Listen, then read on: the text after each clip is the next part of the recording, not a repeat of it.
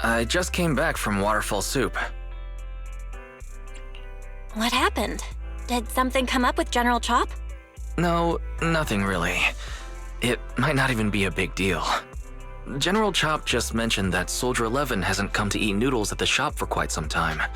We haven't heard from her in a while either.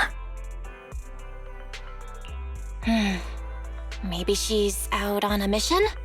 On a mission? But even then, she'd still try to reply to messages from you. That's what she did before. This is starting to worry me now. If only her squad mates were with her.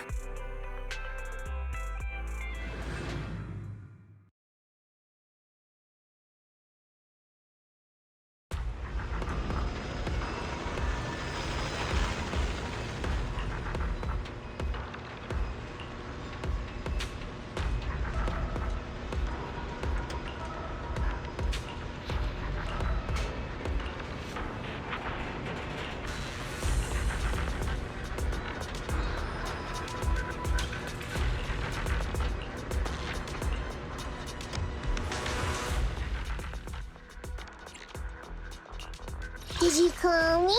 Meow. Let's start. My blade is ready.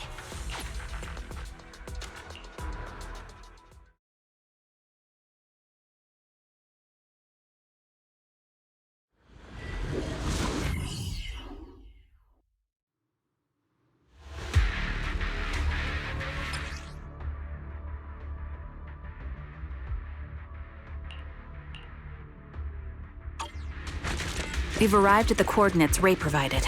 She's so kind. For win. Get up!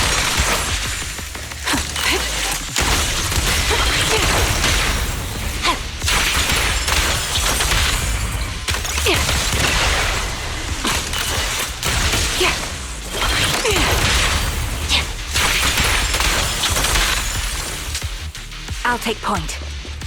Suspicious ether fluctuations over there. Ether vision activate. Show no mercy.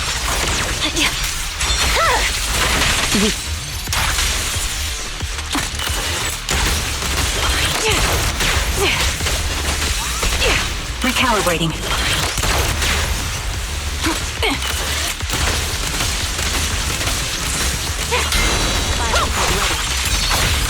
Press the advantage.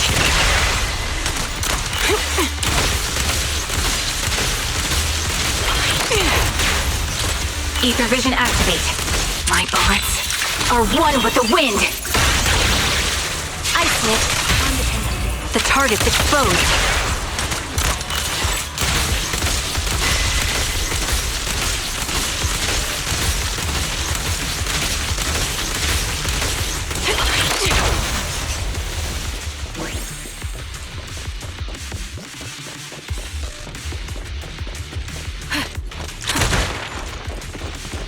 Pity I can't see how pathetic.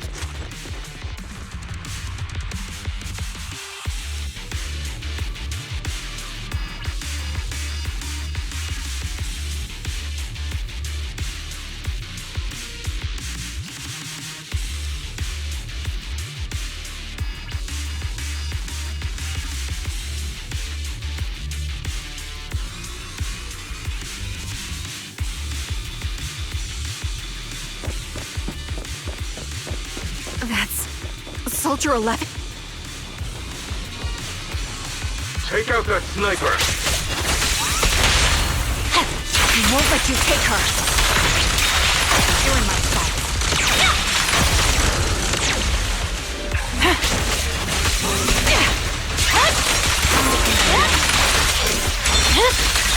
My blade is already. Victory, the only option.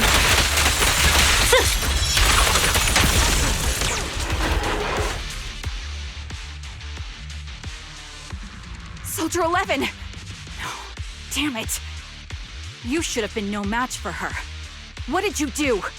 Ah, the blind sniper. So you actually can see. Release her, or else you'll have my bullets to answer to. Your friend is beyond help, Sniper. There's no stopping Silver's revival. Damn you. Silver's revival. What did he mean by that?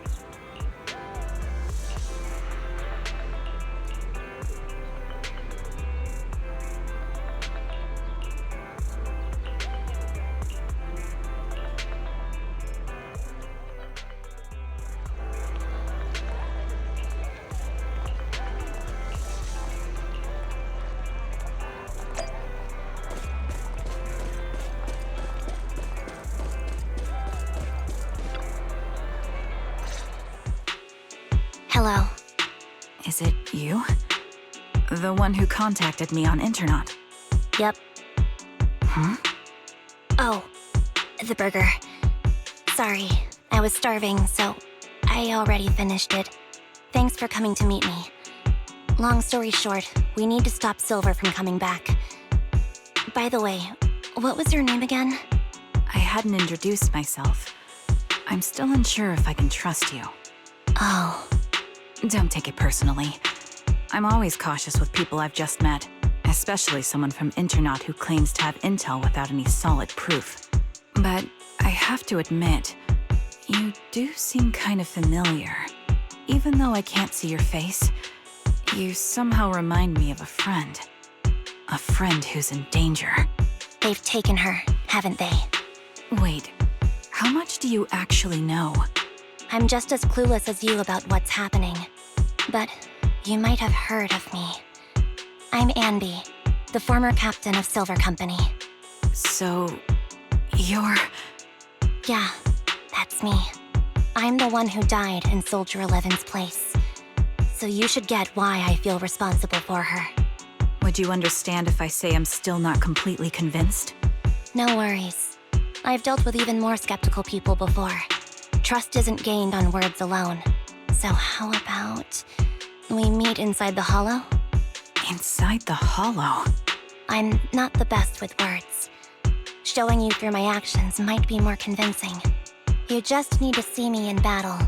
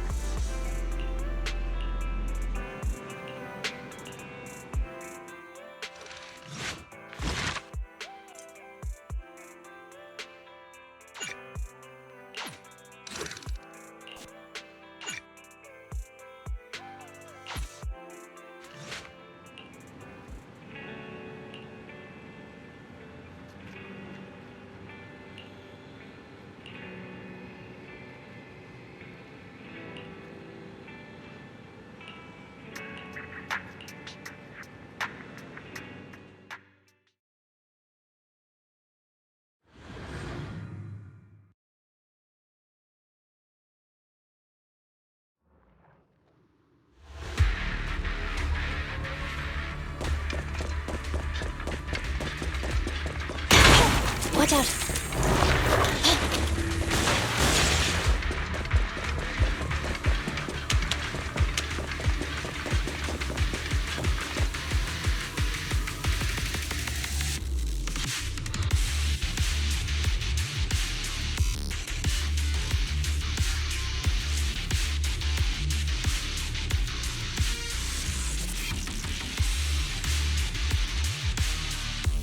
Let me take a good look at your movements.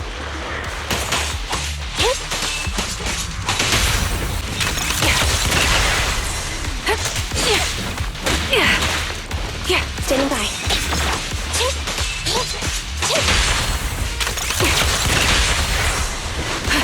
Recalibrating.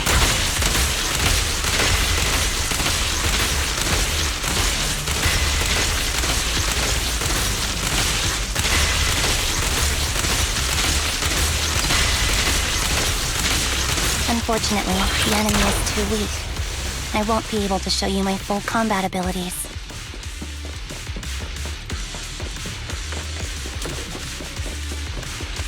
Target locked. You don't strike me as the type of person who'd say something like that.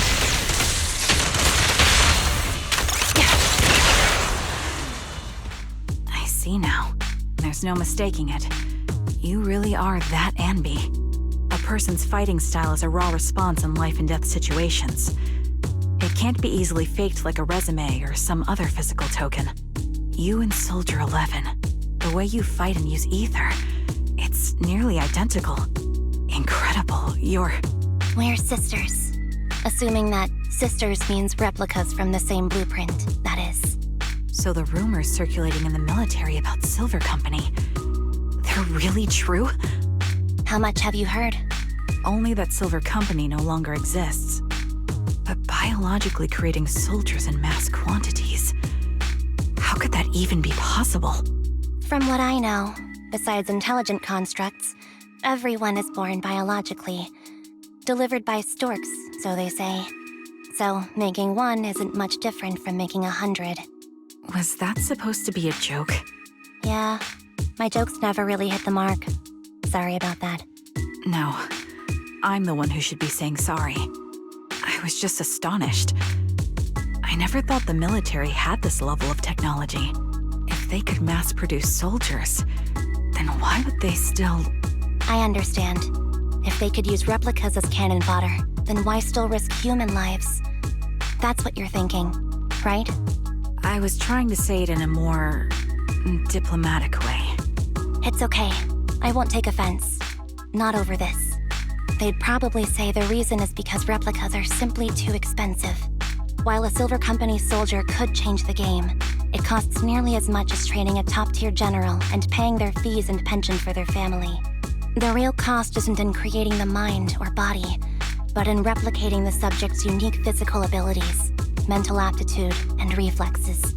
And what's even more costly is that, for reasons that were not fully understood when the research was halted, these unique qualities couldn't be fully replicated in mass production. As for the inferior ones, they were deemed as disposable.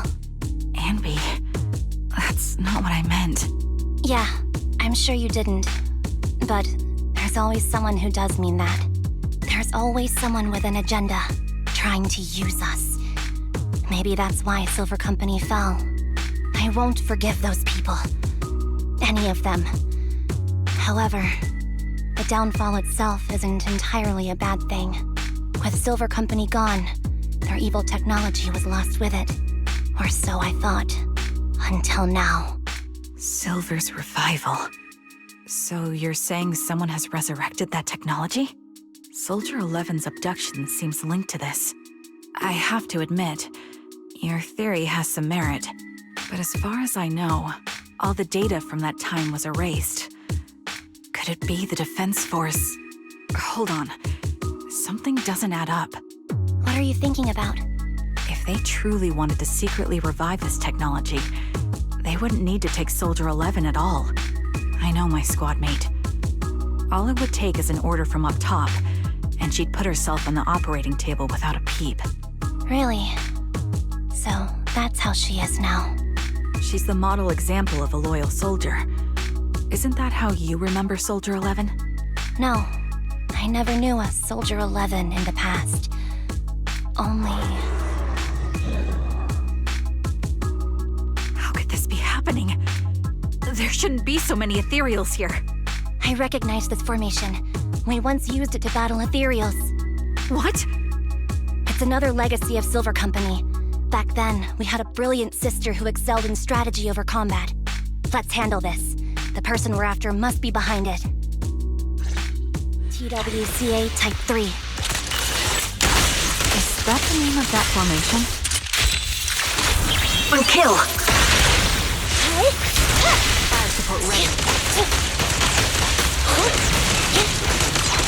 Time to pin them down.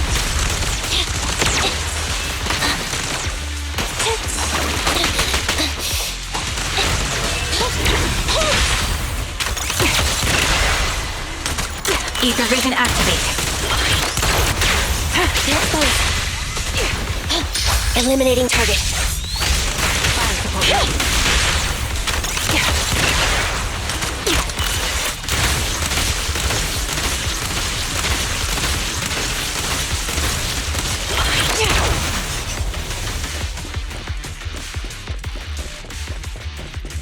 This feels familiar. I don't like it. Not one for nostalgia? I'm starting to understand you more now.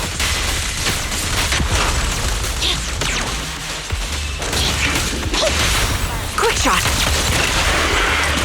Recalibrating. My bullets are one with the wind!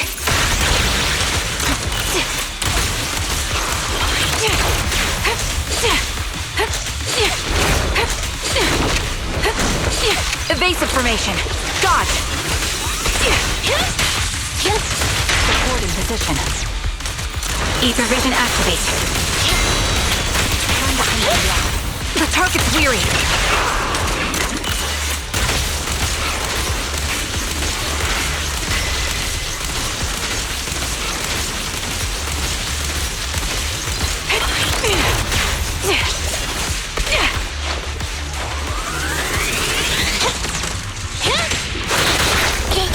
Get behind me!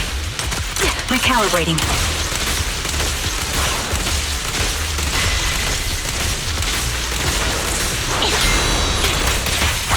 I'll pierce right through.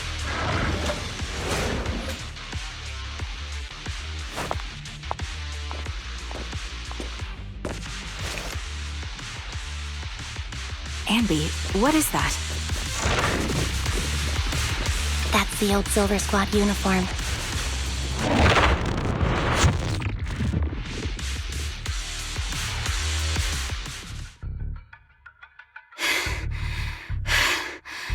Truly remarkable. I feel honored just being her defect. Silver Squad can't be without its captain. Ouch. Give me some meds, eh?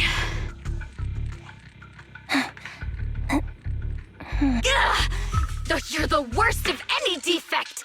I know you can't talk, but is there something wrong with your nerves, too? Be gentle! Seriously, I have fewer and fewer parts of my original body, and yet I feel more and more pain. I'm curious why that is. But you wouldn't understand such a complex question, would you? Because you're an idiot. Enough. Stop making that miserable noise. Now, about our subject. She's still alive, right?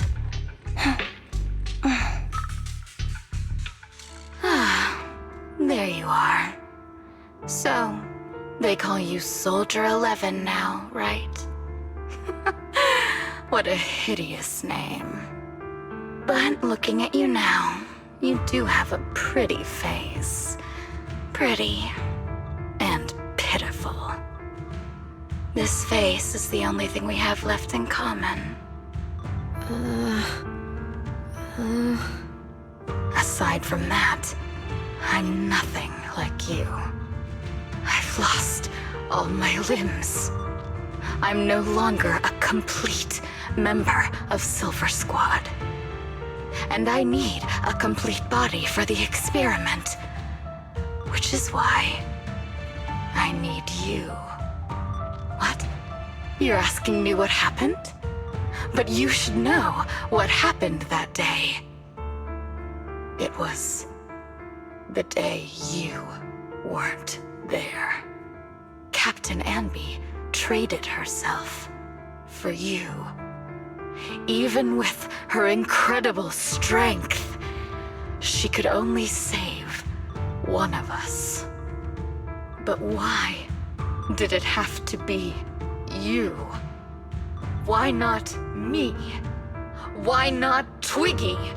Tell me why! They were all dead.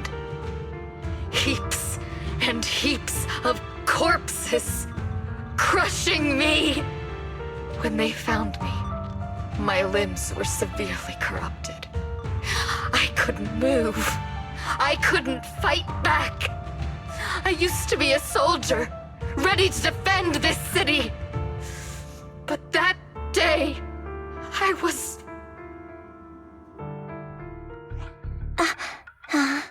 Hey, what do you think you're doing? You startled me. All right, fine. You're just here to remind me, right? They're here to pick up today's shipment. I'll go handle it.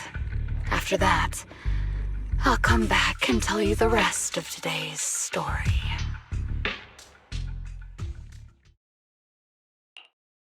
It seems Soldier 11 is being held captive here. So what's the plan? The plan? Shh. Let's discuss it over there.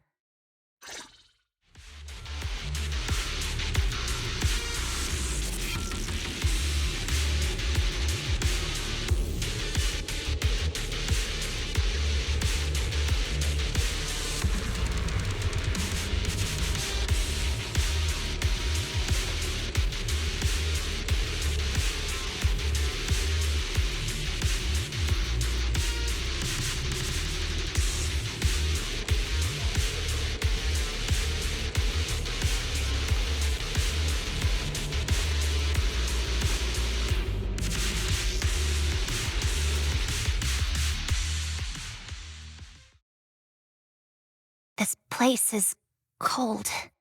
I sensed the frigid air from outside. It carries a strange scent, too.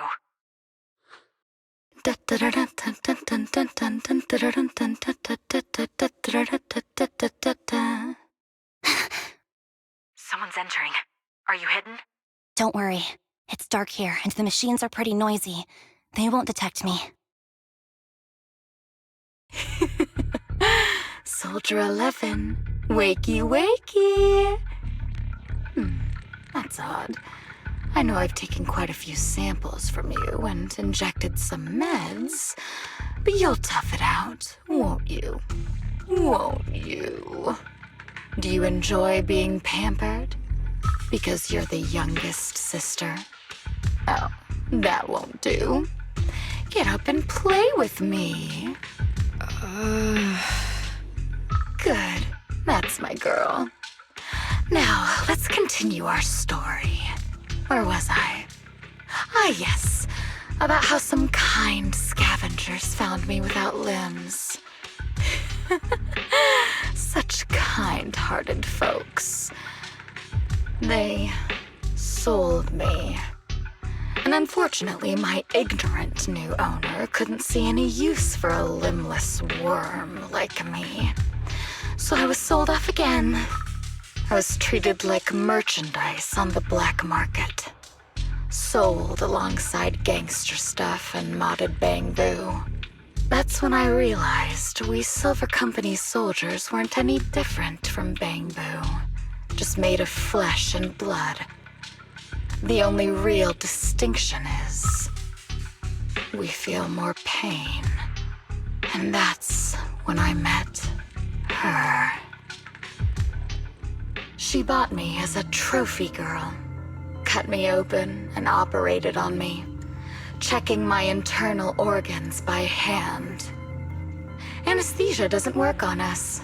You know that, right? So it hurt. It hurt like hell. Then, out of the blue, she smiled at me. Looking back now, I think she must have noticed something unusual about my body. She told me that she was once a military doctor, but was discharged, and now worked as a rogue doctor. She was familiar with everything about Silver Company, and was willing to help me. So, I underwent surgery and received mechanical prosthetics. Nothing too fancy. I don't think I'll ever use them for combat, but they serve their purpose, helping me stand and do calculations. My true value lies in my memory. You see, my brain is the only thing that has remained intact. Thus, I remember everything. I remember our home and the time spent with our sisters. I remember that as long as we fought alongside our captain, we were considered the most powerful fighting force. I remember assisting in their research and using my own 2 hands to welcome new sisters into this world. That rogue doctor used her connections to get me some incomplete research data. Using my fragmented memories combined with that data, I was able to piece things together. And now, I've nearly revived the technology of Silver Company. Fortunately, I've remembered. I've survived and can recall our past. And now, reforming Silver Squad is my mission. Because this is my home. Our home. So, do you like my plan, Captain Anby? When did you notice me? My little puppy spotted you a while ago, and I instructed her to raise the alarm. You know, Captain, I'm actually glad you're here. I've been thinking that we need to talk. Give her back, and then we'll talk. If you want her, come get her yourself. Trigger! I say no more. I've got it. Sniper's Creed. 1 shot, 1 kill. Supporting position.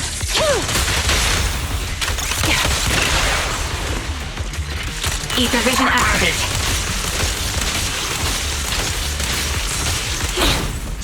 Outmaneuvered. Got you covered. Time to pin them down. Quick shot. Adjusting for wind.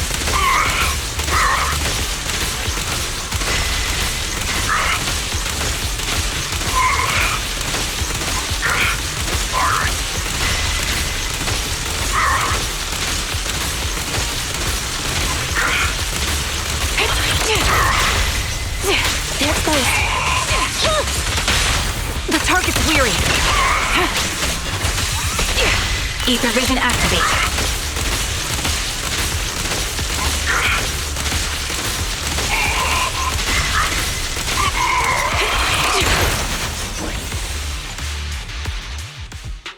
That's the Captain Anby I know. Cleaning your knives with the filthy blood of this scum suits you. Don't give me that, idiot. Now you're worried about whose side I'm on? Our side, of course.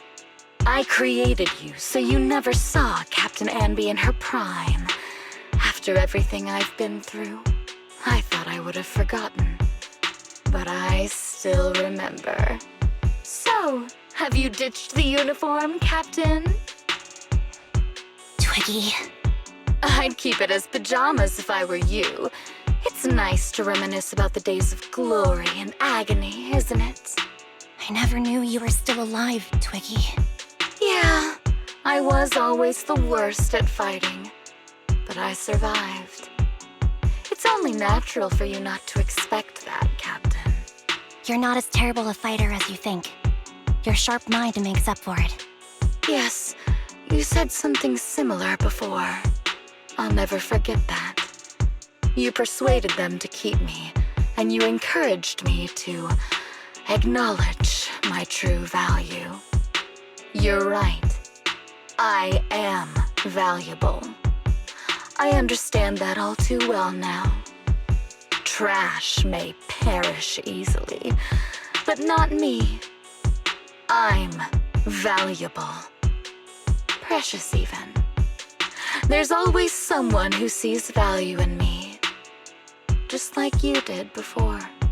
Sometimes I wonder if I were just an ordinary citizen in New Eridu and not part of Silver Squad, maybe I could have become a researcher at the White Star Institute, studying deep topics like 3 forms of etheric manifestation in specific hollows.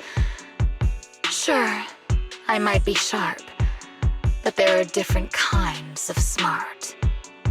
Growing up in Silver Squad, I had no street smarts. Competing for profit, seeing through lies, and striving for a better life with limited resources.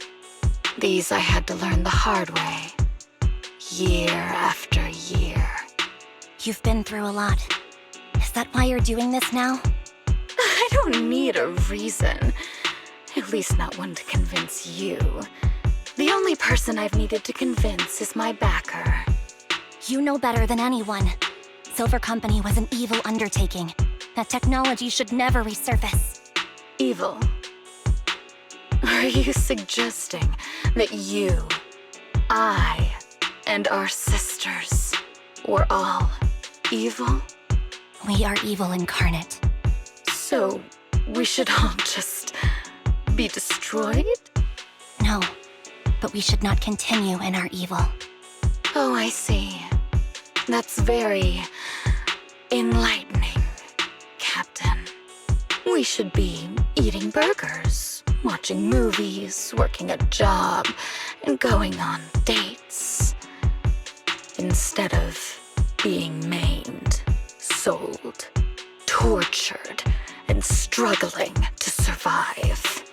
You know I care for you, Captain Anby. Whatever you do, I won't hold it against you. But that doesn't mean you can stand here and say these things so lightly to my face. You know where I am, don't you? You know where I live, what burgers I like, what movies I watch, and who I spend time with. Since you know, you're welcome to visit me anytime, Twiggy. I'm your captain. I'll personally deliver the punishment you deserve, and then seek redemption with you together.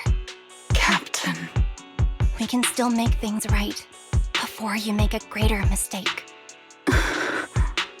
Fortunately, I found you before things got any worse. I have so much to tell you, but maybe another time. For now, we should...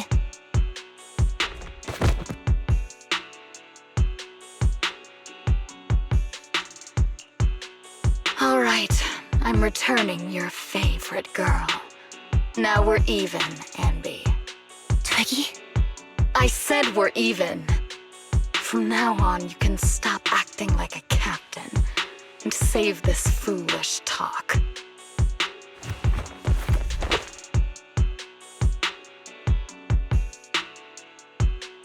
Soldier 11! Wake up, Soldier 11! Anby, she doesn't look good. We need to get out of this hollow ASAP. I see how it is. Twiggy, I'll be back. You sicken me.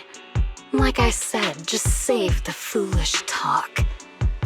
I can't stand to hear that kind of mush from someone who looks exactly like me. It's not mush. And I hope you'll get used to it. Let's go, Trigger. Hey, go contact you-know-who. Ugh, cut the crap! You think I don't realize I shouldn't cut the middleman and contact the client directly? But look at the mess we're in! The junk she's brought won't fix this. Our best shot is exploiting Anby's inner weakness. She's let go of her most lethal weapon, her daring and ruthless fighting style. Now she's like a hired gun with a family to feed, focused on surviving to get the paycheck. I can handle her if we exploit that. but I need to keep everything in check. Or else, all my efforts so far will have been... You've been diligent, little Twiggy. Stop calling me that! As you know, your research is crucial. You're just like me. We're here to foster hope. Our work is the only cause worth fighting for in this world. Of course, I understand. Sometimes, when hope is scarce, certain issues can only be resolved with sheer violence. The stuff I mentioned last time is ready. Send some of your people to retrieve it. It's not exactly new Eridu tech, so use it carefully.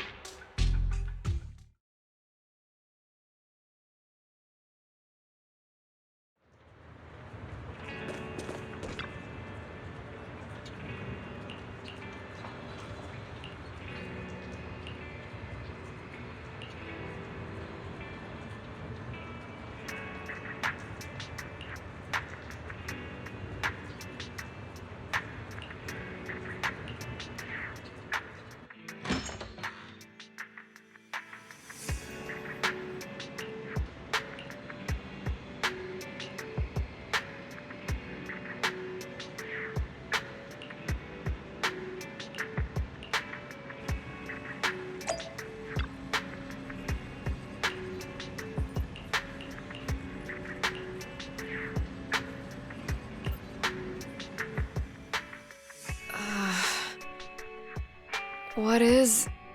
and who am I? You're awake, Harin. Great, you're awake.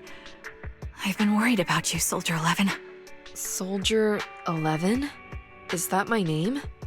It sounds odd and could easily get confused with another number like Soldier 161051. Only a fool would call herself that. I can see you're doing much better now, but I won't let you talk about yourself like that. Her memories seem jumbled. The injuries might be more serious than they appear. When a Silver Company replica is severely wounded, their memories are often the first thing to fail. Even me, all those years ago, there was a time when I couldn't remember anything. Is that so? Then what about your combat skills? Were they affected? Would the Defense Force abandon her if she couldn't fight anymore? Well, I know we wouldn't do that. Proxy. Yeah, having one more mouth to feed won't hurt. It's nothing compared to our monthly electricity bill. Plus, our little black cat needs another playmate. He's already getting bored of us. You know how short-handed we are, right, Charon? Oops, I mean Trigger. Charon? There you go, trying to be funny again. Guess that's your unique charm, Manager. Jokes aside, I can't vouch for the Defense Force, but I can promise that Obel Squad won't abandon her. I see. Well, we know how resilient she is, so we're confident she'll bounce back. It seems you and Soldier 11 go way back, Anby. Could you share more about her? And maybe how we can help her recover faster? We're here to help. Are you sure it won't be too much trouble for you? Don't worry. Nicole's caused a lot more trouble for us. Besides, Soldier 11 is our friend too. I see. In that case, what she needs now is nothing too out of the ordinary. Warmth, comfort, safety, and relaxation. Also, some familiar faces, as well as her favorite foods. Ah, right. I should get her some burgers for an energy boost. I'll be right back. Not so fast, Anby. Burgers aren't exactly Soldier 11's favorite. Oh, they're not? What does she like then? It seems Trigger already left to get it. You'll probably find her near Waterfall Soup. By the way, General Chop is concerned about Soldier 11 as well. Be sure to let him know that she's improving. Yeah, don't worry. She's in good hands with us here.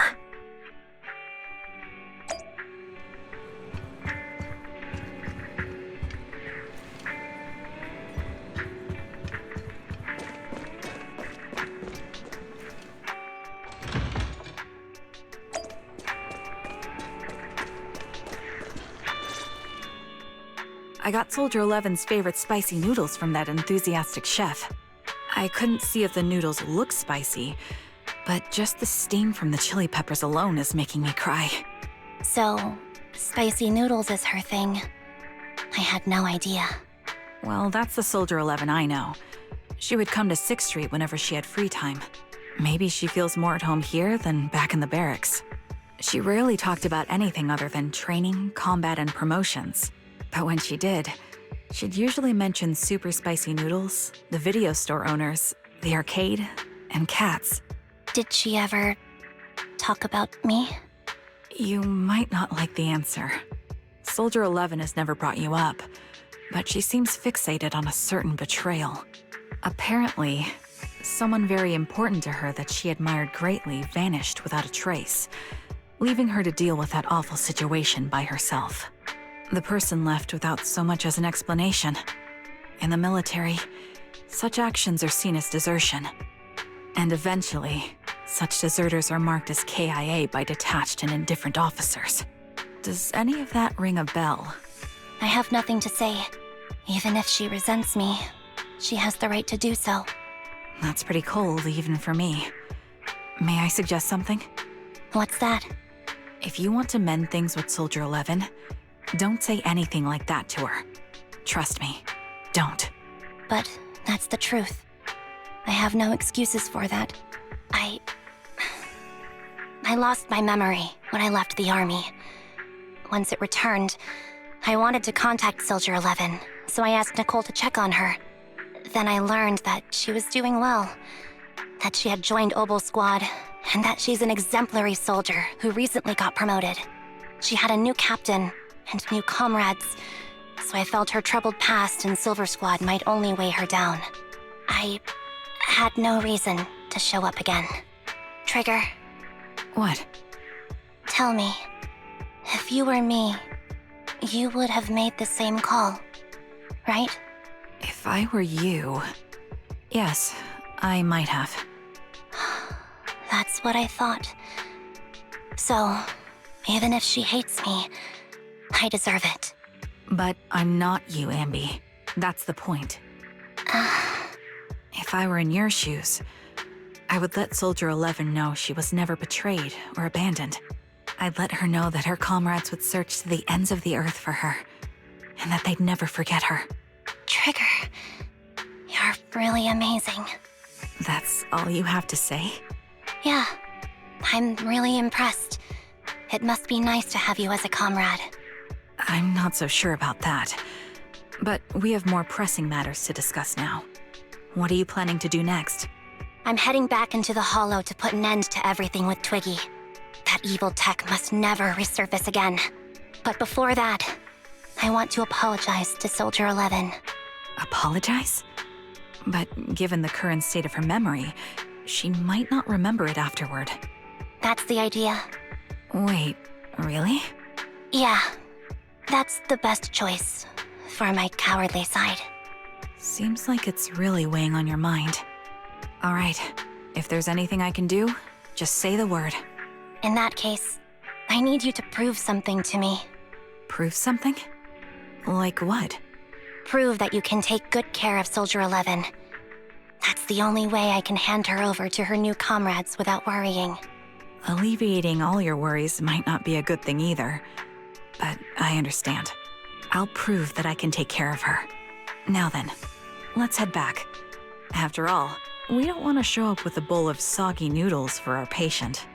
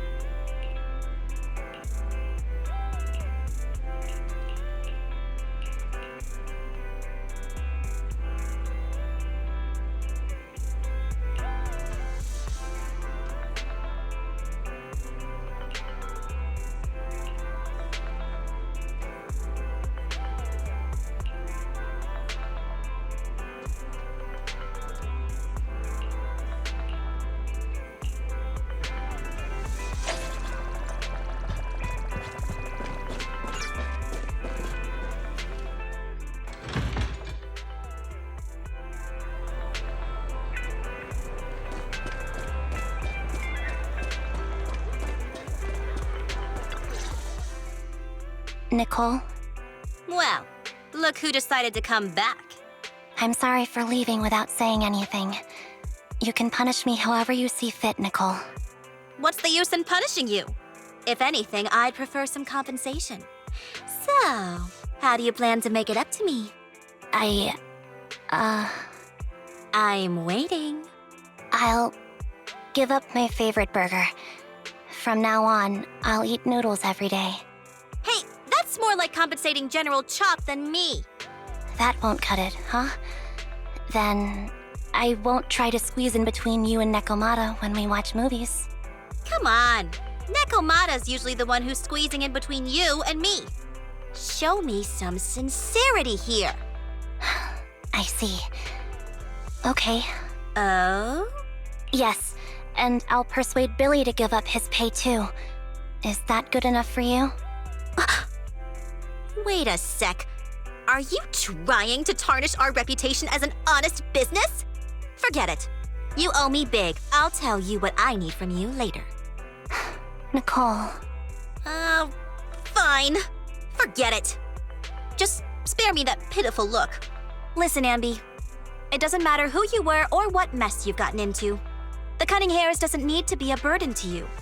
We don't need you to shield us, and we won't intrude when you need space. You're not the only one here with a troubled past. I just wish you'd trust me more. Otherwise, I feel like I'm a total failure. Sorry. I won't try to justify what I did. I shouldn't have run off on my own. Once this is over, I'll answer all your questions. No more hiding anything. That's my good girl. You're a terrible liar, you know. I know. By the way, I have a favor to ask you. Oh, you finally need me? Yeah. There's a woman who looks like me. She wears a Defense Force uniform and goggles. I think she should be pretty easy to spot. Can you help me locate her? Piece of cake. On average, finding a cat takes us 3 hours, 14 minutes, and 8 seconds. Finding a person is way easier. I'll contact some of my sources. I'll let you know as soon as I get any information.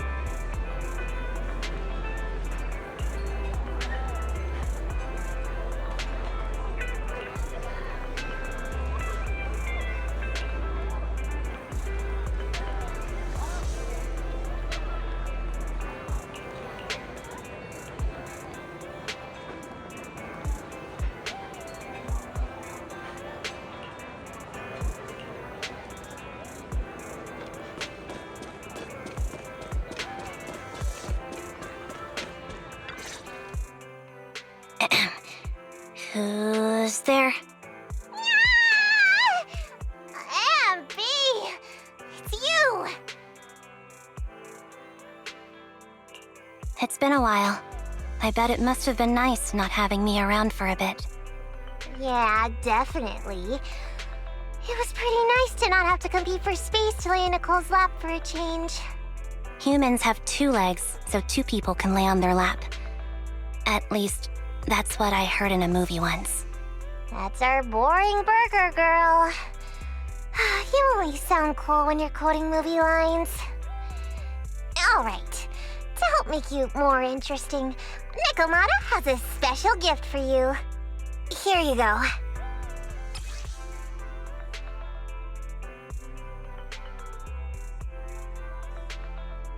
Oh, a doll. Is it supposed to be me? With this rough stitching, I'm guessing you sewed it yourself? This is too much, Nekomata. accept this. Nah, stop being dramatic. I got a doll-making kit and was gonna make one that looks like Nicole. But it turned out super ugly, with a big head and tiny little body. It didn't look anything like Nicole. So I altered it a bit and wow, it somehow looked just like our Ambi. But I don't look like this. No, it's exactly like you. It's like your little twin. Go on, take it. Keep it with you all the time, and don't let it out of your sight. You want me to carry it and never let it out of my sight? Oh, wait, you didn't stash some sort of contraband inside it, did you? Are you trying to get PubSec to arrest me? Yeah? Just because I'm a street cat doesn't mean you should be prejudiced like that. There's no contraband in the doll. I swear on Nicole's lap. All right, I'll trust you. Let me do something for you in return. How about some mackerel noodles? Oh, Lady Nekomata appreciates your rare treat. But not now. Not now? But the noodle shop is close by. Once things settle and you're safe, you can treat me to those mackerel noodles.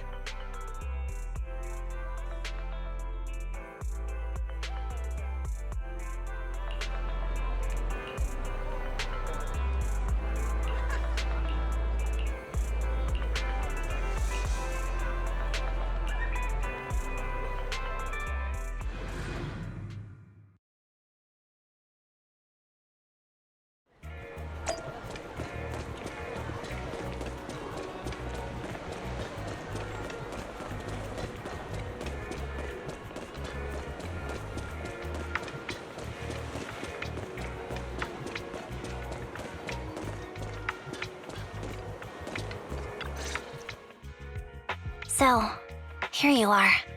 Sorry, Anby. I snuck out with her. Are you feeling okay? Are you speaking to me? You seem familiar. Like I've seen you somewhere before. But I can't quite remember. I'm Anby. Does that name ring a bell? No. I don't recall anyone named Ambi. Sorry. Maybe we knew each other, but this person named Trigger told me that my memory's off right now. I'll get better. And maybe then I'll remember something about you. I see. Where did you and Trigger go today? We tried some food called noodles. They were this amazing, fiery red color. It was delicious. Then we pet some creatures called cats. They were different than I expected, surprisingly soft. We went to an arcade, did some shopping, drank some tea milk, and even opened surprise boxes. Then we went to a dim, noisy place and watched a movie. I think that's what they called it. During the movie, someone took advantage of the dark environment to attempt a theft. Fortunately, I still remembered some basic combat skills, so I managed to subdue the thief and turn them over to public security. The public security office isn't far from here. After we wrapped up there, Trigger suggested we watch the sunset by the river. You sure know how to plan a date, Trigger. The video store manager taught me all this. I'm just a good student. Anyway, I think I did a good job. Right, Soldier 11? Yes. I had a great time. Still, I can tell my body isn't really used to relaxing. I can always feel an urge to do some push-ups or some other exercise. That's our model soldier for ya. So, Anby, can you relax now? Soldier 11 is important to me. I don't ever want to lose another squad mate, so I promise to look after her. You can focus on the matters at hand now. Once everything's settled, if you choose to face her, I'll be there to vouch for everything you've done for her. And if you prefer to stay out of it, no pressure. I understand the weight of your history with Silver Company. It's like a heavy chain around you both. I'll break that chain. I have faith in you. Thanks, Trigger. In that case, please keep this for me while I'm away. What's this? A doll. It looks a little familiar. It's very cute.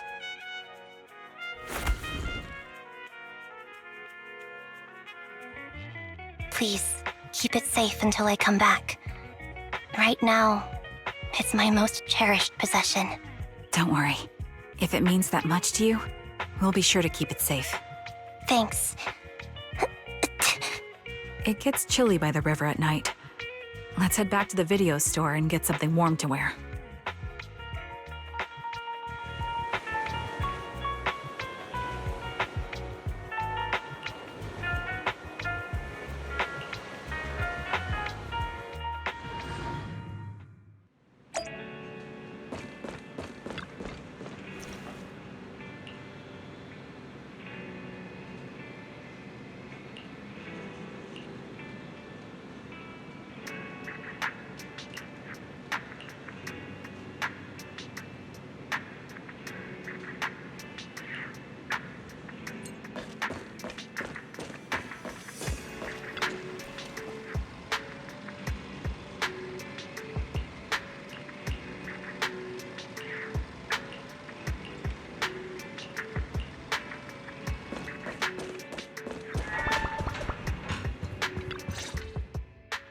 I remember you from earlier today. Ambitizinia. It's Anby. Just Anby. Sorry. It seems my memory still hasn't recovered yet. It's frustrating not knowing what I've forgotten. I can help with that. You can help? I can tell you what you've forgotten, Harin. Harin. Is that my name? It was your name before you were Soldier 11. The name I knew you by. Back then, we used to find nice-sounding words to call each other. The higher-ups were aware, but didn't intervene. I don't like that name. It sounds too weak for me. Yes, you've said the same thing before. So what exactly is this Silver Squad? And who decides who's qualified or not? There's a lot I don't understand. If it's connected to my past, then please tell me everything. Sure, I'll explain it all. Just allow me to do one thing. Huh. One thing? What's that? Allow me to apologize to you. There were many things I didn't understand then, and still don't understand even now. All I know is that we were used as pawns in a power struggle within the army. And, in the end, they chose to keep only one replica. And that was you, Anna? As you said, you were considered the top performer. I'm not Anna. That's someone else. But yes, I was selected. They devised an operation, a suicide mission. No one was expected to return alive. My name wasn't on the list for deployment. But the night before, you went too hard in training and got injured. So I took your place. Did you survive the mission? Take a guess. I saw my squad mates buried in the rubble. The memories are all a little foggy, even to this day. I'm not sure how I survived, or how I was able to stand before the senior officers. How could they issue such a ruthless order? Sending their own soldiers to die? We're living, breathing human beings. That's the point, Harin. Are we humans? I assume you can also issue combat orders now. When you send a squad of explosive bamboo into the enemy base, do you consider their well-being? But Bangbu aren't humans. I don't have to consider that. That's what they said too. Replicas aren't humans. So, they ordered Silver Squad to their deaths. But since you are still a survivor, they ordered me to execute you. Did you go through with it? What do you think? It appears you didn't. But if it were me... Would you have followed their orders? No. I would have executed the officers who issued that suicide mission. So what did you do? I fled. I offered to exchange my life for yours. And then fled. I didn't trust them. So disappearing seemed like the only feasible option. I knew that once I was gone, they wouldn't harm you because you were their only asset. Seems like I made the right call. At least I got to see you again. I've had a good life, but it took me a long time to figure out who to hate. If I were to hate everyone who hurt us, that would be too much. I couldn't live carrying so much hatred. It's impossible. And Nicole told me that I shouldn't hate myself. So, eventually, I realized that all the suffering stemmed from the Silver Company tech, and the fact that we replicas were not seen as humans. According to a movie Belle loaned me from the store, this is referred to as an ethical dilemma. Life shouldn't be engineered. Only then did it dawn on me that many people were already aware of this issue. There are a lot of smart people out there. So, I'm sorry, Harin. Why apologize? According to everything you just told me, you didn't do anything wrong. I'm crying. Why am I crying? It's all my fault. I was the captain of our squad and responsible for everyone, but I let you all down. I wasn't wise or strong enough, and I was a coward. If I weren't a coward, I wouldn't have waited until this moment to apologize. I'm only willing to share this now because I know you'll forget everything soon. Forget everything? But that's impossible. Why? Silver Squad soldiers who are critically injured have their recent memories wiped within 24 hours. Yours is about to reset. I can't keep avoiding this, Harin. I have to face our old squad mate. I don't know what other cards she has up her sleeves, and I can't guarantee anything. I can only try my best. I might survive, but if the worst comes to pass, I don't want you to bear the weight of my death. So, just forget this conversation, and have a good night's sleep. No, Ambi. It's almost midnight. Ambi.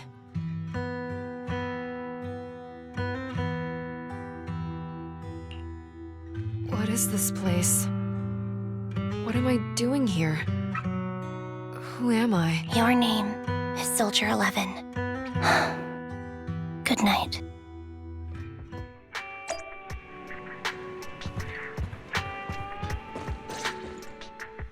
Sorry. I must have been talking too loud just now and woke you up. Anby, what are you planning to do? What do you mean? Come on, don't hold out on us. Are you sneaking out on some super dangerous business? There's actually something I need to take care of. No need to worry about me. I'll be fine. Don't try playing cute with us. Didn't I tell you before? We have a right to know about whatever it is you're involved with this time. Plus, Ambi, if you've really been working on yourself like you said, then you should learn how to ask for help. This thing you're facing, you might not be able to handle it yourself, right? Even if that were the case, it's still my responsibility, and mine alone. At least, that's what I planned on saying. Oh? But the lone wolf in the movies never gets a happy ending. And even if they win, they'll end up losing their home, their pet cat, their daughter, or their lover. I don't want to lose anything, or anyone important to me, Proxy. So please, help me. Take me back in that hollow, and help me smash up that weird lab, so I can get some closure with my former family. Wise and I have been waiting for you to say that. Is that your strategy then? Getting us to help you out for free? You don't have to do it for free. Just tack it onto the Cunning Hair's tab. I'll be back to settle the bill once this is all over. But right now, I've got someplace to be. Don't go running off into any hollows alone, you hear? I won't. Don't worry. I want you to be the first one, Proxy. The first to witness my resolve.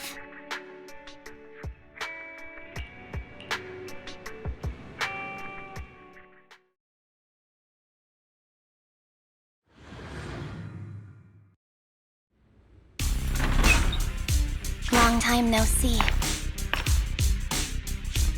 Replica number 0. Silver Squad. Captain. I thought I'd never see you again.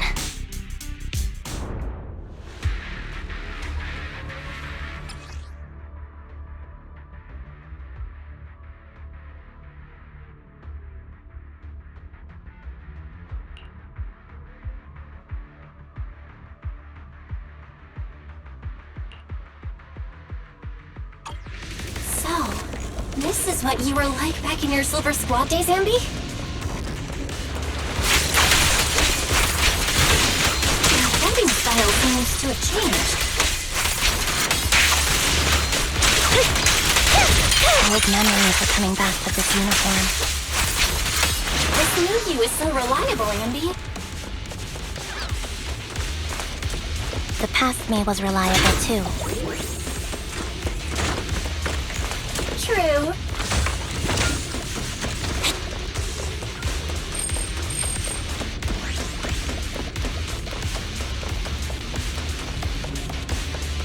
The enemy's tough. Be careful. Orders received. No need to be so formal.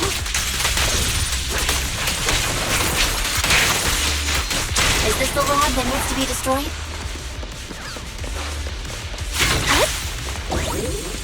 I never expected to one day be the one guiding you, Proxy.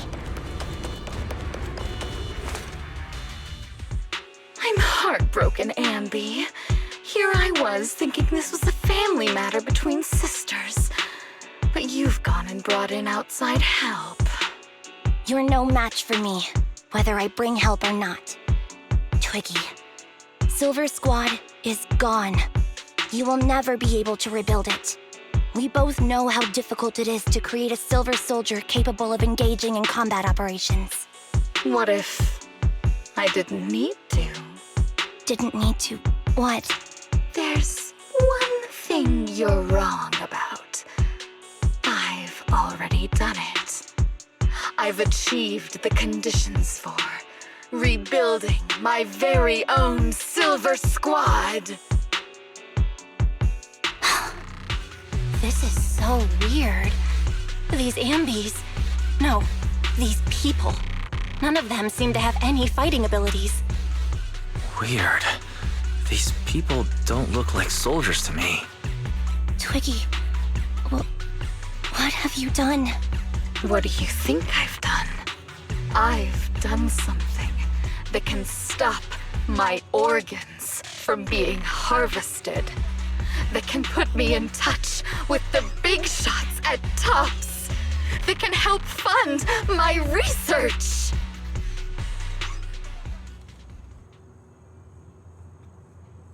No, that's impossible. You're harvesting and selling their organs.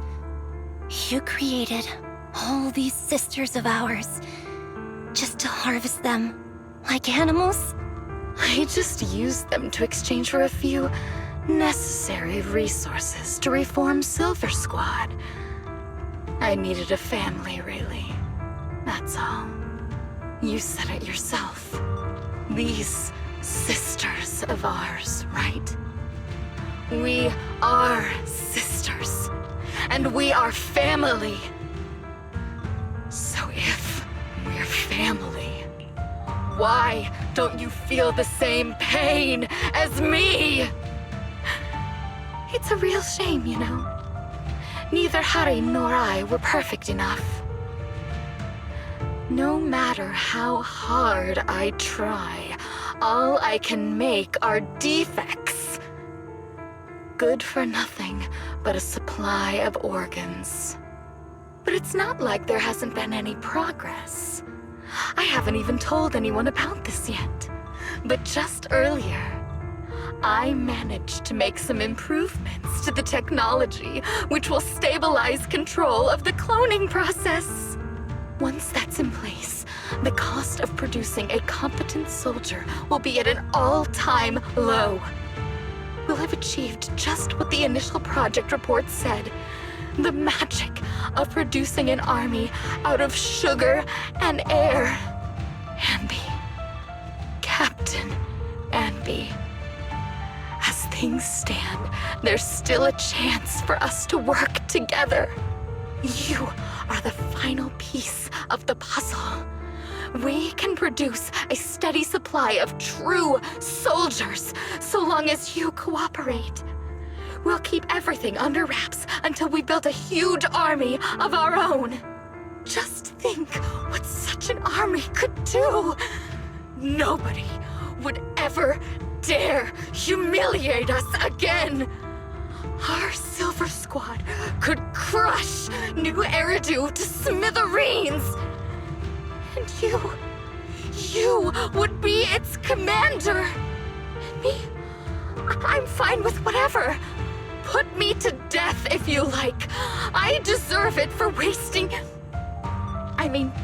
killing all those sisters of ours. Whatever you want. Captain, do you want to come home? This is not my home. I feel disgusted. I'm sorry, Twiggy. But now I wish you had died back in the Hollow.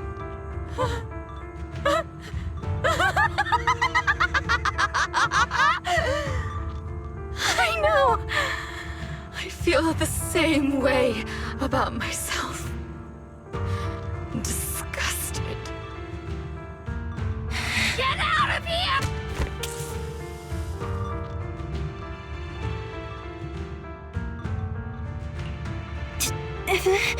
What are you doing, idiot? You absolute idiot! Are you insane? You're just a defect. Your body won't be able to handle it. You'll make everyone...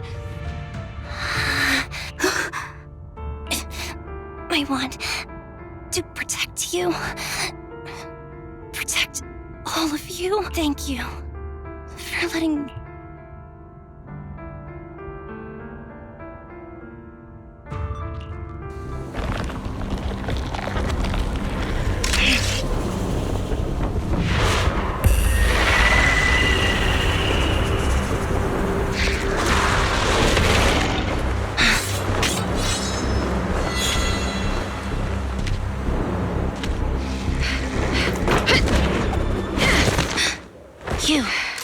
Why did you come? I haven't forgotten the art of combat. Silver Company formation. TWAN, Anti-Ethereal Mark II. The current you feels really familiar. I never expected to be able to face you like this. Mind of line thought.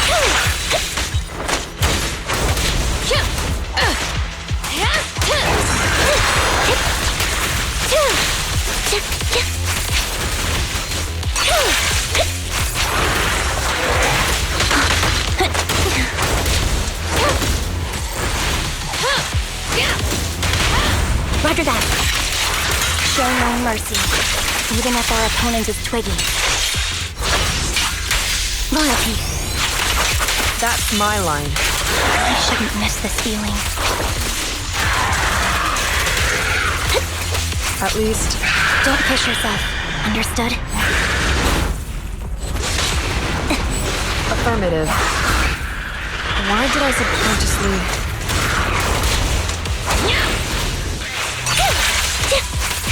Right over.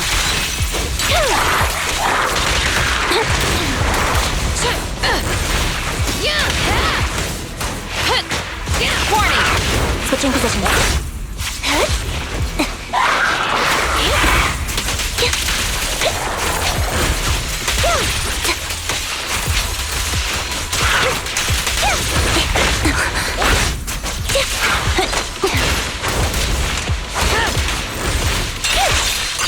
Off balance.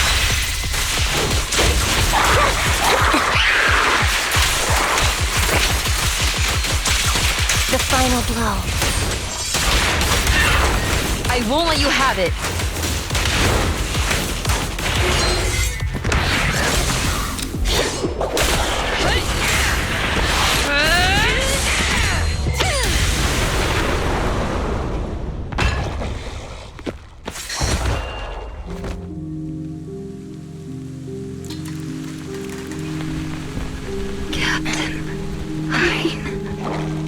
Did I fail the combat test again? I told you, I'm not good at fighting. But as long as Captain's here, I'll be okay. Right?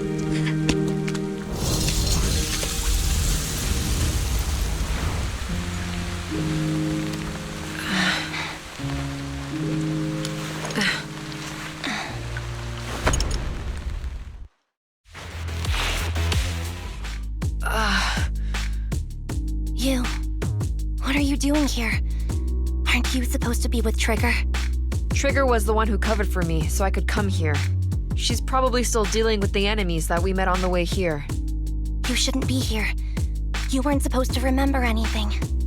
Ambi. Turns out you're not a traitor at all. You're a coward. I'd still be completely in the dark if it weren't for that funny-looking doll. Huh? You mean there's something wrong with the doll that Nekomata gave me? There was a camera stuffed inside its head. It recorded your whole confession to me before its battery died. I didn't understand everything, but I knew enough to take action. Seeing as we're sisters, I couldn't let you take this risk alone. And I knew that you didn't betray us. I liked that feeling. It was enough to help me believe in many things again.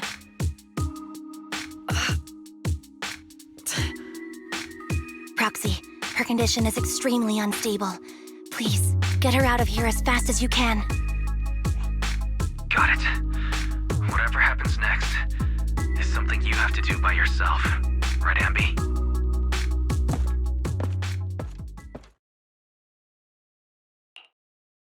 This tech has to be destroyed. Thank you. Ambi, what's on your mind? Proxy, you're still here? Don't worry. Soldier 11 is safe with Trigger. You can trust her. Now that things are settled, Mobile Squad can take over from here. She'll be okay. Really? That's great. You're conflicted. Should you destroy the Silver Company tech or not? Is it that obvious? I thought I'd made up my mind to never let this kind of evil happen again.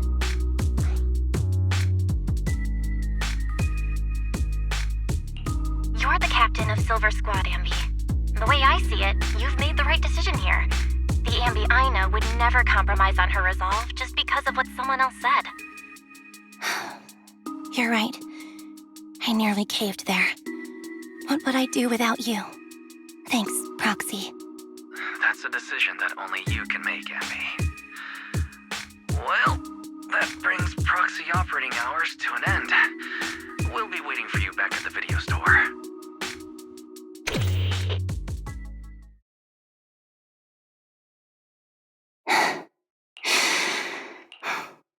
I've made up my mind.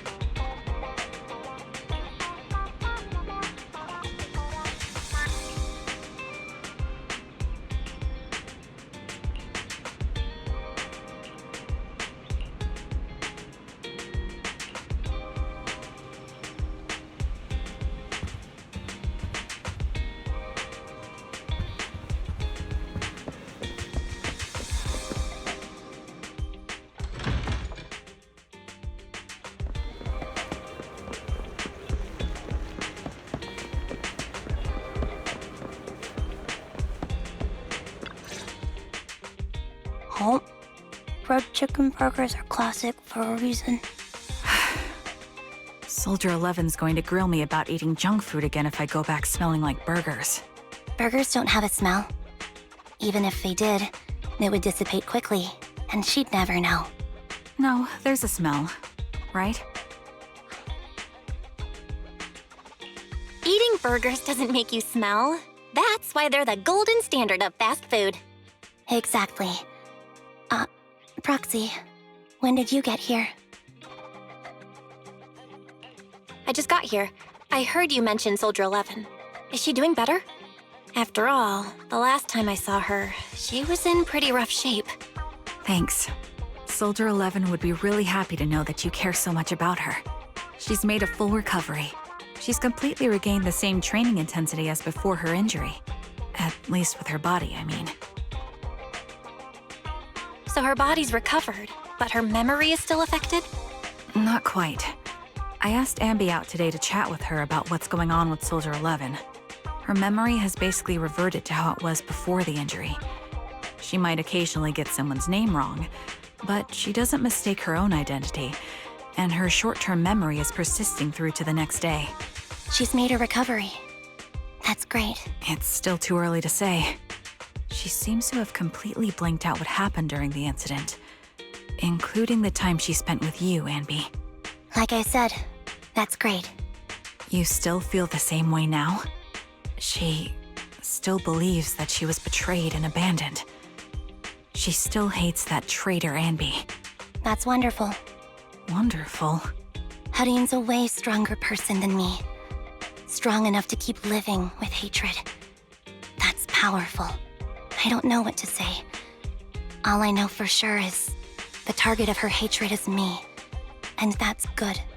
We won't be meeting again. So, I won't get killed by her, or vice versa. But once she turns her hatred towards something, or someone else, things will get dangerous. Hudeen is so pure. She's like an unalloyed metal that combusts even in water. The last thing I ever want to see is her getting hurt by her own flames. I didn't realize you put that much thought into it. I was just thinking about it while watching some similar movies lately. There are movies like that? Yeah. Wanna watch it with me next time, Trigger? We can watch it at the video store.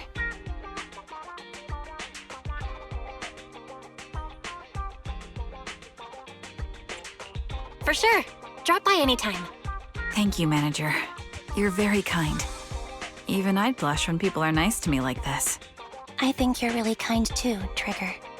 So, are you all still down for burgers? It's on me today. Come on, you can get whatever you like.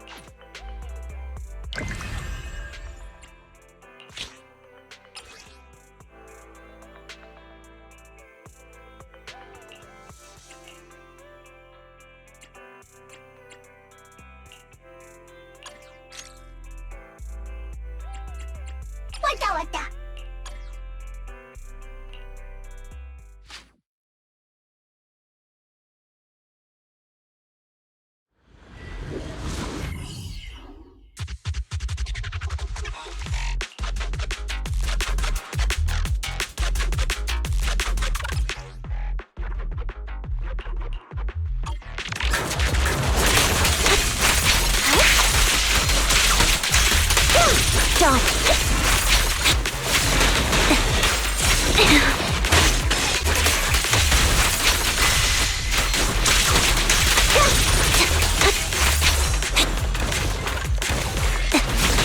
Get behind me! Adjusting for wind. Alright, I'll take over.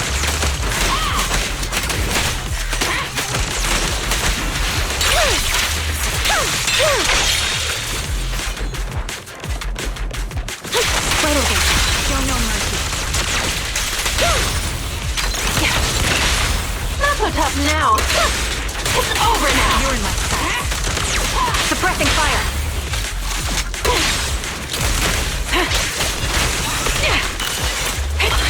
Not so tough now, huh? Light him off.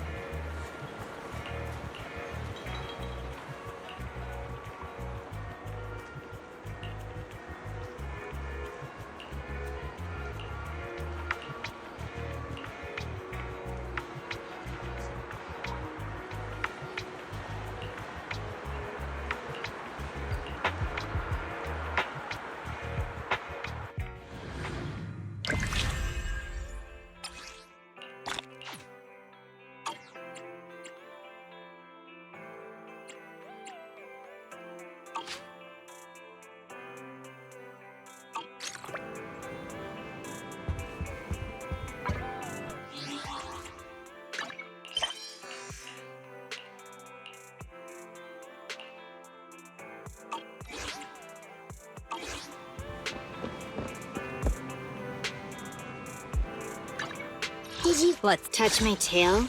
And no.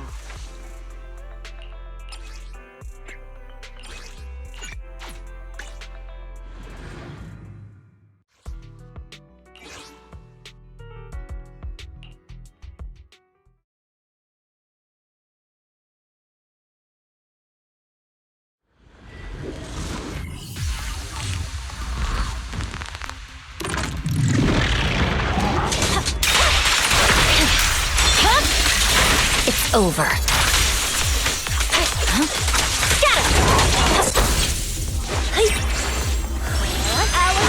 Cold opening. Break away in one hit. I see it.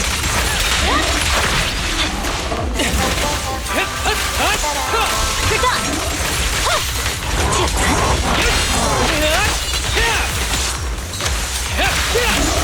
There's no time to lose.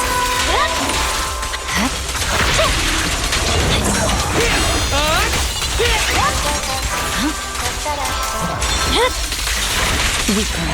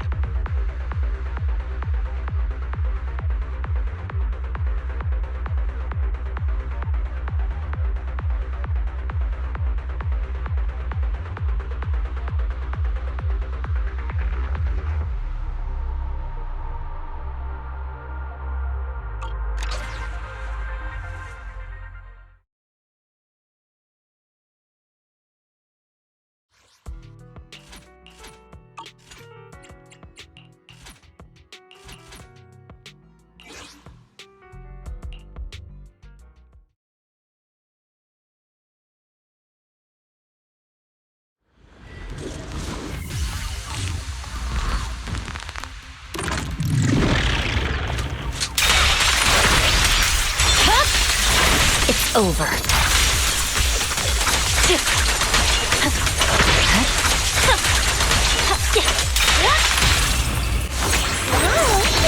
Target practice.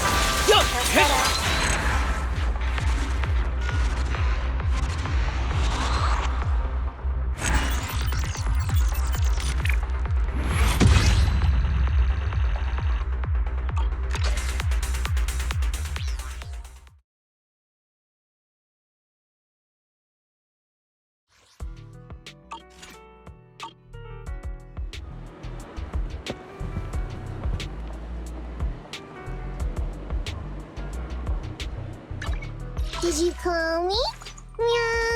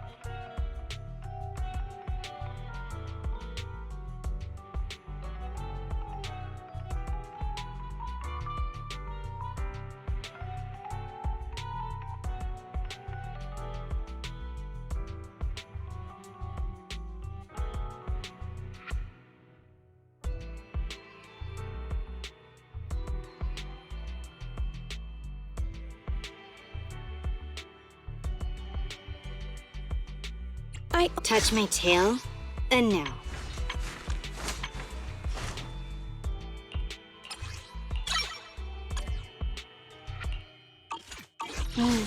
Time for...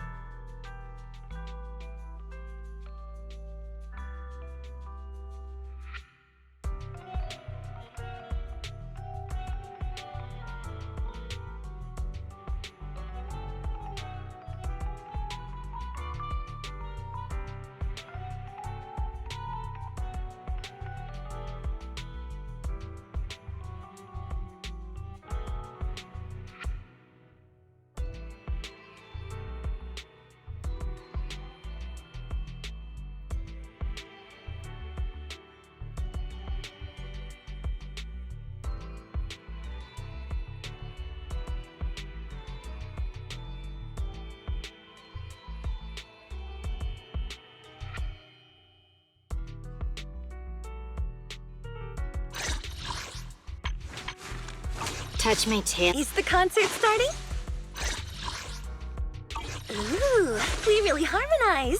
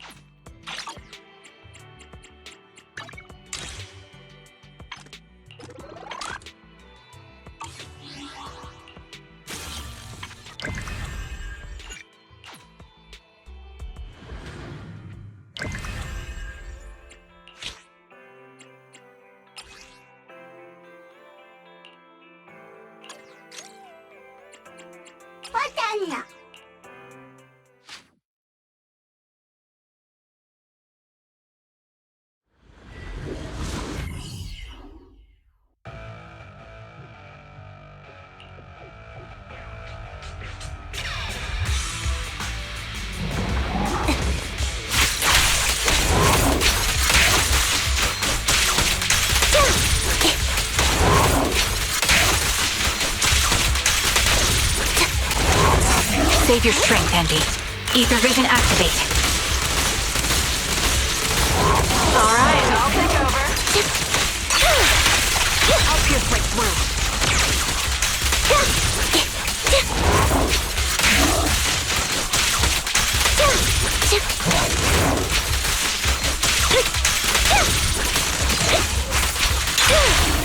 Quick shot! This prey is mine!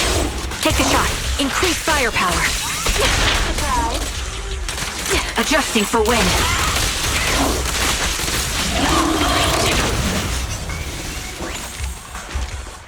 Not so tough now, huh?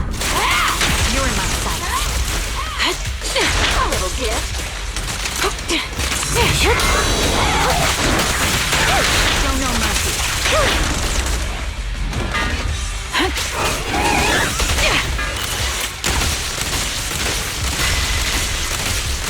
My bullets are one with the wind.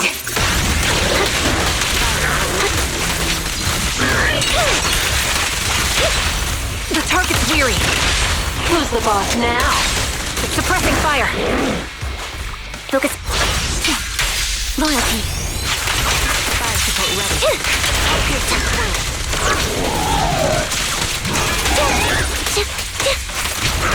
Perfect shot! Make it fun for me!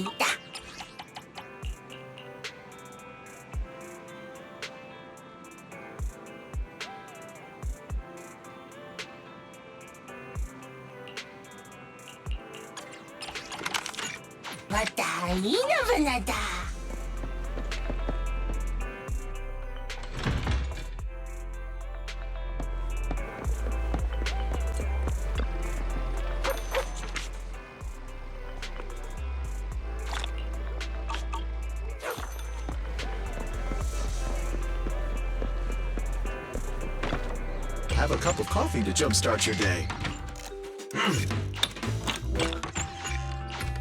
Sometimes, stopping to take a break can help.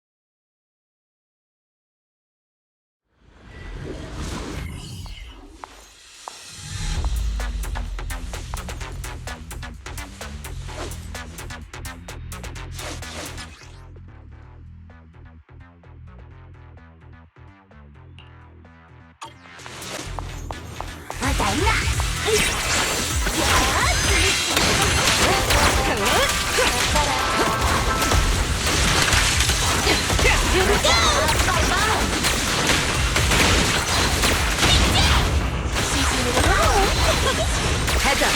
Precision strike initiated.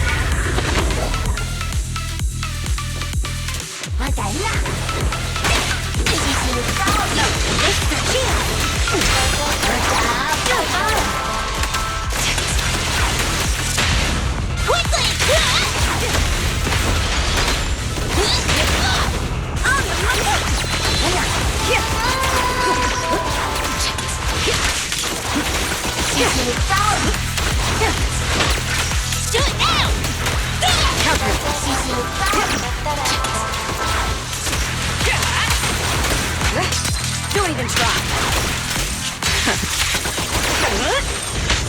Your journey ends with me.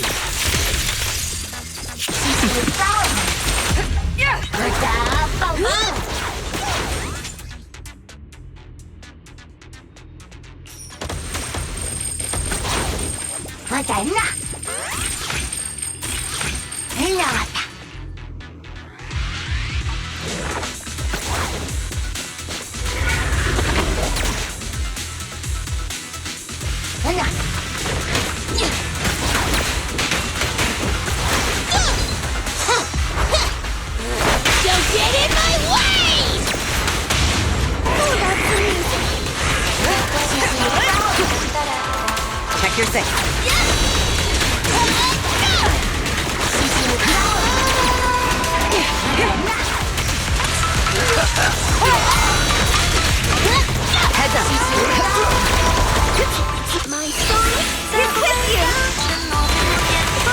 Securing the perimeter.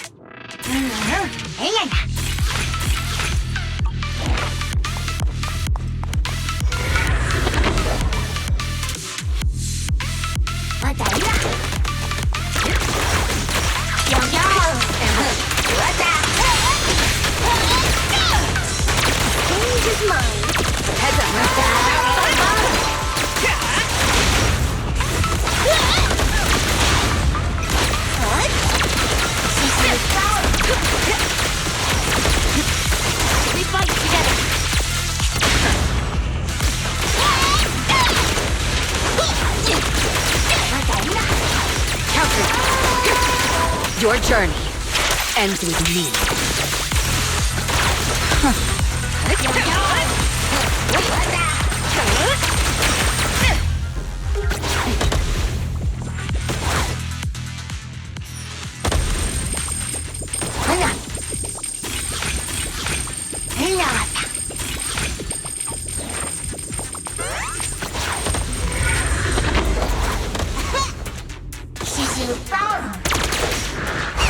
Don't blink! You'll make me dash you into the ground! Oh, that's amusing. Check your face. Hey, you don't have a permit! Heads up. Don't even try. Get to safety.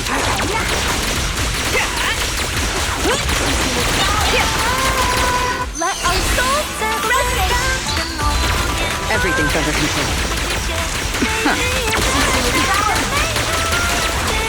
Just finishing the job.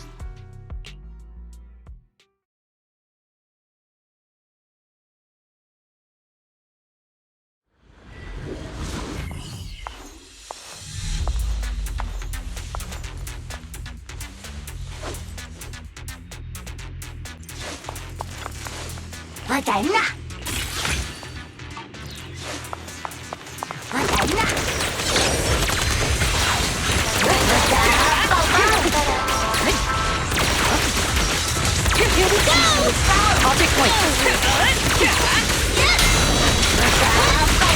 Watch! Don't blink now! Heads up.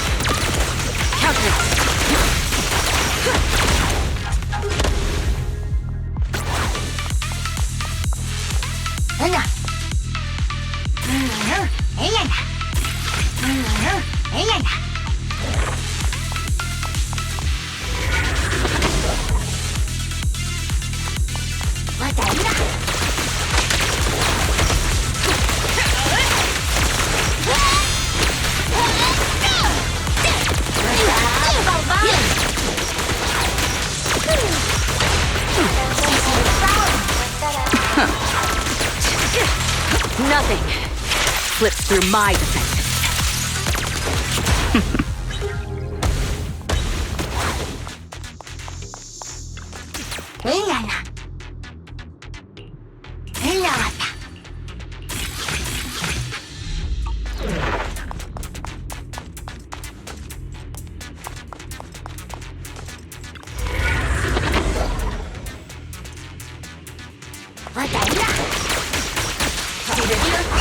Don't blink!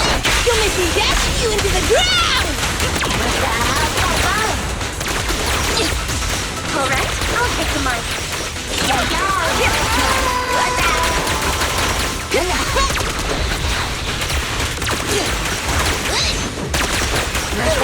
This song is dedicated to the world!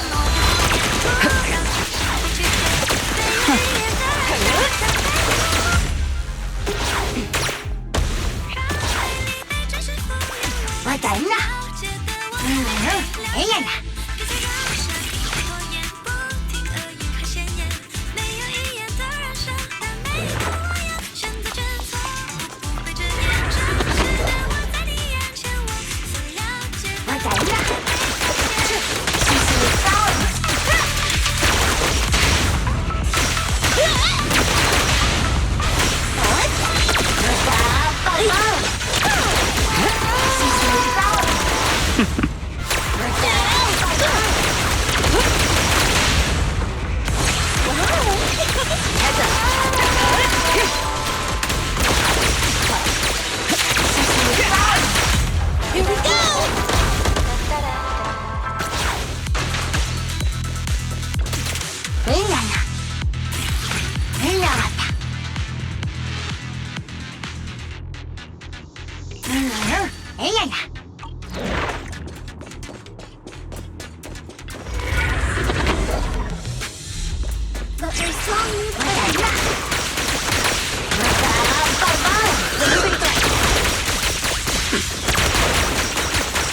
Your journey ends with me.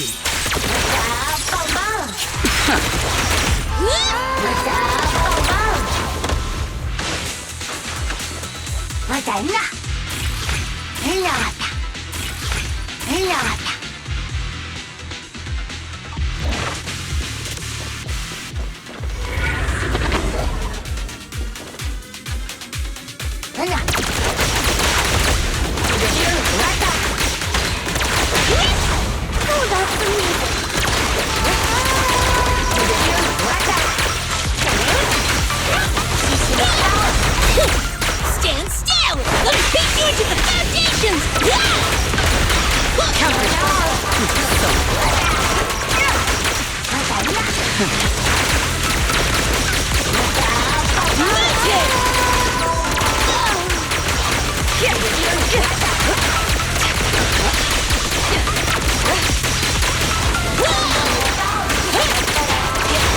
Watch! Don't blink now! Just finishing the job. Don't underestimate builders!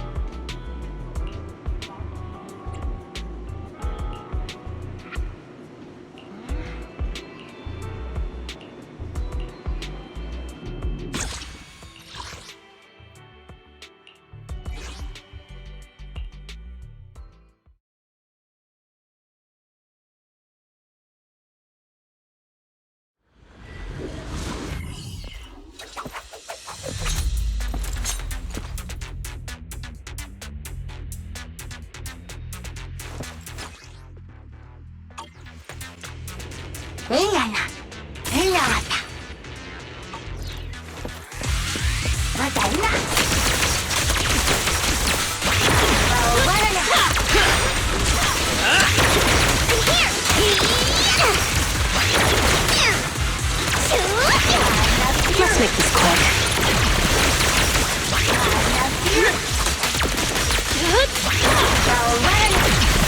That's in position.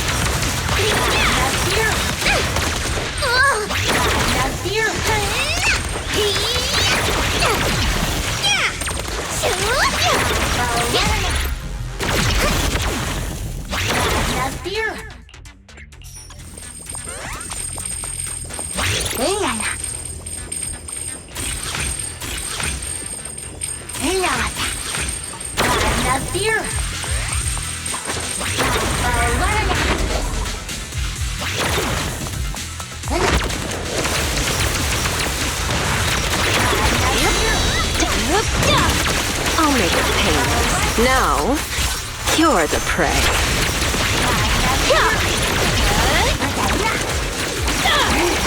I'll do my best. No use resisting.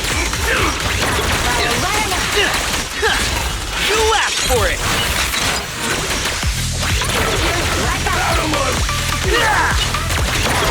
Ready for a fiery feast?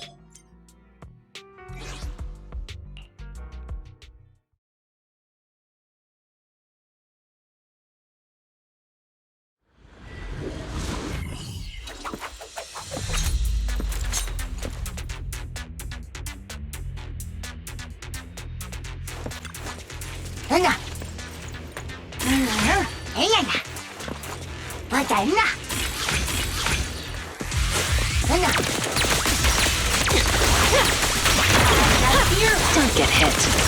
James, time to rotate.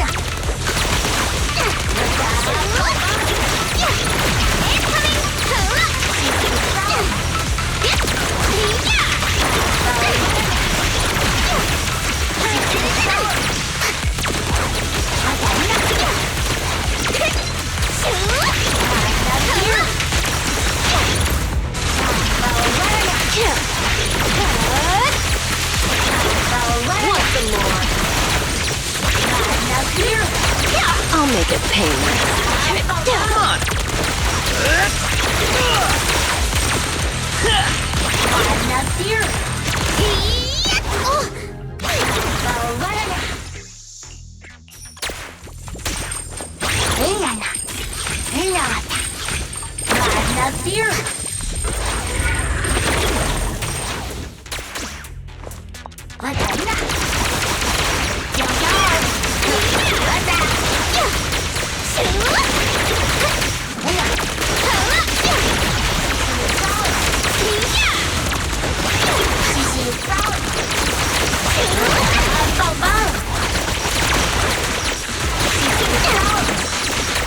Got your back.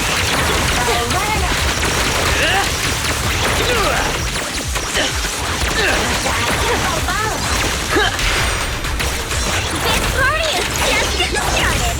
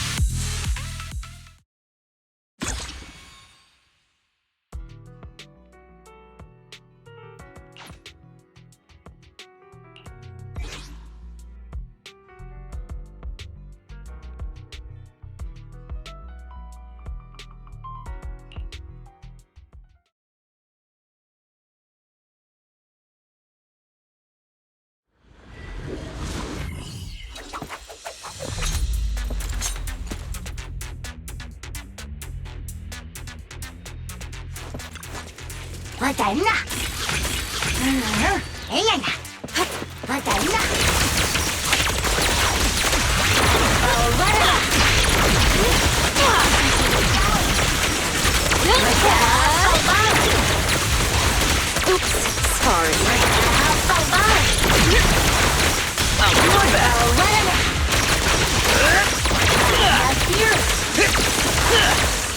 Hit him where it hurts.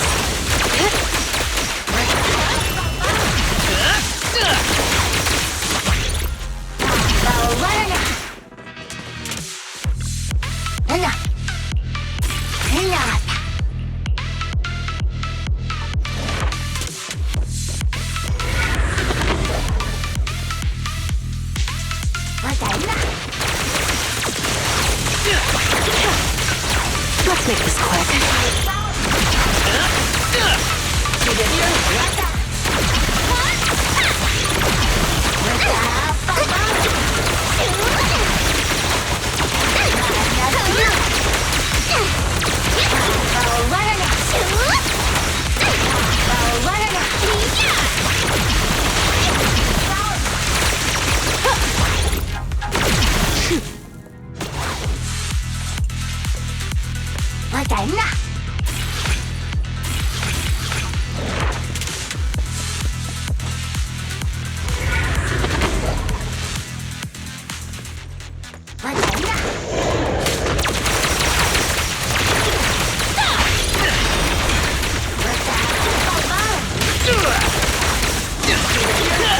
Found your weakness.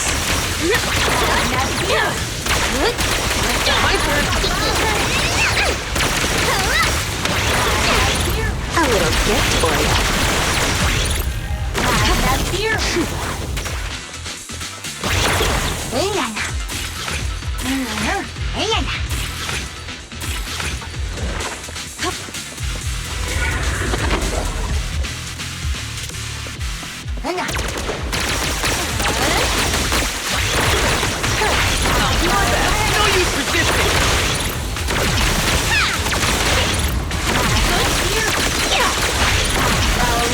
Here's a taste of the abyss. I'll make it painless.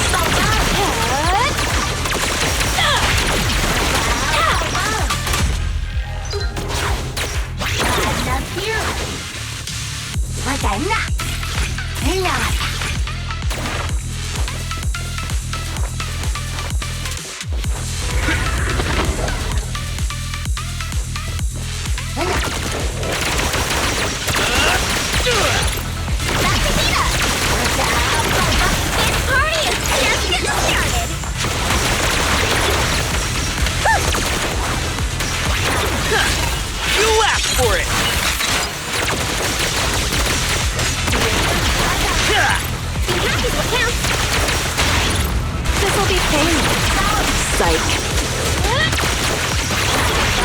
Want some more?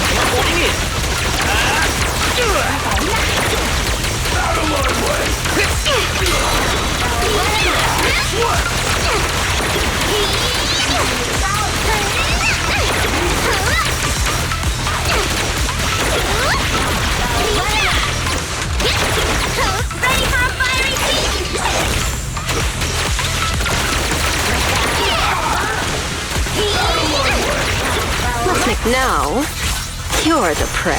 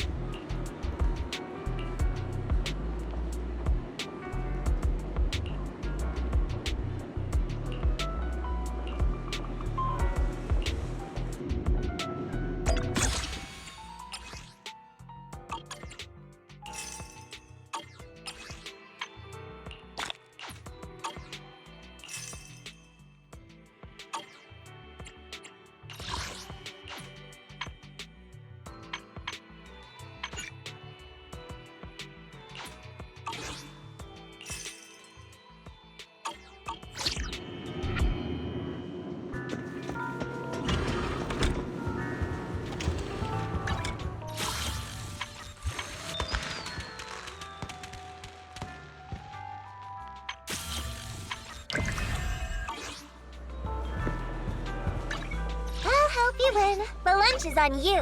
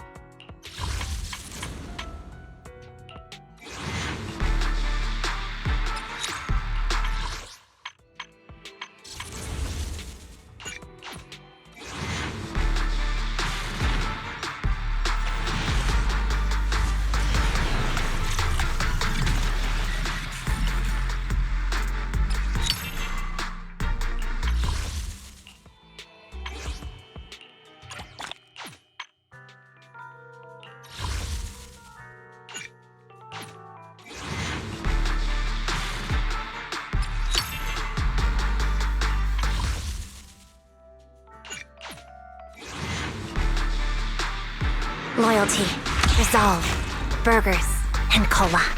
They're all important. Yeah, the shining golden signs. Let your inner sparking night. Find a treasure, growing bright.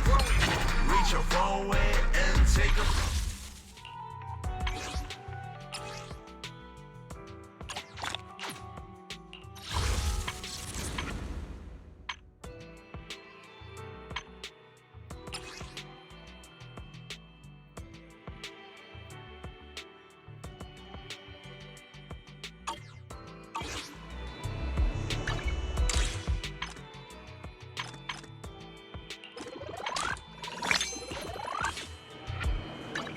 Did you come? You're right. Is the A mission? How can I help?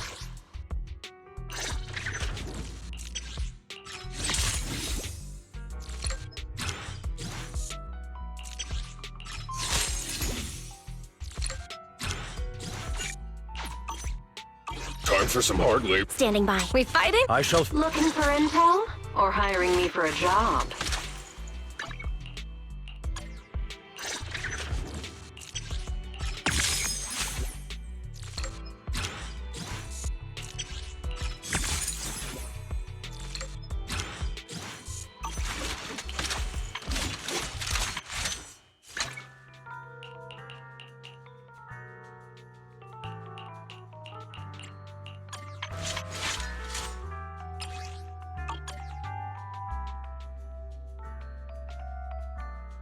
Number 0, Ambi.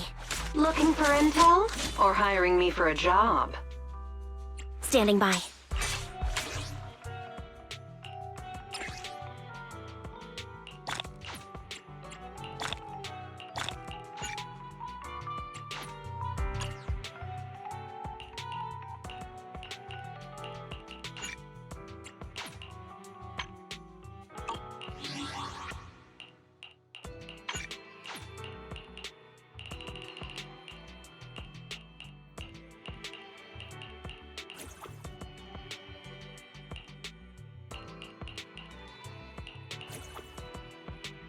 Standing by.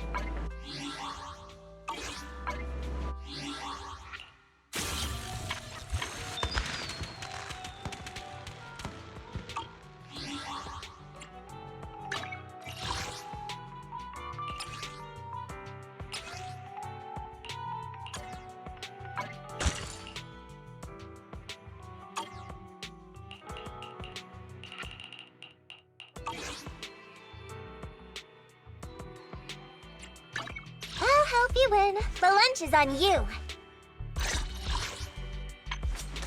Did you? I only wanna. So, How can I? We fighting? Standing by.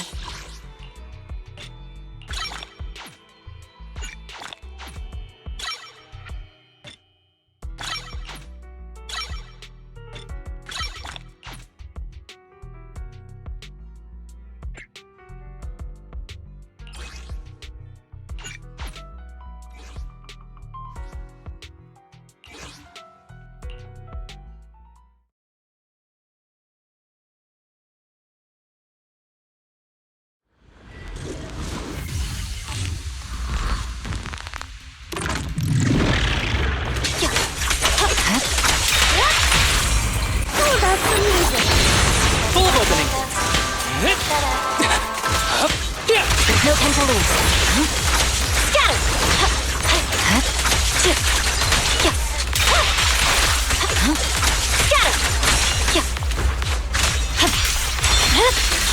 It's over.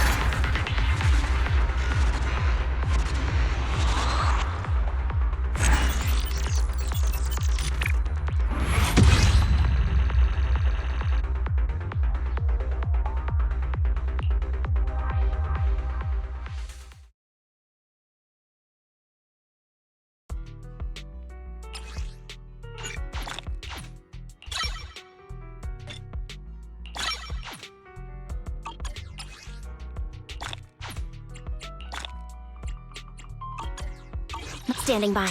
If you need. Looking for intel? Or hiring me for a job?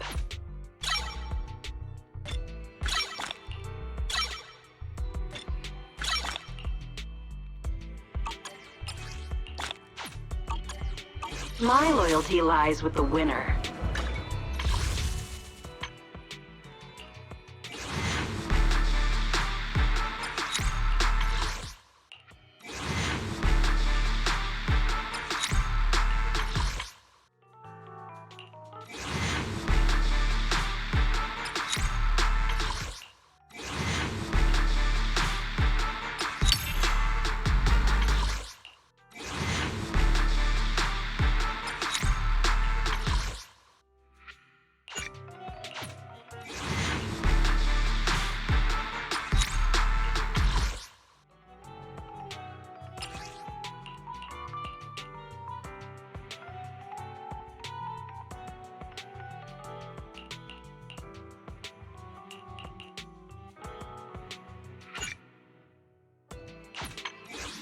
Soldier 11 reporting for duty.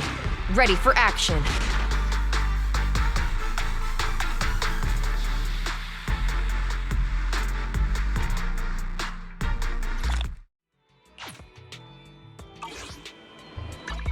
Did you come? Don't hit. Come on! Only the ready and waiting.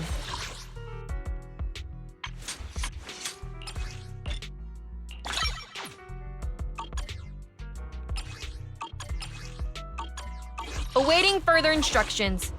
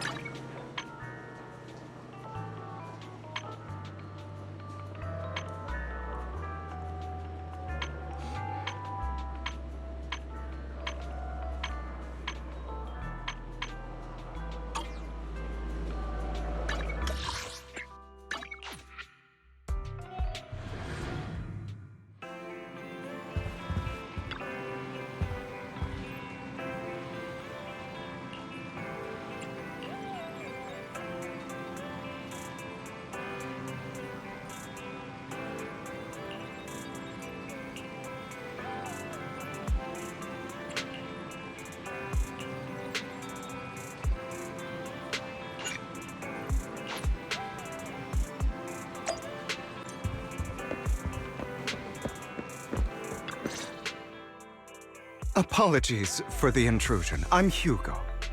Let's just say I'm something of a collector. I've heard your video store is the most classy one in all of New Eridu, and I must say, it absolutely lives up to its reputation. The ambiance here is understated yet refined, elegant but still cozy.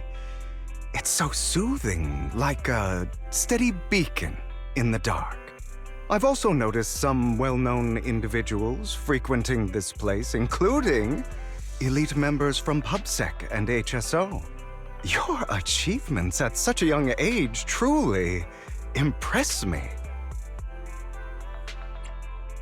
Oh, you give us too much credit. Trust me, I'm being honest.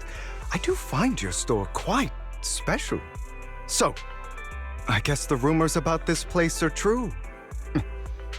Children of devils. What are you talking about? I'm not following. Am I imagining it? Or do you seem really nervous all of a sudden? Children of Devils is an old movie I've been searching for, but it's so niche I can't find a copy in good condition. Or perhaps, did this movie remind you of something else? You're imagining it. I'm just surprised there's a movie we haven't heard of. No worries. Like I said, this movie is rather niche. Despite the word devil in the title, it's actually about vampires. I'm sure you already know. Vampires were a popular fictional concept back in the old civilization. Typically, they are pale-skinned, well-dressed, exuding a mysterious and dangerous aura. But beneath their immaculate facade lie lethal fangs for draining human blood. You kinda look like one. I'll take that as a compliment. Too bad vampires don't actually exist in New Eridu. Oh, and I don't feast on human blood. In fact, if anything, I'm hypoglycemic. Anyway, back to the movie. It's about a man who unwillingly turned into a vampire and after years of plotting, finally kills his evil father and ultimately dies in the process.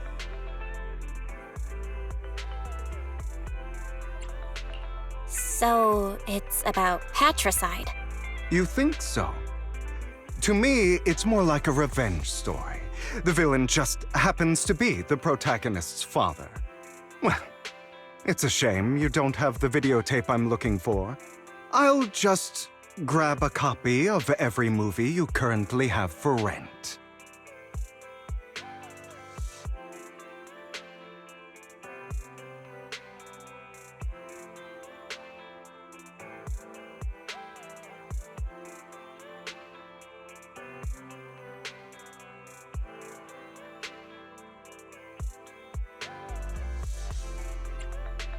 No offense, but you're being overly generous.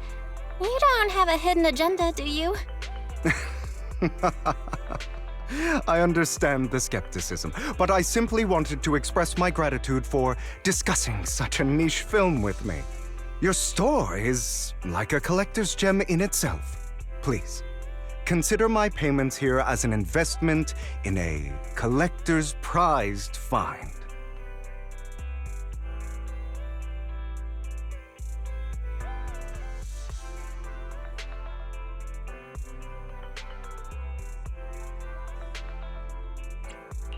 Your definition of a collectible is pretty broad, just as I'd expect of a collector. Because of my work, I happen to know some of New Eridu's upper echelon. Some even collect human organs. Just some rumors circling around. Hope I didn't spook you.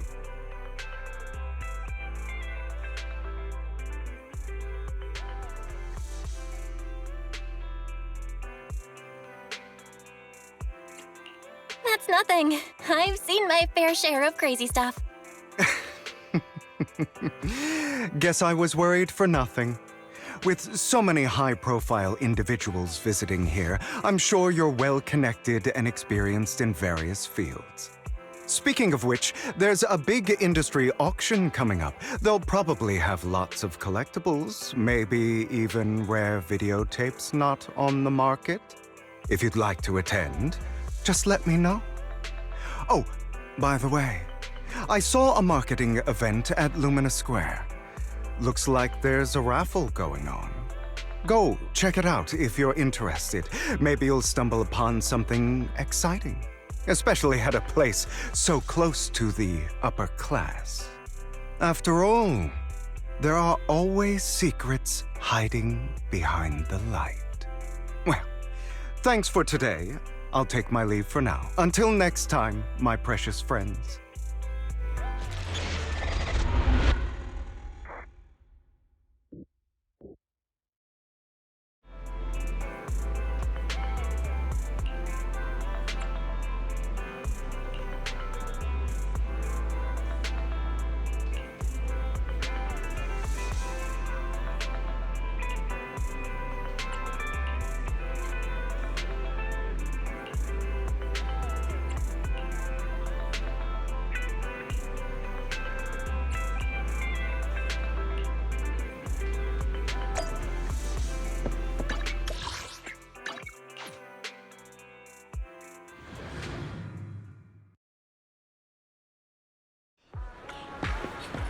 You there! Why not come try your luck? All sorts of prizes are waiting to be won!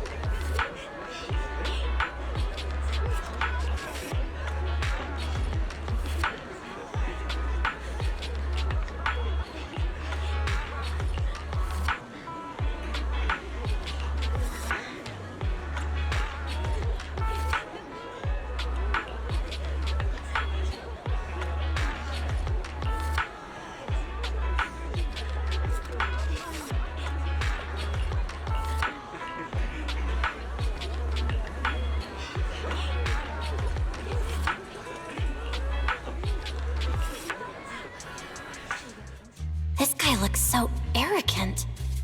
Maybe I should take a tougher approach with him. Quit the act. I've seen right through you. You may look harmless, but I know you have a secret identity. Your crafty skills have caused headaches for countless people. Not to mention, you're revered in your field. Everyone knows who you are. Your true identity is a member of the most infamous band of thieves in New Eridu, Mockingbird!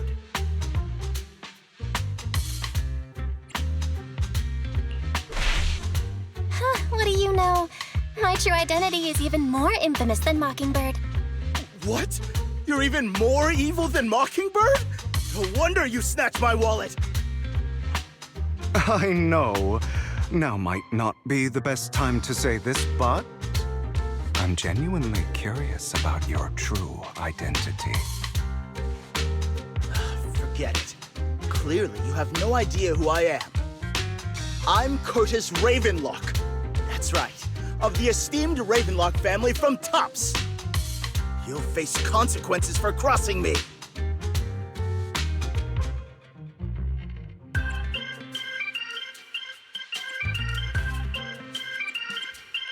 You're an esteemed member of Tops. Why join a raffle with us plebs? Offense is the best defense.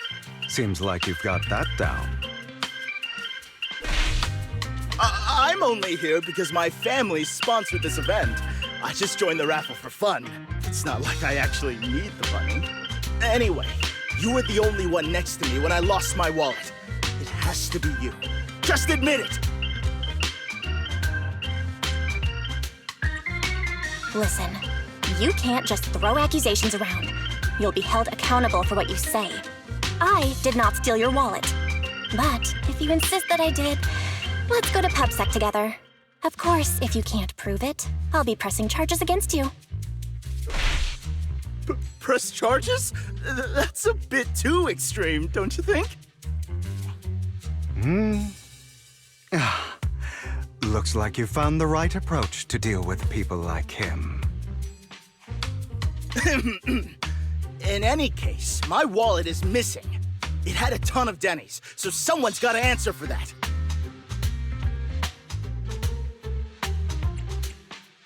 No one's responsible for your wallet except you. Let's be real, you're just trying to shift the blame. You! No one's ever dared to speak to me like that before. Clearly, your accusation is baseless, Mr. Ravenlock. Your outfit, while elegant, shows unironed creases and noticeable signs of wear. You've likely worn it for a long time. Plus, the wet ink on your cuffs suggests that you rushed straight here from your workplace. Likely so you wouldn't miss today's raffle. All in all, it's clear you're not well off and quite careless. Chances are you lost your wallet yourself, and it probably didn't hold much cash. Is that why you jumped to accuse others? Hoping to leverage your family name to make a quick Denny? That's utter nonsense! Regardless, you owe this person an apology. Damn it! You'll regret this! Just you wait! I really hate it when innocent people are wrongfully accused. But it's all over now. I hope it didn't ruin your mood. I still have some doubts. Did he really just drop his wallet? Regardless of what really happened, he got what he deserved. He should have known what would happen the moment he falsely accused you. People like that should have a taste of their own medicine. That sounds fair to me. Unfortunately, we don't usually see such fairness in our world, do we? That's why sometimes I don't mind resorting to unconventional methods to right the wrongs. You seem to be implying something. Don't tell me. A good movie never spoils its ending, but feel free to speculate. Anyway, it was nice running into you. Please, accept this raffle ticket to mark the occasion. May it keep you away from shady people and situations and bring you good fortune.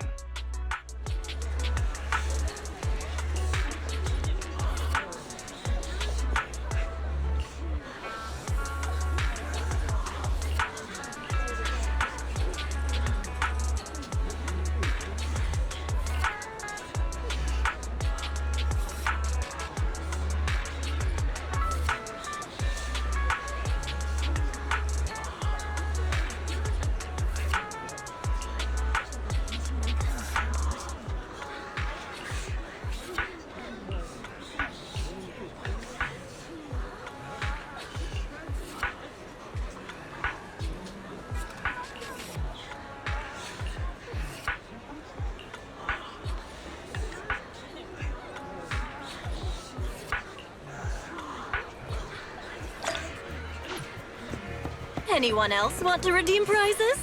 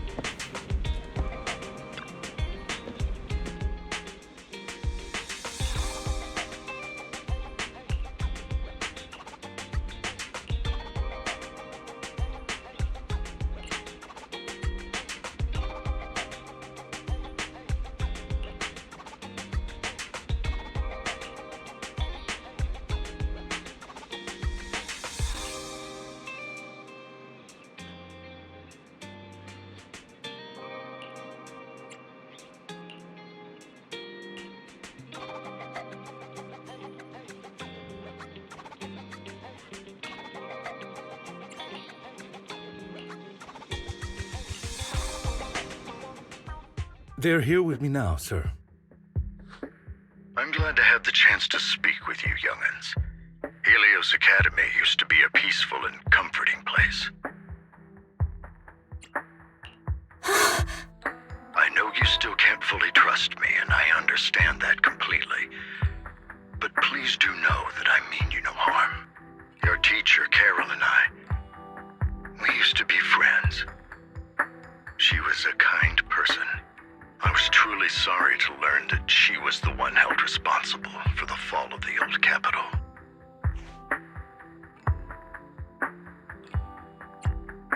She was innocent. There has to be more to the story. I hope so too. It's just that the fall of the old capital still weighs heavily on us all. But I believe you just got caught up in all of this. I'm sorry for what you've been through over the years. It must be tough. Sooner or later, we'll find the evidence to clear her name. Then I sincerely wish you success. The real reason I reached out to you is to tell you something very important. Something about your eyes.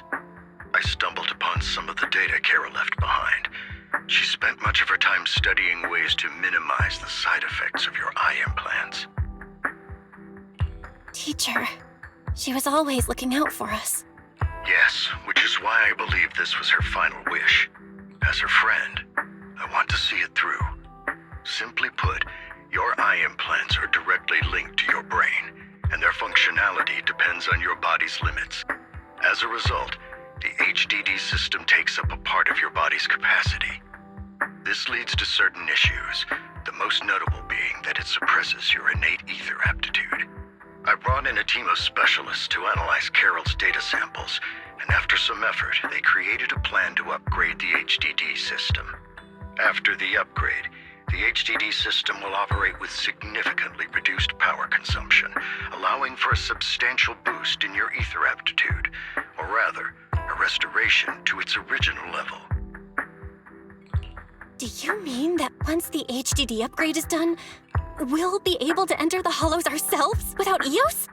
Exactly. You'll likely experience some discomfort at first, but you'll get used to it over time. I'll have the specialists from Marcel Group continue monitoring your physical condition to reduce the burden on your body and help restore your ether aptitude more effectively. Are you really giving us such advanced technology for free? Feels like there's gotta be some kind of catch. Besides, you must have known about us for a while, so why wait until now? I'm not asking for anything in return. As for why I didn't reach out sooner, truth is, from what I've learned, your eyes possess even greater power. Perhaps the power within you could affect all of New Eridu. But you must understand, power is a double-edged sword. It can be used against enemies or allies. As the mayor of New Eridu, I must ensure everyone's safety. So I hope you'll forgive my caution. I'd been observing you for some time. That said, I'm confident to say that everyone at Victoria Housekeeping speaks highly of you. Miss Bell and Mr. Wise are both kind and honorable individuals. I believe they'll use their power for the right cause. Yeah, they're both good people. Thank you for your kind words. Even though we have no idea what this power is. You're not just saying that to get our hopes up, are you? Of course not. It's just that I don't have much information right now. I'll let you know as soon as I do. Well then, I'll let Lycon assist you with upgrading the HDD system. Rest assured he'll guide you through everything. You should be able to follow him with your knowledge. If you would follow me.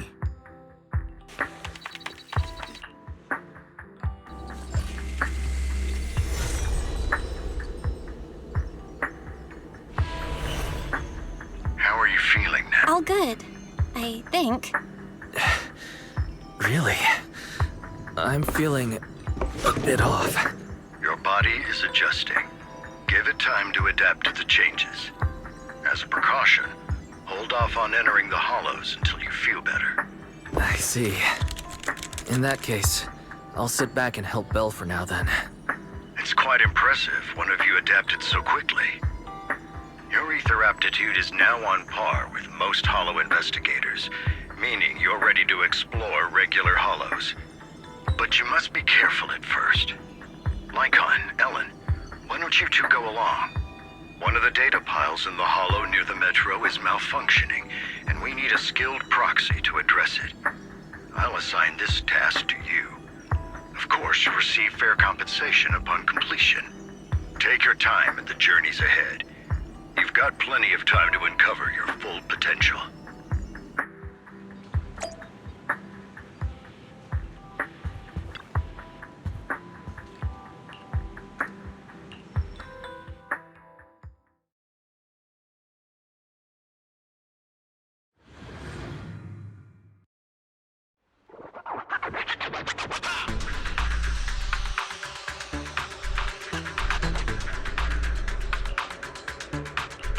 Master Proxy, the data pile that the mayor mentioned is in this direction.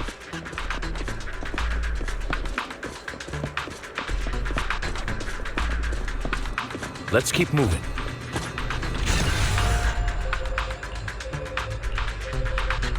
The data pile that the mayor mentioned is near that garage ahead.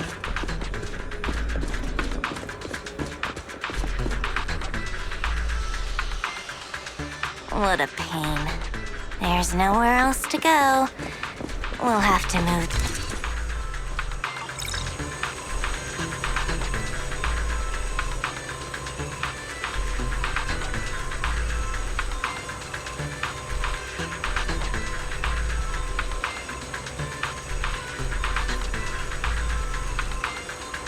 We should search for the passcode nearby to disable the laser, and then move the train.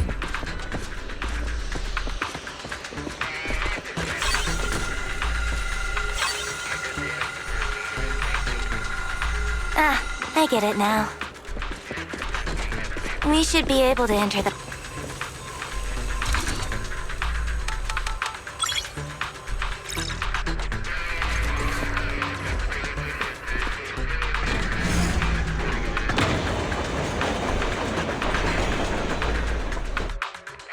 How are you feeling now, Master Proxy? Not good. I feel like I'm about to pass out. Glad to see you're well enough to crack jokes. If you feel any discomfort, please, let us know at once. Yeah, I'll carry you on my back if needed. Really? I want you to carry me right now. Let's finish the task first, Master Proxy. You've always had a sharp mind, and now you've got the muscles to match. Thanks for the compliment. No, I was just thinking. When will you pick up some fighting skills?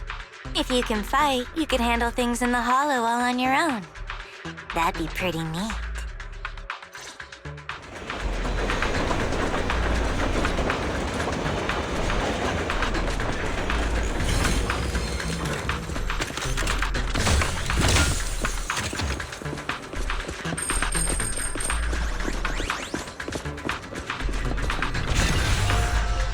Master Proxy, the data pile is right up ahead.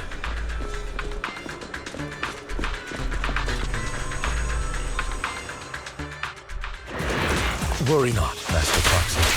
We'll ensure your safety. Thank you.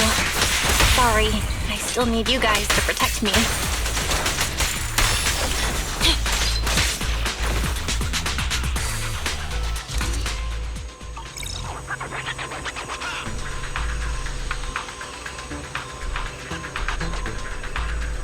Oh, it's another passcode. We should be able to find the passcode nearby. Let's keep an eye out for it.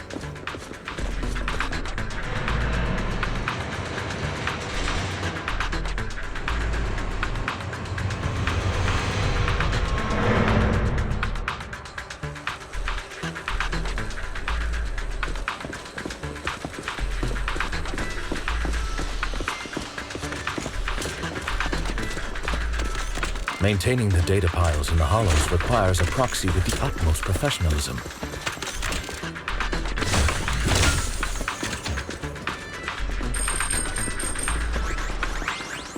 Victoria Housekeeping's honor to maintain a professional relationship with an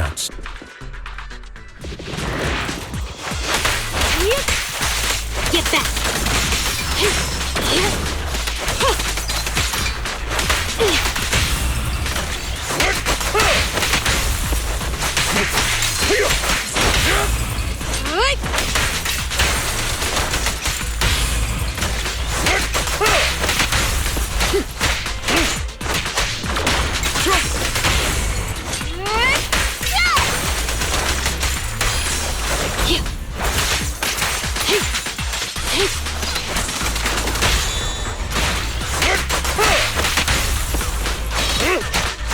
At your service.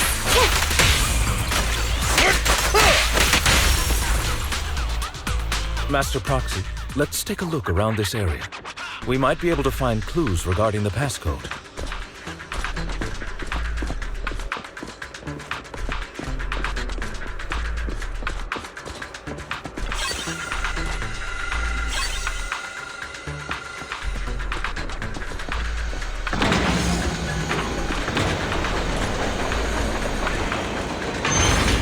Proxy's moves seemed more fluid in that last battle.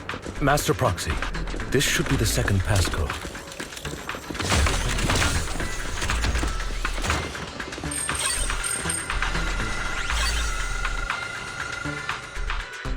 Master Proxy, we've been in the Hollow for quite some time. How are you feeling?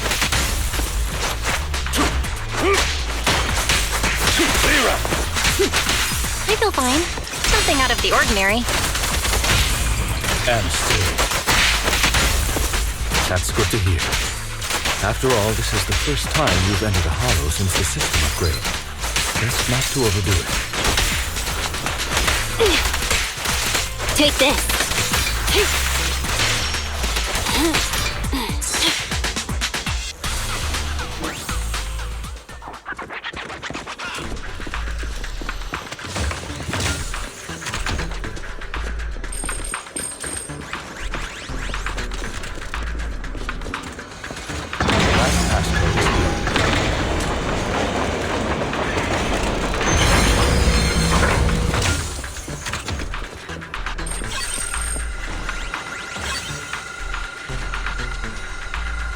All right, that's all of them.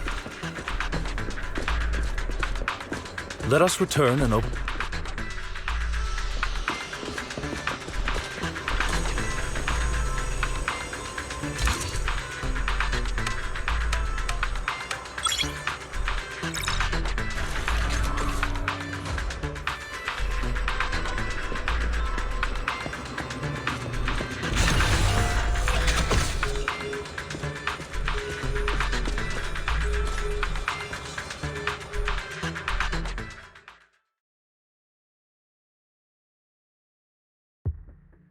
The mission was a success, sir.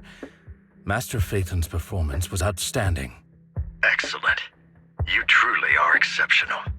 I'll be frank.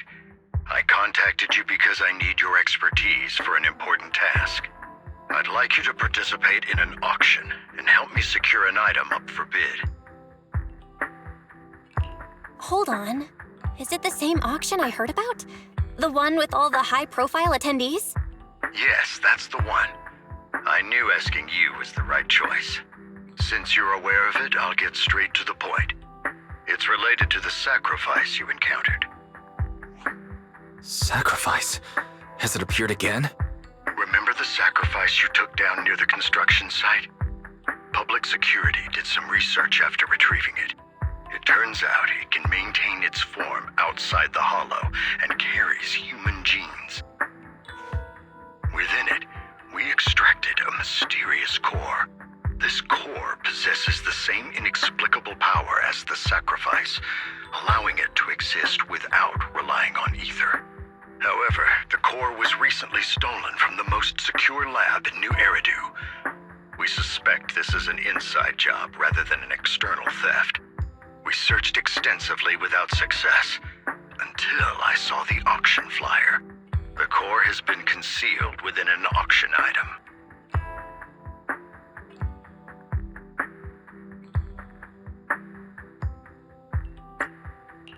So you want us to bid on it at the auction. But why us? The power of the sacrifice is highly volatile and destructive. We must keep it confidential, at least for now.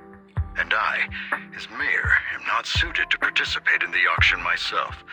Plus, I'm running checks on my inner circle due to the theft. Frankly, there aren't many people I can trust. Don't worry, the funds are covered, and Victoria Housekeeping will be assisting you. Of course, this hinges on one condition: your willingness to aid me.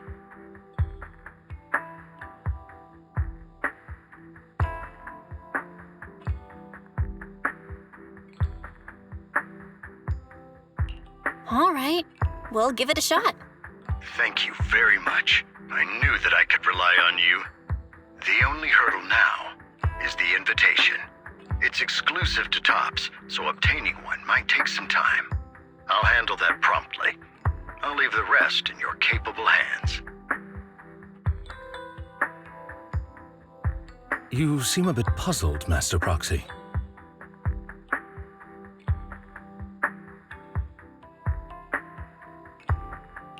The relationship between the mayor and Tops seems rather delicate. You're quite perceptive.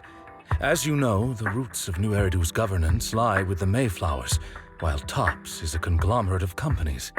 Power and profit often lay the foundation for conflicts, which is why securing invitations could be tricky for us. Things would be much easier if Tops weren't so involved. But worry not, Master Proxy. It may take some time, but we will overcome these obstacles. Now, if you've no further need of me, I'll take my leave. Have a good day.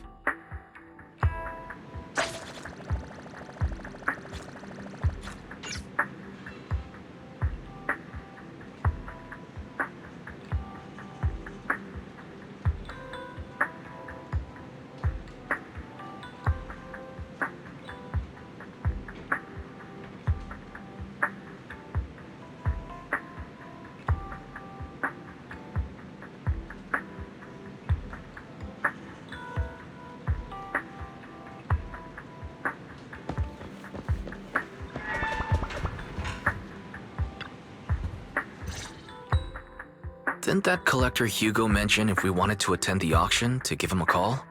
But he didn't leave us with his contact information. Odd, right? If he wanted us to contact him, why not leave a number? Did he just forget?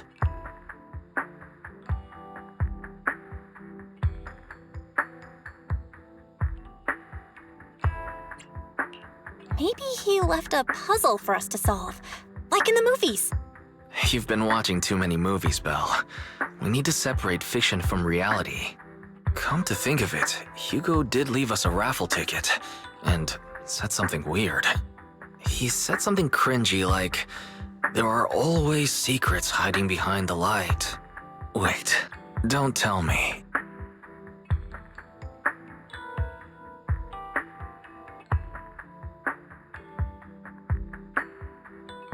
I get it now. This guy watches too many detective movies. Anyway, let's try contacting him. Aha! It's you! The manager of my favorite video store. Glad you've cracked my little puzzle. I've been waiting for you to contact me. I was worried I might have left a bad impression.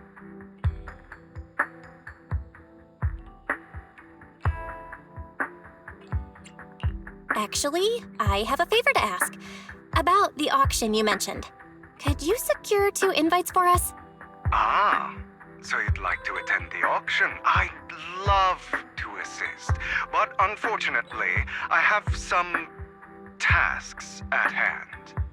But if you two can help me with my current task, I should be able to find time to get the invitations you need.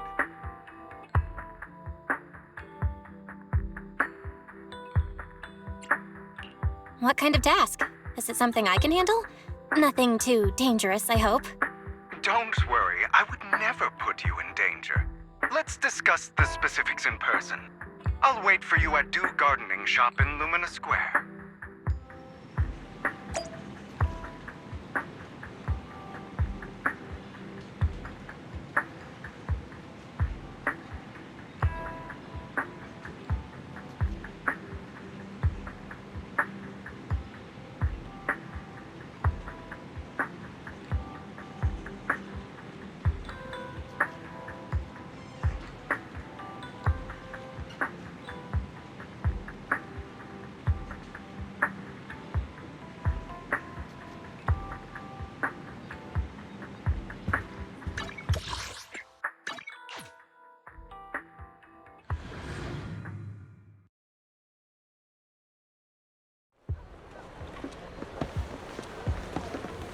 You've arrived, my friend. Punctual as always.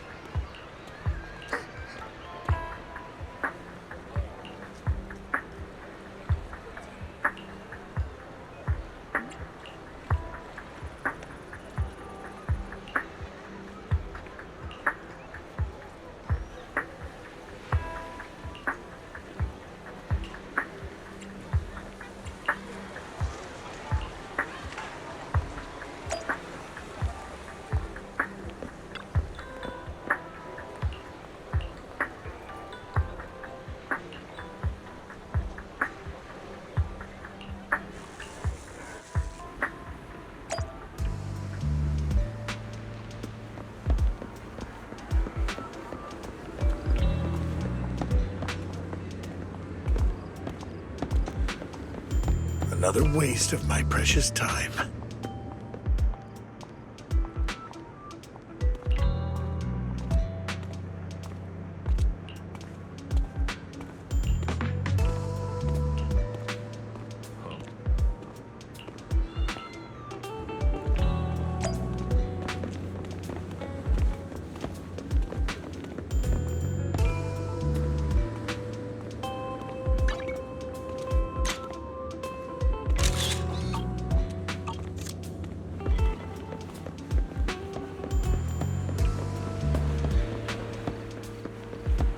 This time, I'll lead the family back to the top.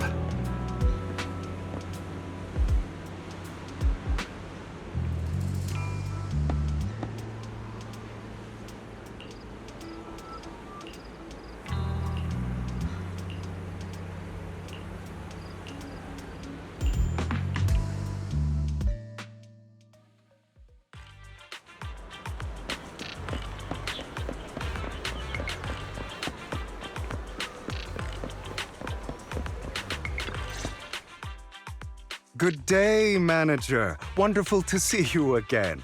You're as sophisticated and charming as always. About our previous discussion, I assume you've made some progress?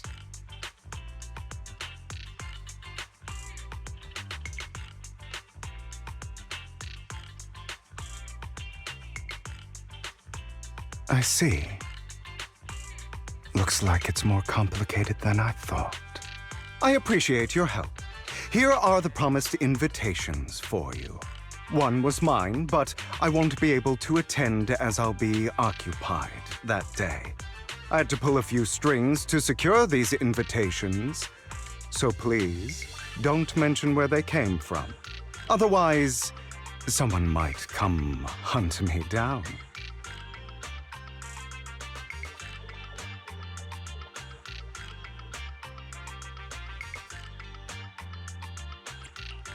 Wait, seriously? Is the auction really that dangerous? Well, when you dance with sharks, you can't avoid risk. But I have faith in you, dear manager. I'm entrusting you with my life.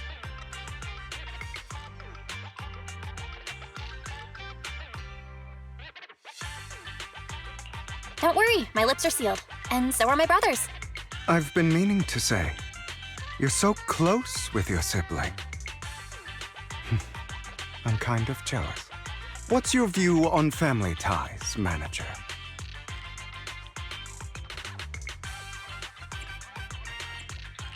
It's a bond you can count on. Like, no matter what happens, Wise and I have each other's backs. That's the exact kind of answer I expected from you. How lovely. I once had a half-sister. Different mothers.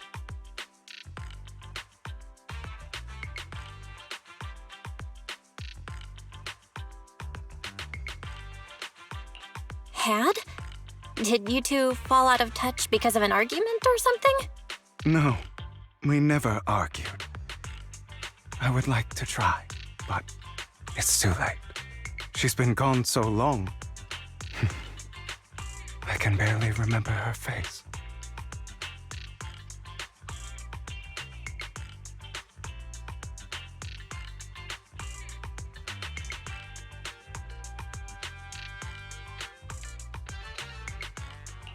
I'm sorry.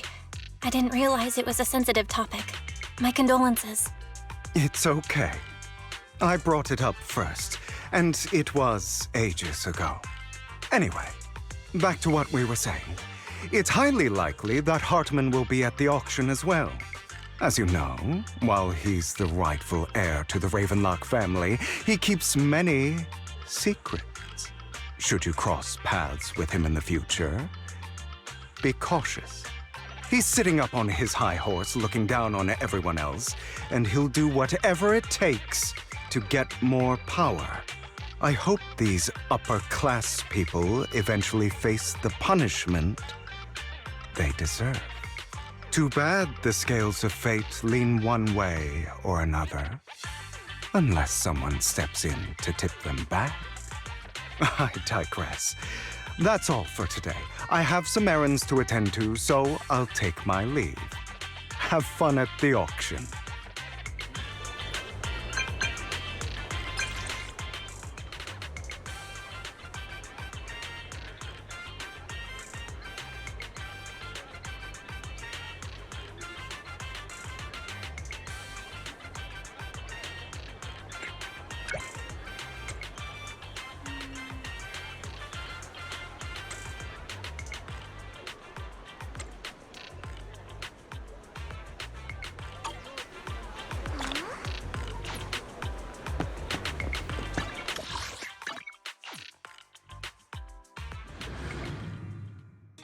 It is a pleasure to see you. It's been a while.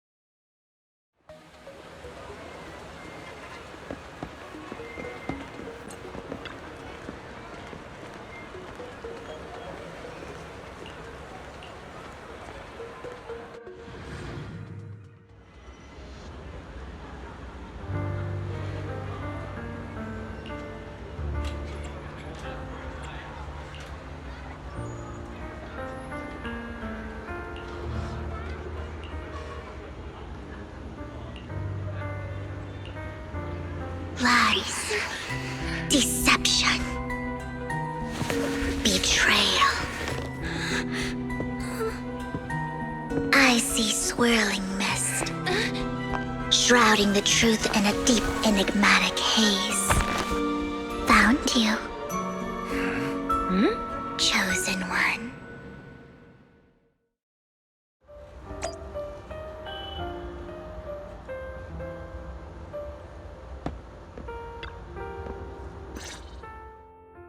You are exactly as I thought you'd be.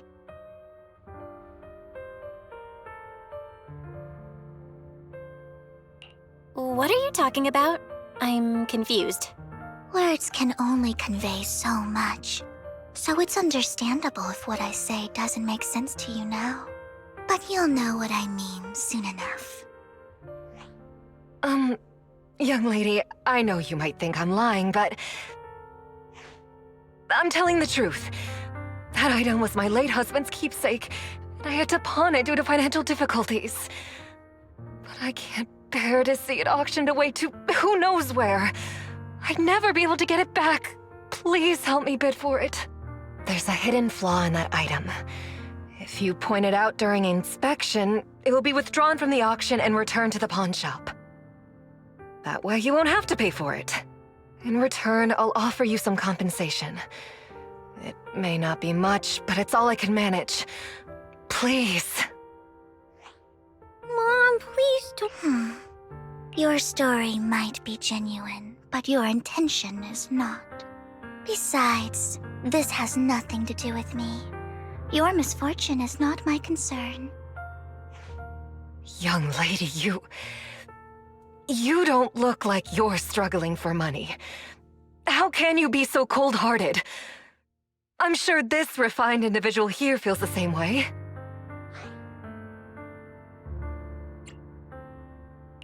Huh?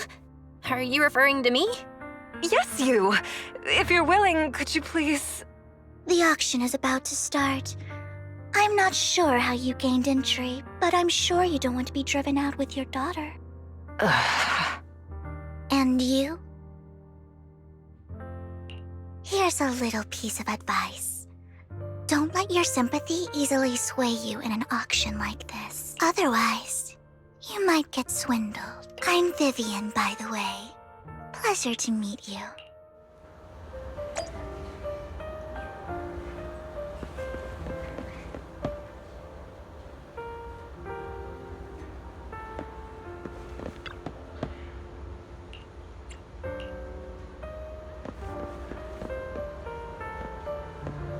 Dear guests, the auction will begin shortly.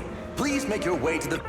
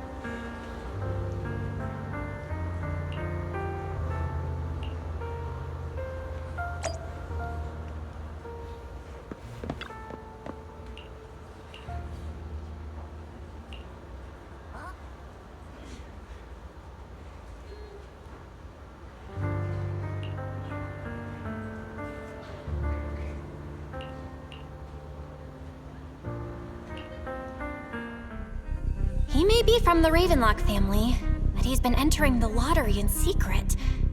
Maybe he's not as well off as I thought. Ugh, what rotten luck. I didn't expect to see you here. I won't back down this time.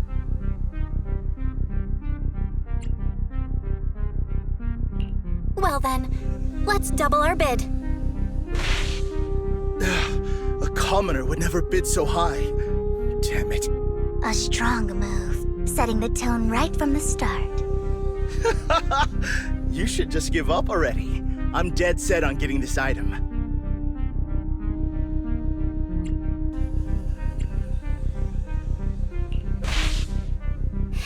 Let's see who comes out on top in the end. A Ravenlock. You're right. So for the honor of the Raven... Trying to provoke him back. Okay. Let's not rush into inflating the price. Seems like it's just the two of us interested in the item. Why don't we discuss this in private first?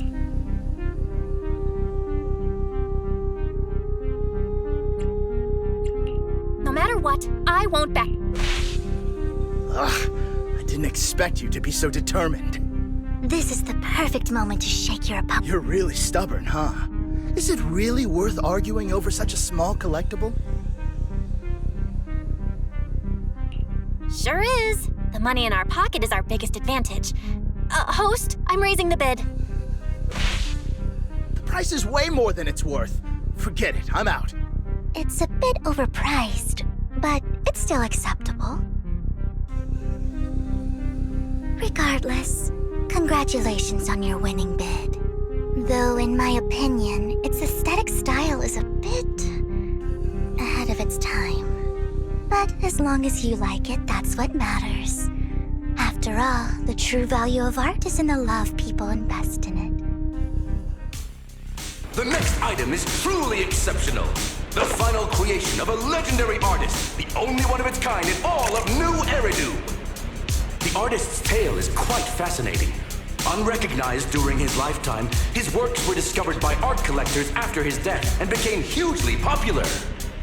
Because of this, authentic works are few and far between, making each one incredibly precious. And this stunning final piece, anyone who loves his work won't want to miss it. Without further ado, let's get started! Starting bid, 200 million dennies! If I can get it for under 500 million, I can still turn a profit.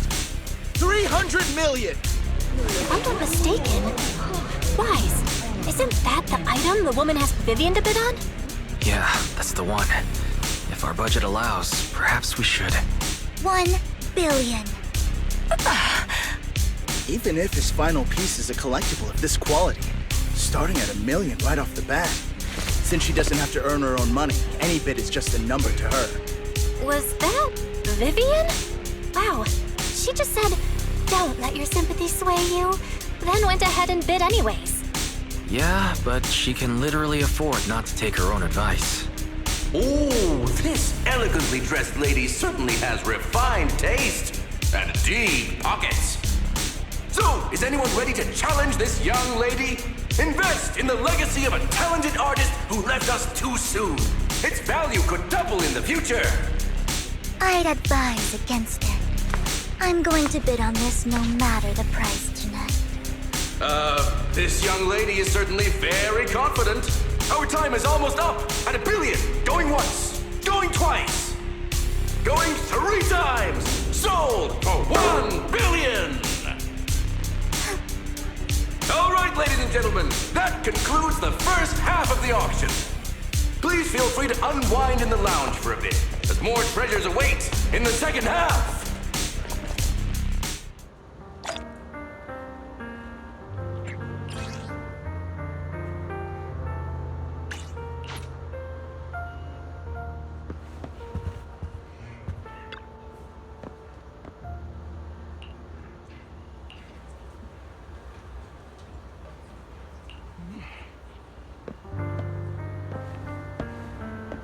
The coffee here is drinkable.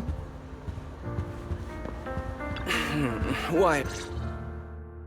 You have a strange look on your face. Despite her ruthless exterior, she's actually quite kind-hearted. Though you wouldn't dare think that, would you? Not at all. That's not what I'm thinking. You're not being honest, and I don't appreciate deceit. Just to clarify, I didn't assist that woman out of kindness, nor do I plan on giving up the item I just purchased, because it's nothing more than a common scam. A scam? So you're saying that woman is a con artist? They'll tell you a tragic story, begging you to help bid on a collectible at a high price. They promise a reward and guarantee the item will be withdrawn from the auction, so you think you won't have to pay anything. But the reality is, once you bid, the deal is done. No going back, and you end up shelling out a hefty sum for something worthless.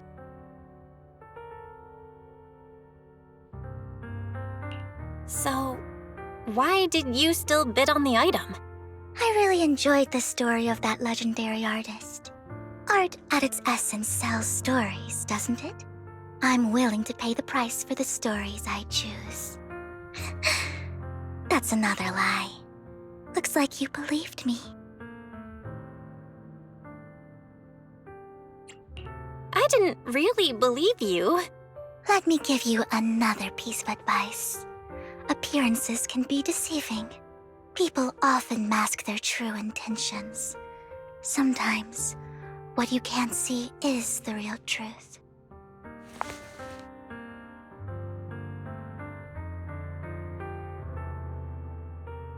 I hope next time you'll accept my invitation, and not that of these pretenders. I'll see you soon, my friend of many secrets. The second half of the auction is about to... Ladies and gentlemen, welcome back! Up next in our auction is tonight's showpiece, the one-of-a-kind Robe of Heroes! Legend has it that, long ago, this was a garment that only a hero could wear. What's truly fascinating is the unique gem embedded in the collar of this robe. It's unlike any gem I've ever seen. Almost magical.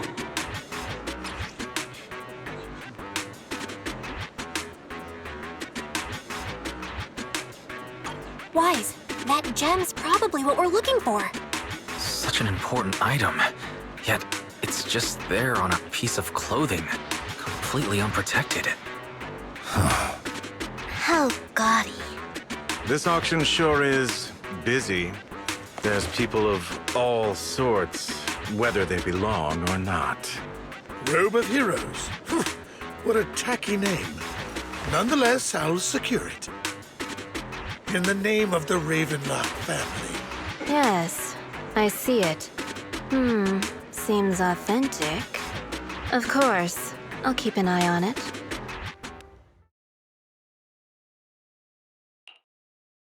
I didn't expect this to drag on so long. I believe there is no meaning in continuing this senseless bidding war. Frankly, wasting time irks me more than squandering money. So, my friend, let's cut to the chase. What did you have in mind? This man is pretty shrewd. Maybe I should match his energy.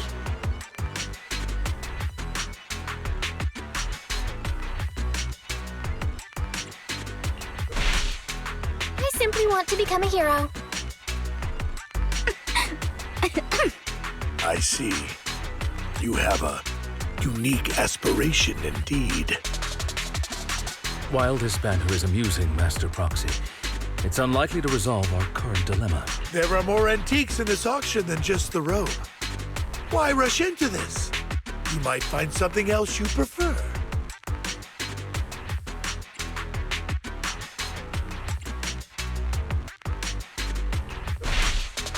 I'm not a collector, so I'm not into antiques. In that case, how about we strike a deal? All I want is that... He called our bluff. The Ravenlock family always gets... What a coincidence! I, too, always get what I want. You're quite confident. You know when to stand your ground. Well done. My time is valuable, my friend. I've already lost a significant amount of Denny's talking to you. If I offer you a token of appreciation, let's say a hefty sum of Denny's, would you consider backing out of this bid?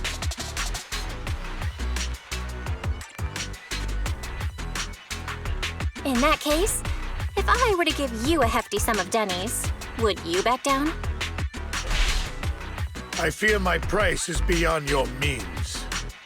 It's been a while since someone dared speak to me like that. All right, since I can't sway you, we'll have to settle this with our financial power. But let me be clear. No matter how high it goes, I won't back down. Oh no. Though the mayor gave us a huge sum of Denny's, I have a sinking feeling it won't be enough to outbid this rich jerk.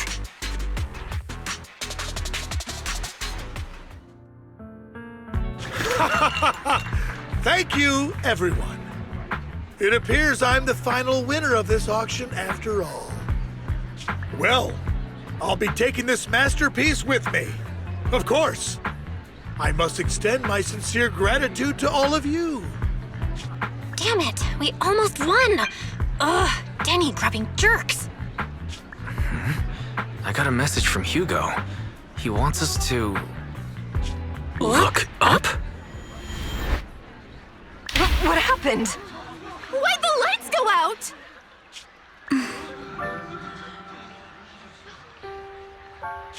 What's going on? The power went out? Ladies and gentlemen, welcome to tonight's auction. My apologies for the long and dreary opening. Losers always have a lot to say. That guy looks familiar. Is that... What are you all standing around for? Someone deal with this intruder! How uncouth. I'm simply here to reclaim what's rightfully mine. You! When did you... Well then, tonight's show is coming to an end. I wish you all a lovely evening. Yours truly, Mockingbird. After him! Catch that thief or forget about getting paid tonight!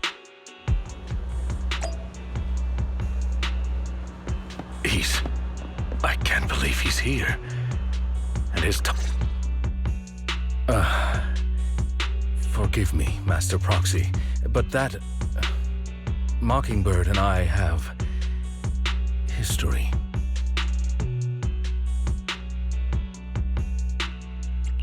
He might find it surprising, but I know him too. You do?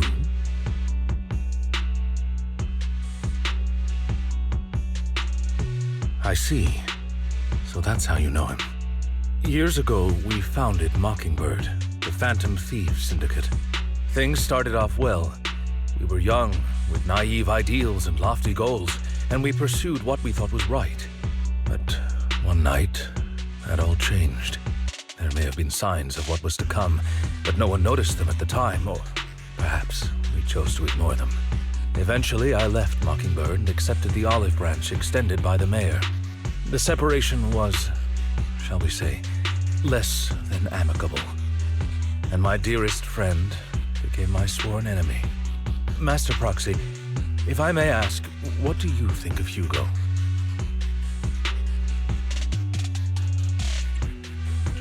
Though he helped us before, and he seems pretty nice, I can't help but feel something's off. He's a part of Mockingbird after all. Mockingbird has changed from how we envisioned it.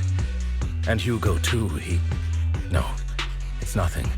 In any case, he is very dangerous. I'm still unsure of his intentions, but we cannot risk letting him have the sacrifice core. Based on my past experiences, I can likely predict the route he'll take to evade his pursuers and escape.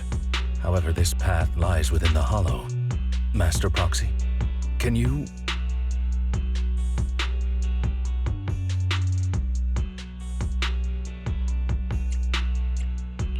Let's head straight there. I'm feeling super strong right now. Very well. Please, follow me then.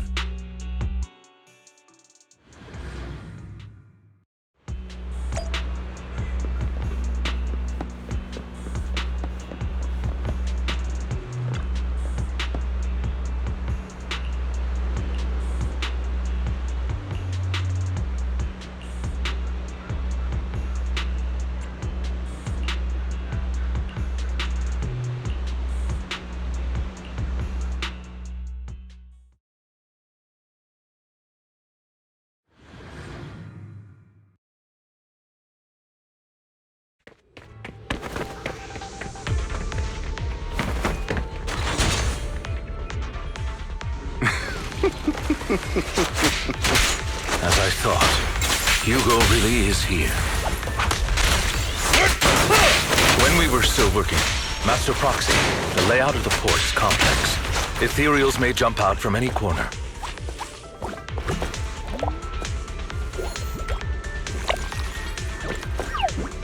Do be extra careful.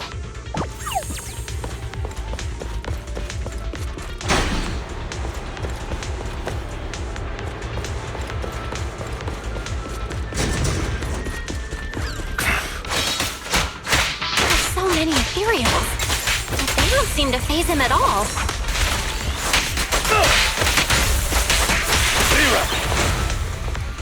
What?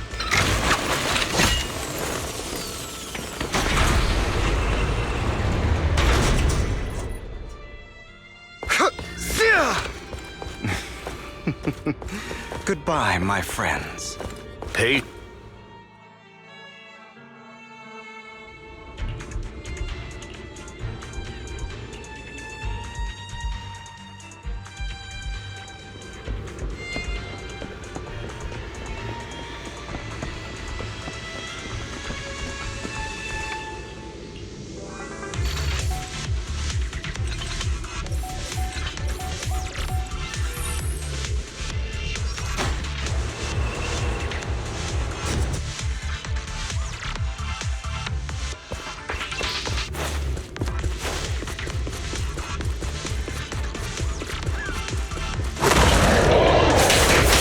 This. Careful, or you'll get hurt. I'm not going to let you have your way. Master Proxy, that's one of Hugo's weapons. Make sure to avoid it.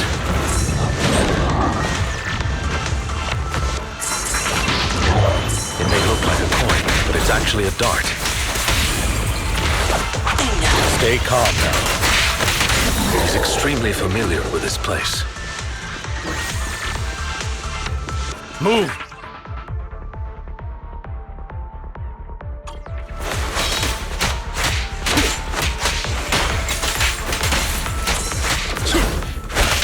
Amateurs. Stand still. The mechanism here isn't damaged. It's still functioning normally.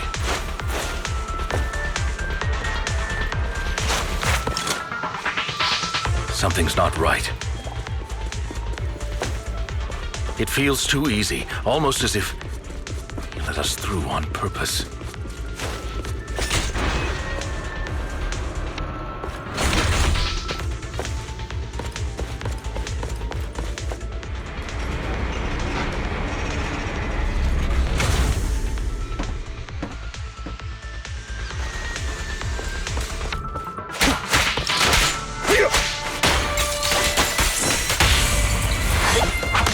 Stay calm now.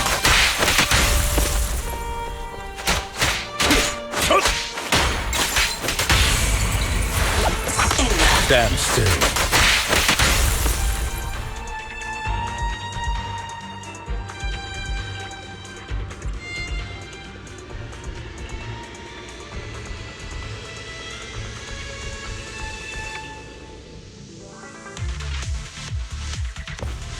This must be the right way. Not to worry, Master Proxy.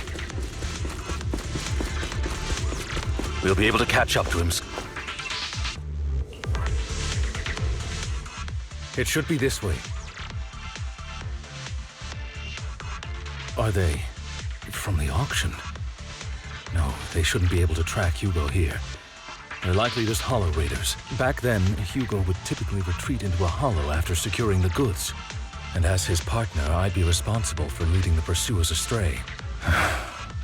I'm unsure if he has a partner now, or who they might be if he does. He was alone the entire time when he approached us before. I see. That's good. It means he must be carrying that core himself. Regardless, Master Proxy, let's steer clear of those hollow raiders for now. Although I'm confident in my ability to defeat them, a clash here might delay us and jeopardize your safety. Our main focus now is locating Hugo and retrieving the gem.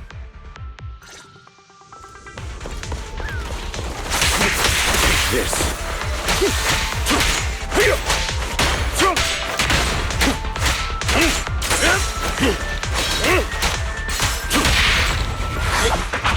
Stay calm now.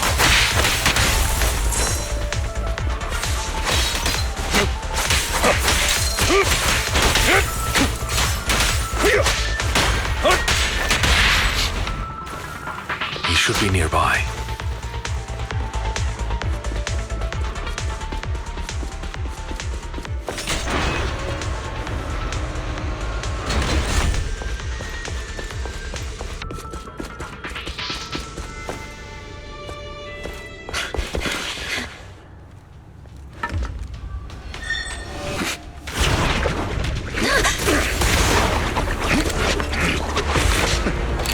Long time no see, traitor.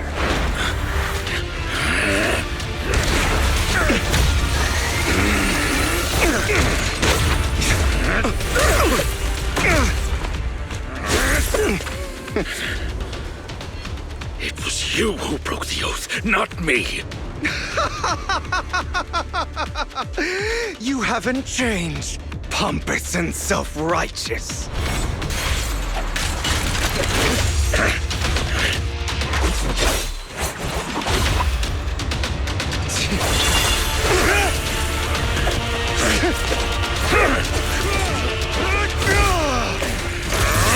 You're beyond reason! Both of you! Enough!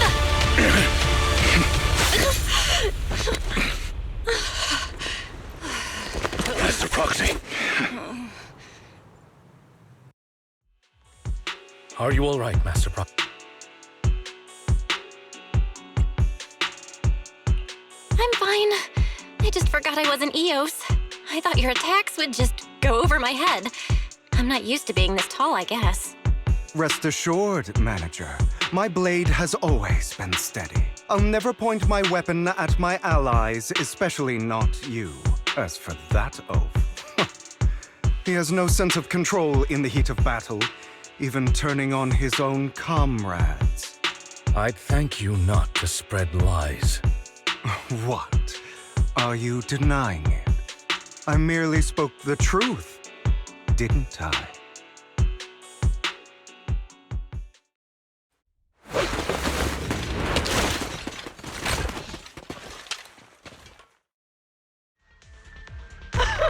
Thought we were in for a tough day, but it seems we struck gold in the end. If you value your lives, you better hand over all your etheric resources and any other valuables you've got.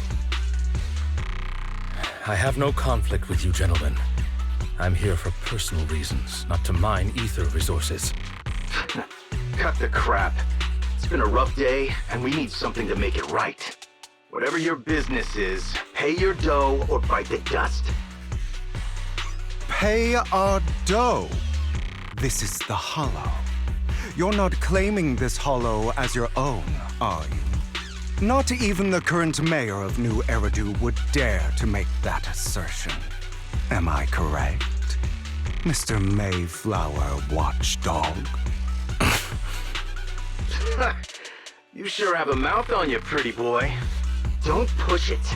We've buried idiots like you in the Hollow before, and soon you'll be joining them. I'd urge you to reconsider. Huh? Unfortunately, your kind advice has come too late. They've already worn my patience thin.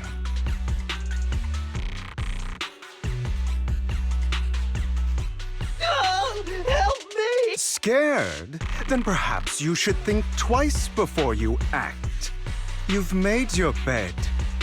Now lie in it. Sorry! I'm so sorry! Please have mercy! Spare us! Are you quite done blowing off steam? Don't kill them. I'll hand them over to public security once we're out of... Who do you think you are to tell me what to do? They weren't planning to show you any mercy, yet you forgive them so easily. You haven't changed at all over the years, Lycon. To hell with you and your foolish fantasies of being some almighty savior. Haven't you learned your lesson from what happened with your eye and legs? My principles remain unshaken. No one has the right to take another's life. Sinners deserve punishment. Do you know how many lives they've taken? I'm merely delivering the justice the world needs. It is not our place to pass judgment. I know I will not sway you. There's no point in continuing this argument. I will stop you. I always will. Go ahead and try. I will defeat you. I always will. Be prepared to kneel before me. You talk too much.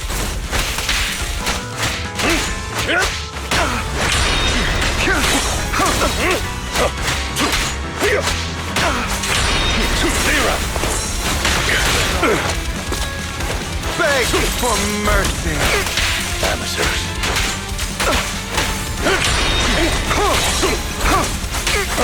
Time to hunt.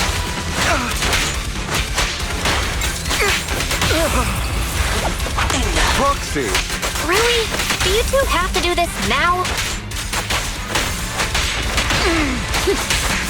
My apologies, dear manager, but I'm itching to teach him a lesson. Shut up! My way, amateurs.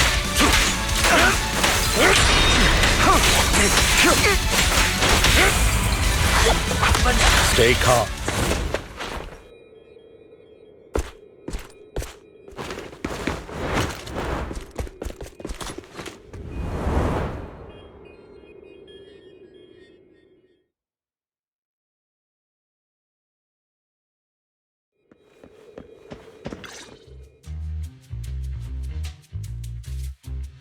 Worry not. Mastery of my skills will come in time. But there's something more important I would like to teach you. Something about faith. Does a phantom thief even need faith? Of course. What else would we fight for? For wealth, fame, and power to stand at the top, so nothing and no one can imprison us. Isn't that what everyone desires? Or perhaps, by faith, do you mean something asinine and empty, like justice, dreams, or friendship? Hilarious. Grow up, Lycon. It's time to let go of your naive fantasies of being some almighty savior. You just don't get it.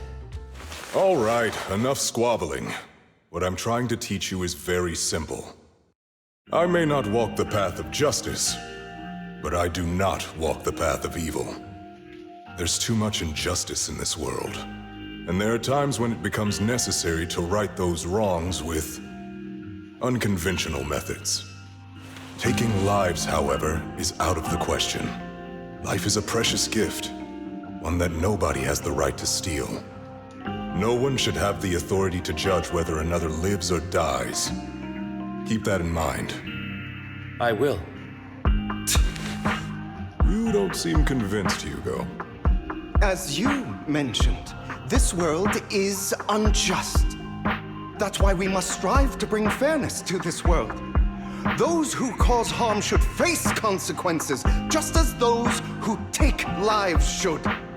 But not all lives hold the same value. Sometimes, you may need to eliminate one if it means saving more. You're too proud. Your pride may lead you astray. I have my own path and beliefs, Jack. I'll determine for myself what's fair and unfair. Hey, watch your mouth. If it weren't for Jack, you'd be dead already. You're a smart kid, Hugo. Skilled too. You could easily take the life of a sinner. However, what if one day you found out you were wrong? What if that so-called sinner were innocent? Could you bring them back to life? I wouldn't make that mistake. To err is human. Everyone is bound to make mistakes. It's good you are open with your thoughts.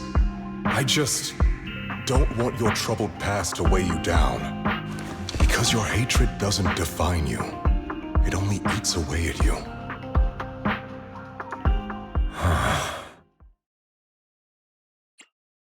What's wrong, Lycon? You've been quiet for a while now. My apologies, Master Proxy. I was just reminded of some past memories. Before Hugo and I founded Mockingbird, we had a mentor, Jack. He took us under his wing when we were in dire straits, imparting his skills and life lessons. But Hugo didn't agree with his viewpoints. Perhaps our paths were always fated to diverge.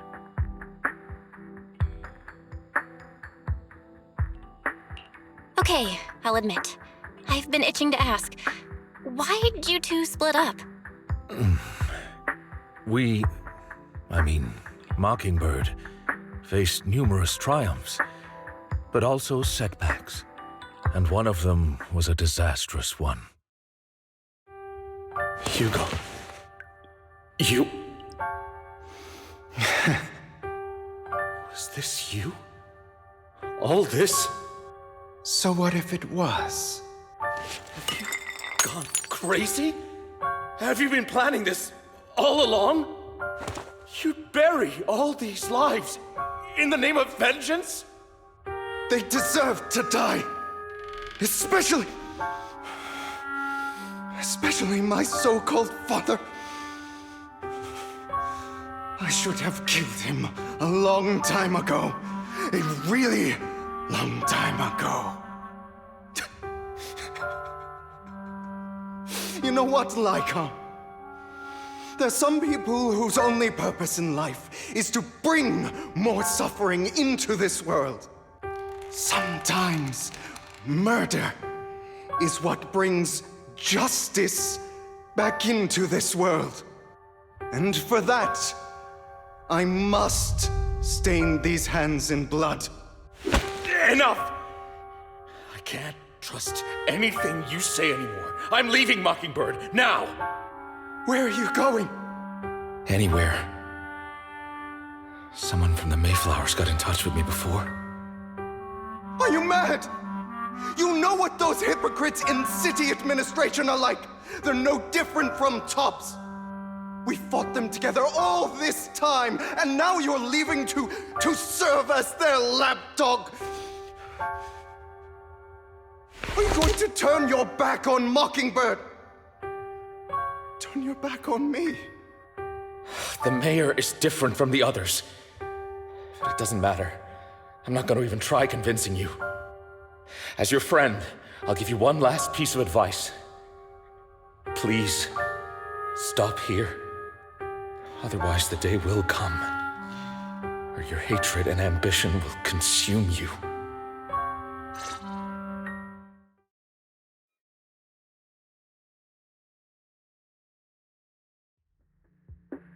My apologies, Master Proxy, that you had to hear such an unpleasant tale. Hugo came from a powerful family, and his relationship with them was always strained, especially with his own father. So much so that Hugo wanted to personally put an end to him. After shouldering a mountain of injustice, Hugo ran away from home. That's when Jack and I met him. And that setback that Mockingbird suffered turned out to be intimately connected to his family. I had thought it was just a normal mission, when in fact he was plotting revenge. He took advantage of me and everyone else there. I do not mean to pass judgment on him and his decision, but I refuse to accept a partner who is willing to trample over other people's lives for their own desires. Perhaps his family left a mark on him that continues to influence him to this day. In any case, Hugo still has the sacrifice core. We should contact the mayor to plan our next moves.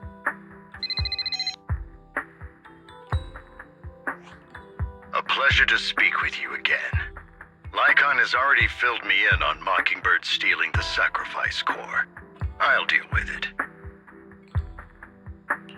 Anything else we can do to help? I mean, we didn't manage to complete our mission. No. You've done well. It's just not appropriate for you to get involved in what's to come. We've been through far more dangerous situations. Plus, we've dealt with Mr. Mockingbird before. So maybe we could help you. Really, I appreciate your kindness. It's just... Very well. Seeing as you're all people I know I can trust, I'm going to be frank.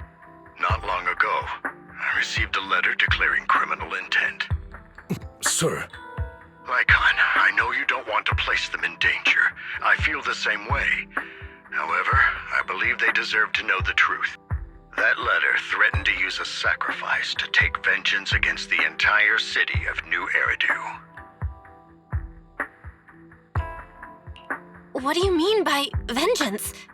I believe the person, or the organization, who sent the letter is planning to use the sacrifice to mount a large-scale attack against the city. Everything we've uncovered so far seems to support this hypothesis. As you know, the sacrifice's true power is a mystery and cannot be controlled if anyone attempts to use it as a weapon. This is no small issue. If this gets out, it'll send the public into a panic. Please promise me you'll keep things confidential. Then let us help out. We can do our part too. But it's like I said before, it'll be too dangerous for you. Whichever way you look at it, you're still citizens of New Eridu, and as mayor, it's my duty to protect you. Plus, Carol would be furious with me if I put you in danger. If she were still around. Anyway, I'm not at liberty to discuss this matter any further. Please rest assured that we will handle things properly as the administrative authority of New Eridu. That's right. Master Proxy, please trust us. So that'll be all for today. Goodbye for now.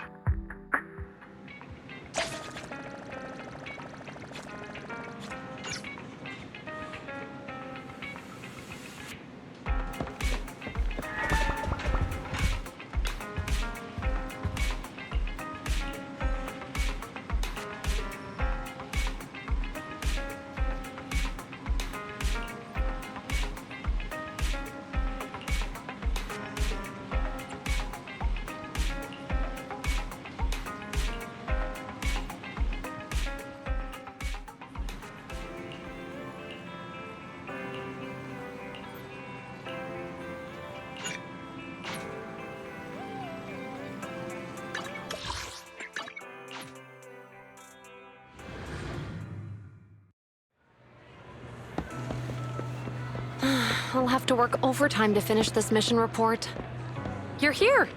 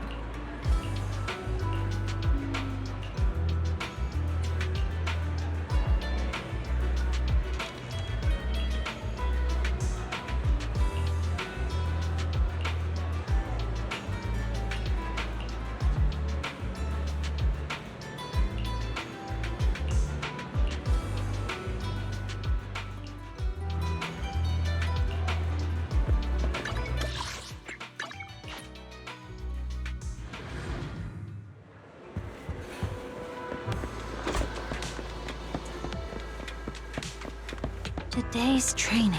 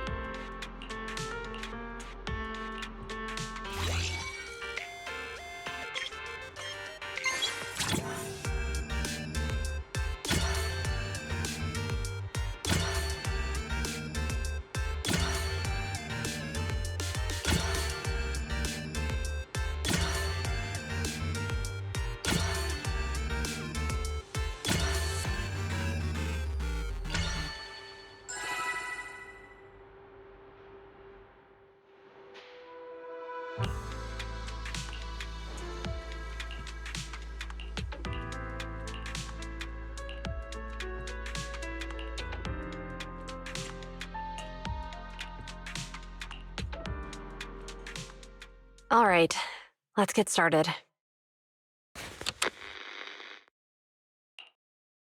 I'm probably not getting out of this hollow, but at least this tape recorder still works. Let's say these are my last words. I gave away my anti-corruption equipment to save those civilians, so I'm not in good shape. Unfortunately, we came up against a horde of ethereals right after that. I rushed over to fight them off and tried to save the civilians, but in the thick of all the fighting, I turned back and realized that I was somehow alone. Nobody was behind me. Luckily, I managed to defeat the ethereals, but the wounds and corruption I sustained in doing so should be fatal. I don't mean to cast the blame at all here, and if any of my colleagues ever pick up this cassette, I hope that nobody is ever held accountable. It's just human nature. It's normal. I just have a few regrets. Oh, what's that over there?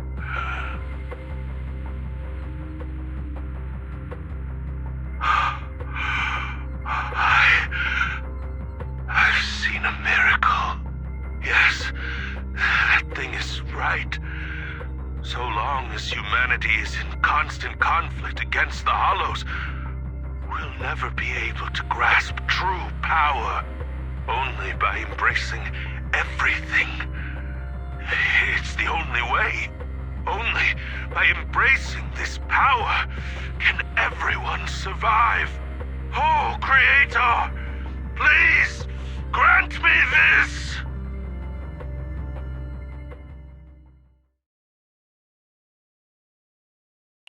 Are you okay, Ji-Yuen? Don't be so sad. Thanks. I'm okay. It's just, even though we had our suspicions, now that everything is out in the open, I can't help but feel a little... Well, at least now I know the reason why he changed. What did Bringer see during the recording? Whatever it was, he called it a miracle. I saw the mission report from that incident. Bringer emerged from the Hollow unscathed, completely free from injury or corruption. Plus, I remember him rescuing a few civilians and walking out of the Hollow together with them. But if that's the case, then it's at odds with the audio we heard. Which one is the true version of events? It's possible that both are true. Like if Bringer actually met a real god that completely healed his body and helped him save the others. And that's why his mood changed so much. Why he started believing the Exaltists. Because he witnessed a miracle. That sounds like a reasonable speculation at this point. But it still exceeds the limits of what we know. In any case, it's a clue that ultimately points to the Exaltists. I'll keep pulling this thread and see where it leads.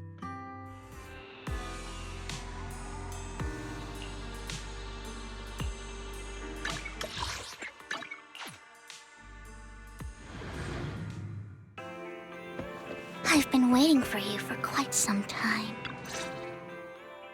We meet again, Master Proxy. I imagine you've already managed to gain some info from the conspirators. About some people who wish to use sacrifice to launch an attack on New Eridu. How do you even know about that? I only just found out myself. Because I've been watching you this entire time. I know many things. But unlike those hypocrites, I'm willing to share info with you to show my sincere hopes of working together. I need to find Bringer's belongings. Bringer's belongings? Did he even leave anything behind? Oh, he did.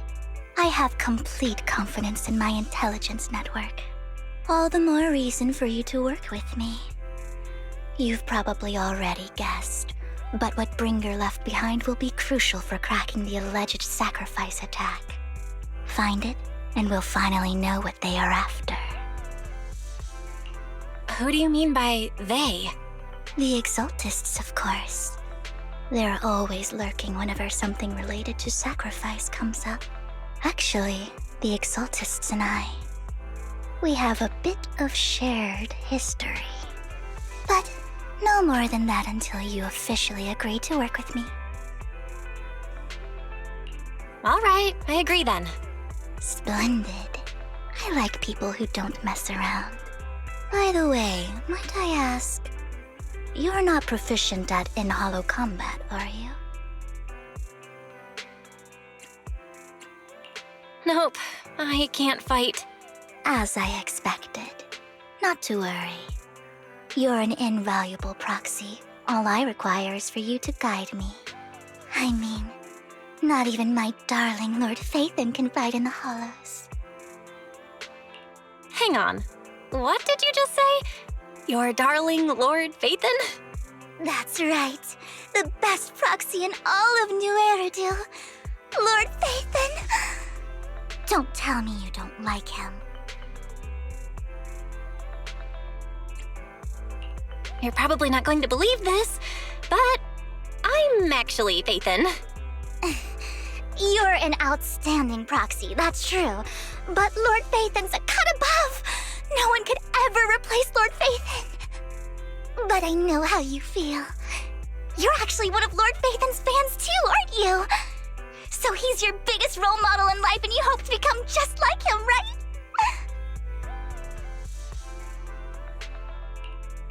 Fine, you're right. I'm actually a fan of Lord Phaethon. Then we're fellow fans! Wonderful. I feel so much closer to you now.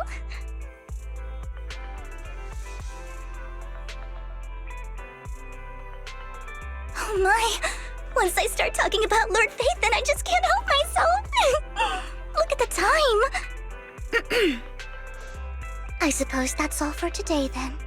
I'll be in touch with more news.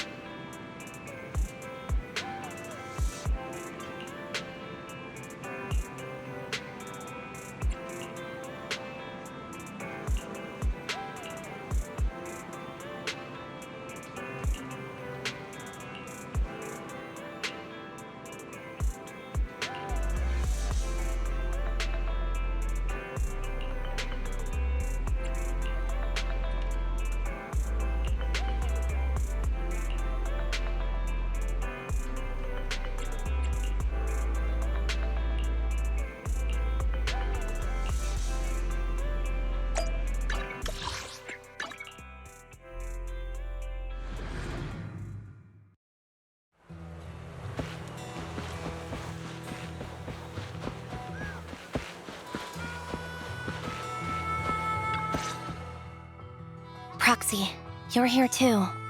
I didn't expect to run into you here. What are you two doing here? And is that a new look I see, Ambi? I'm here to investigate that incident.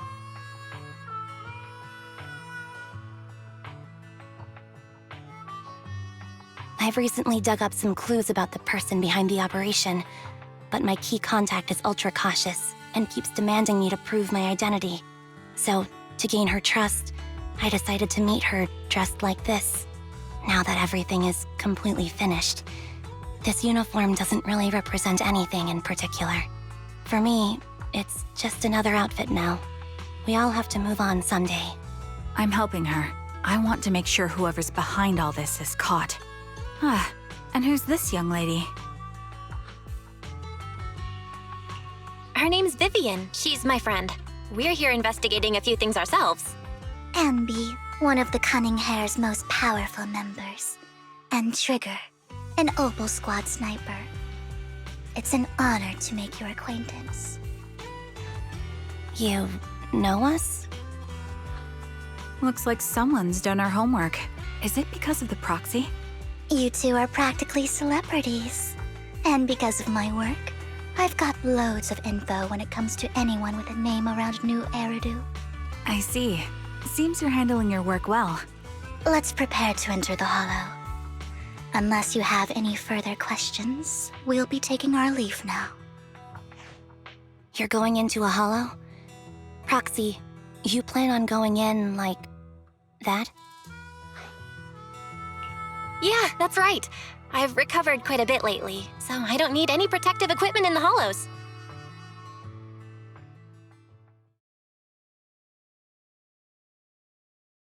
Huh.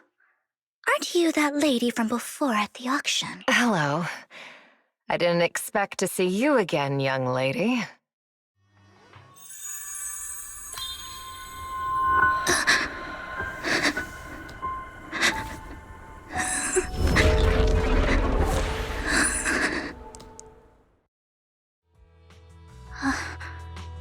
Vivian, are you alright?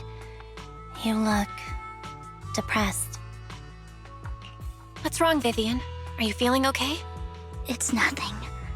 I just drifted off for a moment there. So then, what are you doing here? Don't worry. I'm not here to scam you. I'm waiting to meet someone. Don't tell me. You're my contact for intel? That's me. Ambi from Silver Squad, I presume? Pleasure to meet you. All right. I'm going to exchange some information with Miss Ambi here. So if you'll excuse me.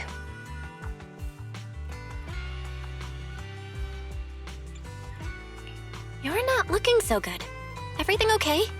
I can tell you later, but not right now. Okay, that's all the information I got for you. In return, I want you to do something for me. Take me into the Hollow. I left something very valuable inside. I have to find it. Seeing as we were just about to go in ourselves, why not join us? It's fine by me. But didn't you say you were investigating something? It's fine. There's no rush. Right, Master Proxy. Huh? Yeah. There really is no rush. Sure, let's all go together. It'll be safer with more people, and we'll find your missing item more quickly. Thank you.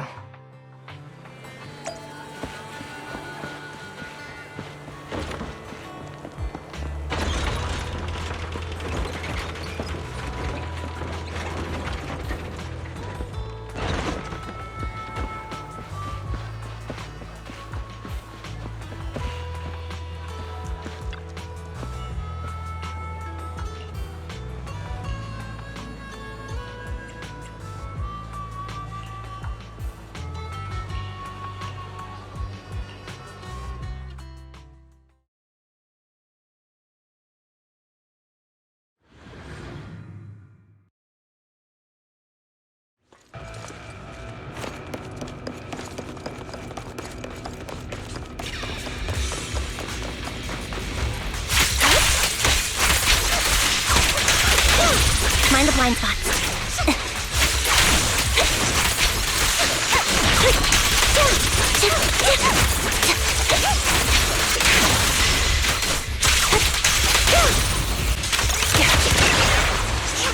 Recalibrating.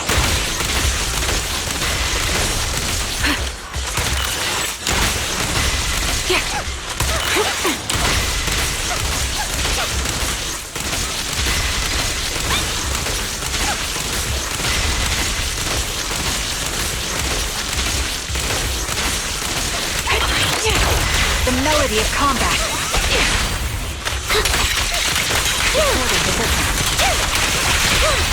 Keep up the... Now it's my turn to ask questions. What exactly is it that you're investigating? Ether vision activate. Since you're familiar with the name Silver, then you should know that it shouldn't exist anymore. Down strategy. Time to pin them down. Time to... What I'm investigating has something to do with it.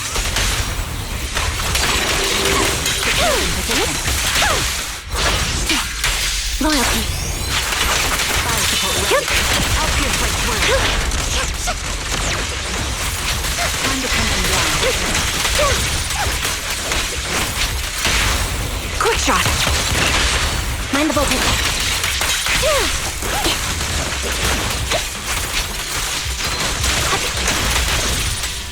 Roxy, let's use that fissure to head to the next location.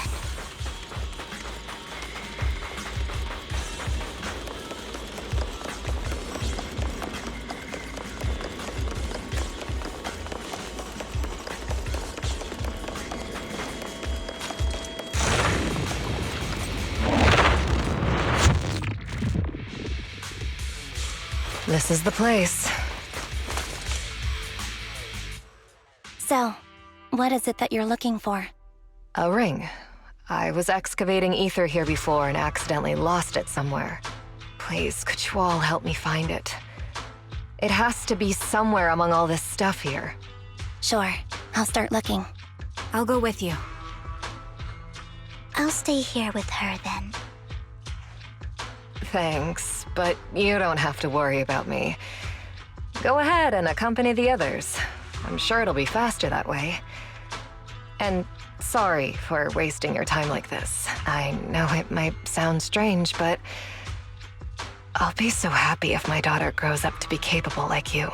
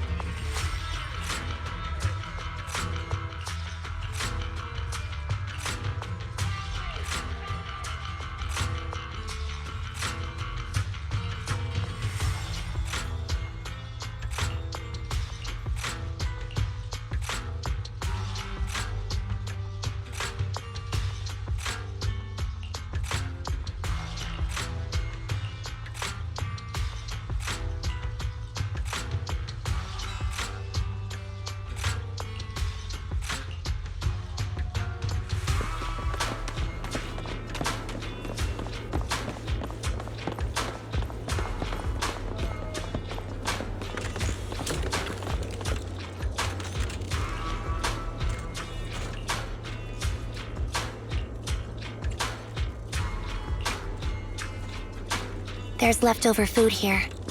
I don't want to imagine what's inside the bag.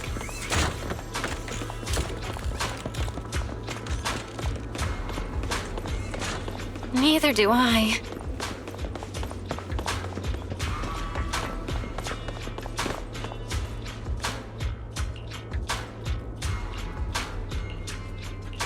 A toy that seems emotionally stable. There shouldn't be a ring hidden in it.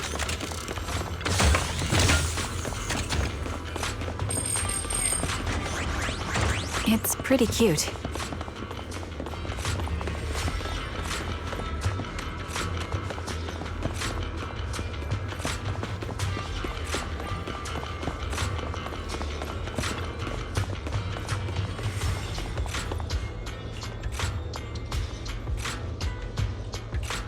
It's a fancy lunchbox?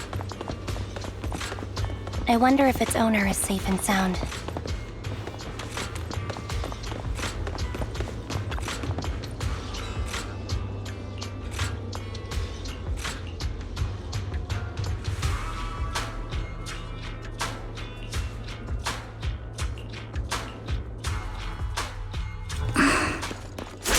What's wrong, Vivian? You seemed worried for a while now.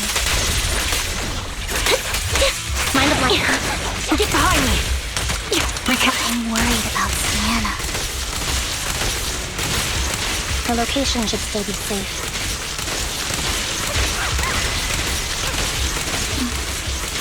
I hope so.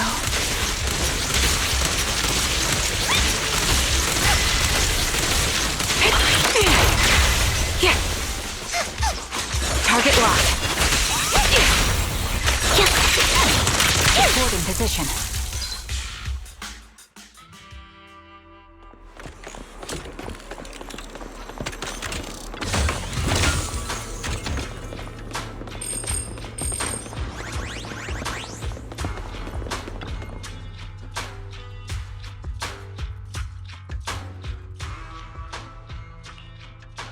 Her vital signs are gone.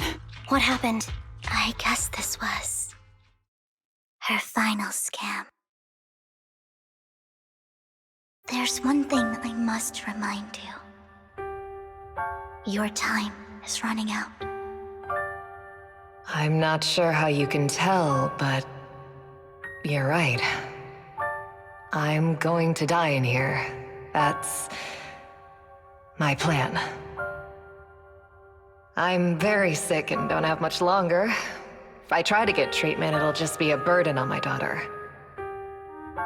So I scam my way through a bunch of physical exams and managed to take out a hollow corruption policy through Ravenlock Insurance. Once some time has passed, could you please take my corrupted body out of the hollow? That will secure a generous compensation package for my daughter. It's only what the Ravenlocks owe me. A pity, yes. But it's the only way I can squeeze it out of them. What makes you think that will help you? I just trust you will. I'm just awfully sorry you had to get involved in this, but it's something I must do. I have to leave something behind for my girl. I have to give her a chance at life. If it's okay, could you also please pass a message to Mira for me? Tell her, don't worry. Even if, thank you. You're a good kid. She was betting that we'd help her. So, you were aware of this the whole time? Yes. Because I saw it. You might not believe me, but I've had this ability to see the future since I was a little girl. But the things I see are always something bad. Plagues, deaths, disasters. That's all I've ever been able to see. It's all that kid's fault! She's seriously jinxed. I always try to avoid her. Otherwise, she'll say something rotten that ends up coming true again. Prophecies, she says. Like she's not the one bringing the bad luck upon us. It wasn't me. I didn't do anything. Sorry. I'm sorry. What good is saying you're sorry? Things like this keep happening every time you open your mouth! How unlucky. She shouldn't be here. Nobody wants her around. If only she would just disappear. I just wanted to warn you all. I'm sorry.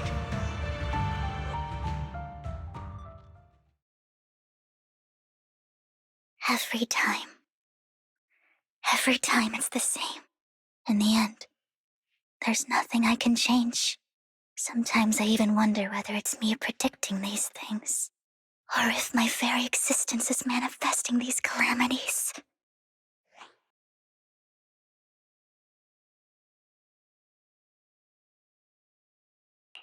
Vivian, it's not your fault. You were just trying to be kind and warn them about impending disasters.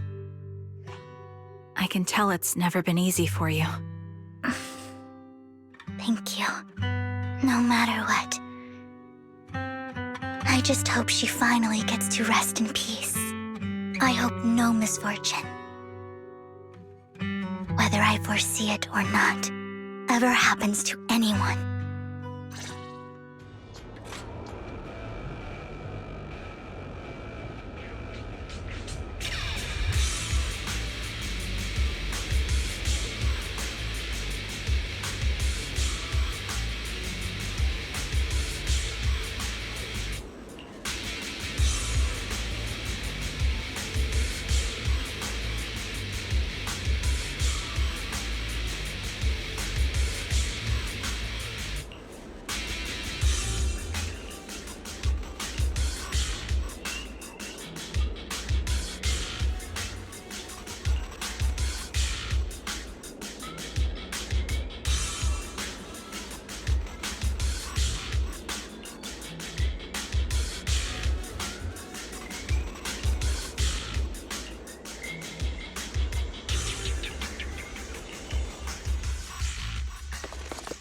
Proxy, do you believe that the future can be changed?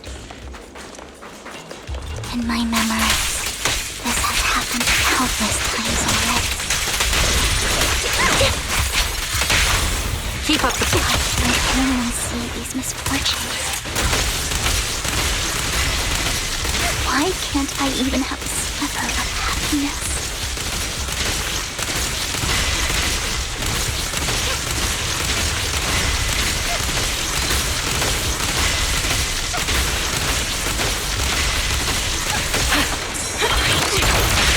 Light him off.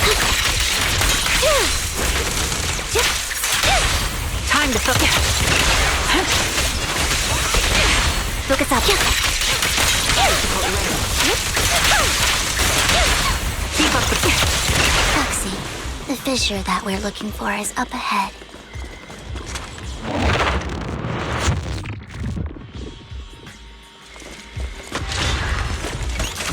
This bullet will reach its mark.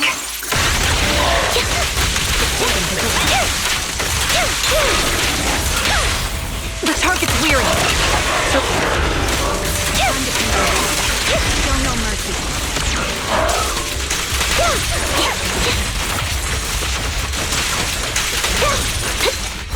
You won't back down. You're in my sight. Wait over. Keep up the pressure. Right on cue. Quick shot. Adjusting for wind. Focus up.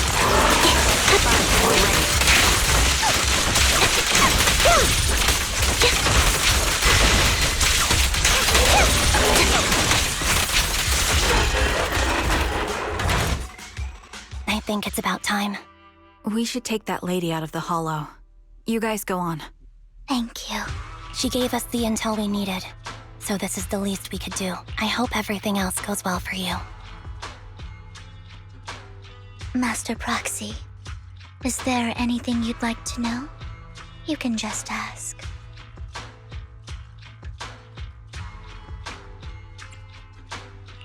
I'm curious about your story, Vivian.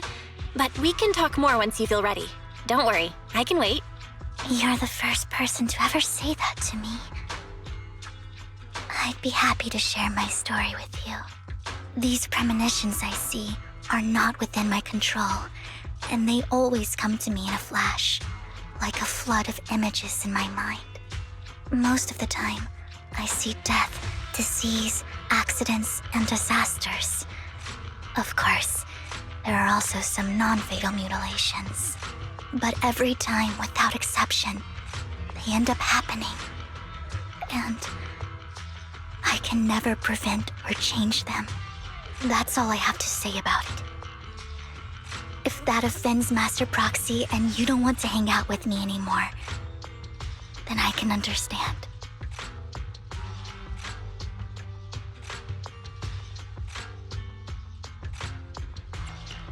Why would I be offended?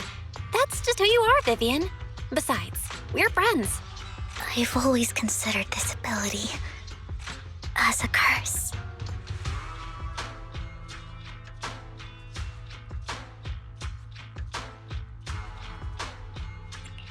It's not a curse. If anything, I think you've been given a gift. Thank you. Really. Well, it's getting late. Bringer's belongings ought to be around here somewhere. Let's take a closer look.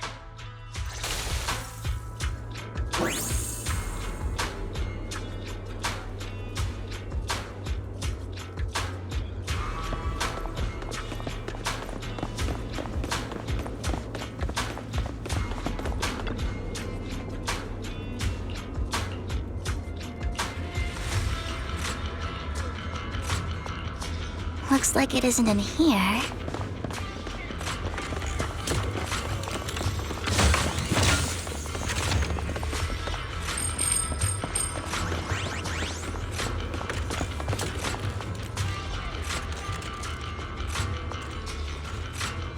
Strange, there's nothing in here.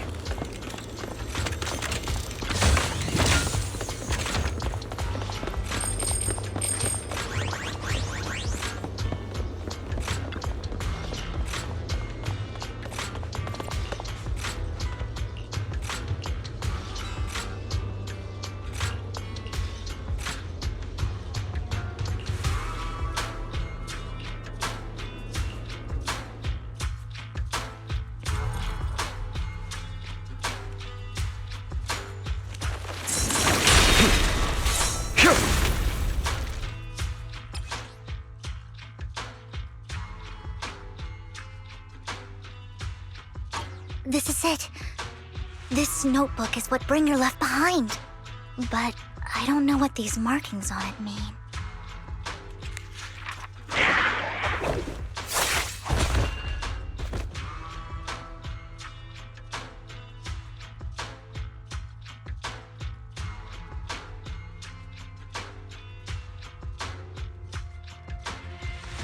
Well, hello, Master Proxy. It's been a while. Oh, don't give me that scandalized look. I did just save your lives. I would have protected the proxy even if you hadn't appeared. I'm sure of it, but I happen to be in the area. Worry not, dear companion. I have complete confidence in your strength.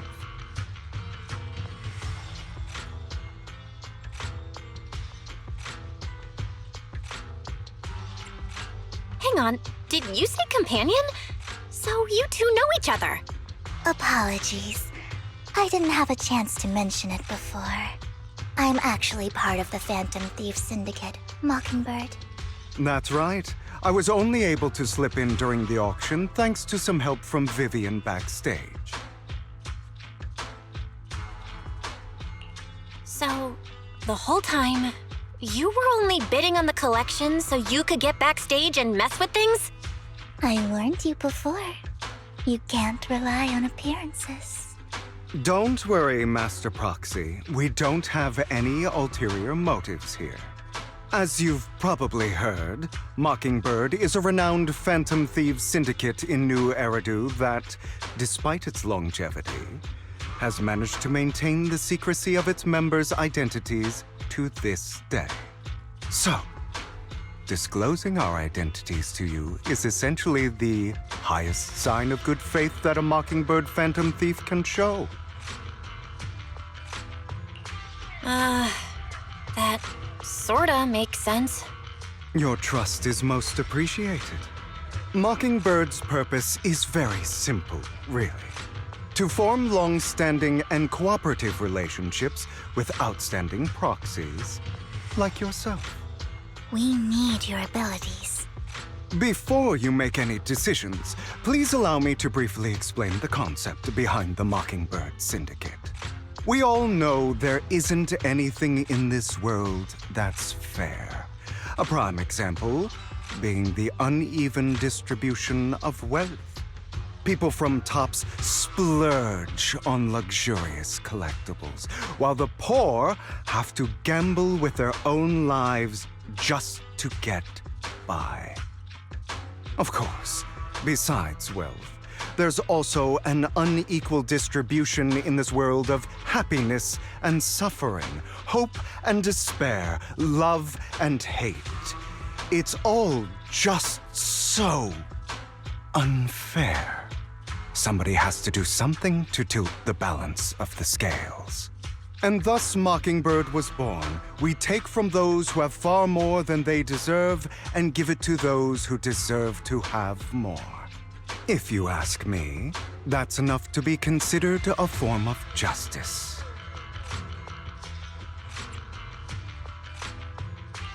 I don't really agree with this form of justice. No matter.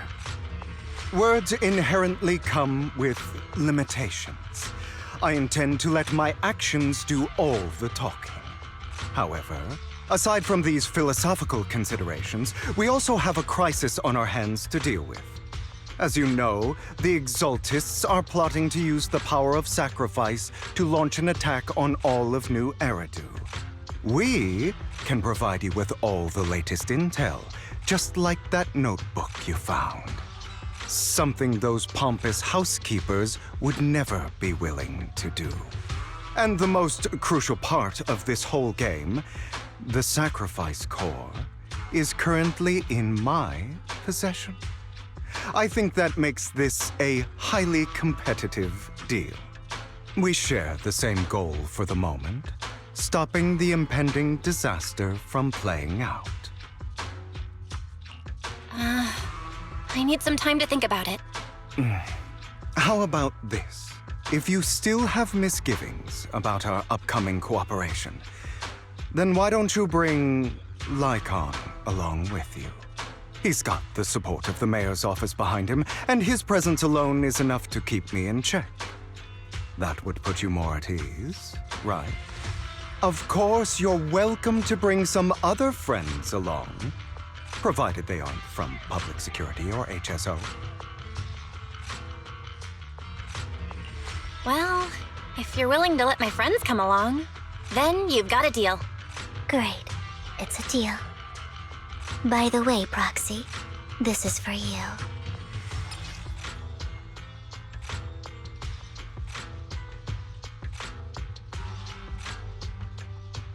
Consider it a souvenir commemorating our first time working together. For now, we'll carefully look through the contents of that notebook. I'll contact you if anything comes up.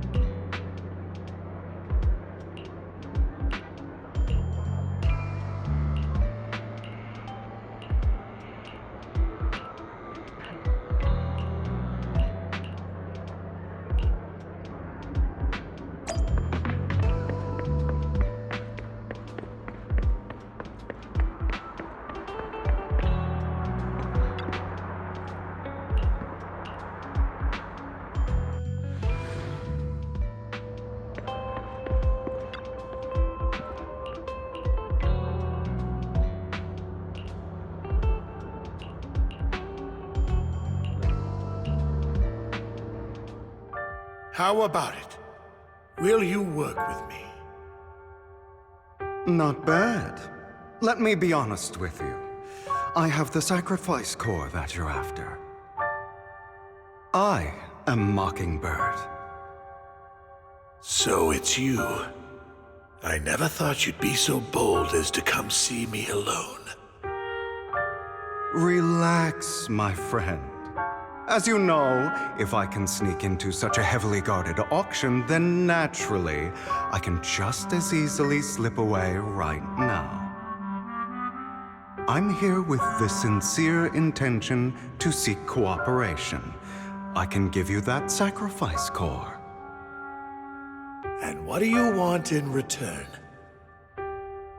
Wealth, glory, power. The things everyone else in the world wants, I want them too.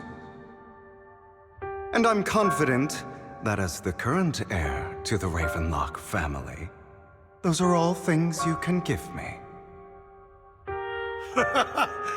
Then you've certainly come to the right place. My family is working on a big project. If things come to fruition, Ravenlock's status in Tops will significantly improve. At which point, I'll be sure to leave a spot for you. Naturally, as an outsider, you're precluded from handling any of our core business. But profits from the scraps alone will be enough to set you up for life. Mr. Hartman, I think you've misunderstood me. I have no intention of joining the Ravenlock family. In fact, I have an art gallery under my name that does pretty well for itself. I was hoping you could recommend me for Tops. You want to join Tops? That's easier said than done. Even for a family like ours, it would still require significant effort and... Just answer me yes or no. I don't think either of us can afford to waste time. I understand. Yes, you have my word. But in exchange, you'll have to give me the sacrifice core first. I'm sorry, but I'm afraid I can't. I've already hidden it somewhere safe, a place nobody else but me knows. You don't want to put all your chips on the table when dealing with Tops. I know that far too well. Then that means I also need to keep an eye out when working with the infamous Mockingbird, right? Mr. Hartman, I should remind you that I stand before you undisguised. Coming from a phantom thief who's never publicly revealed his identity, shouldn't that be sufficient assurance?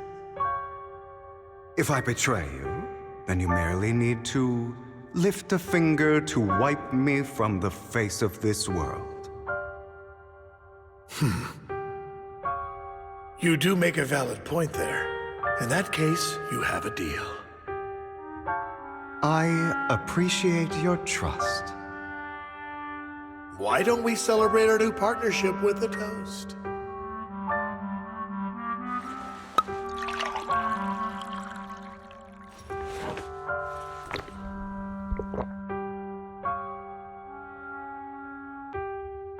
Having a drink before undertaking anything important is a family tradition.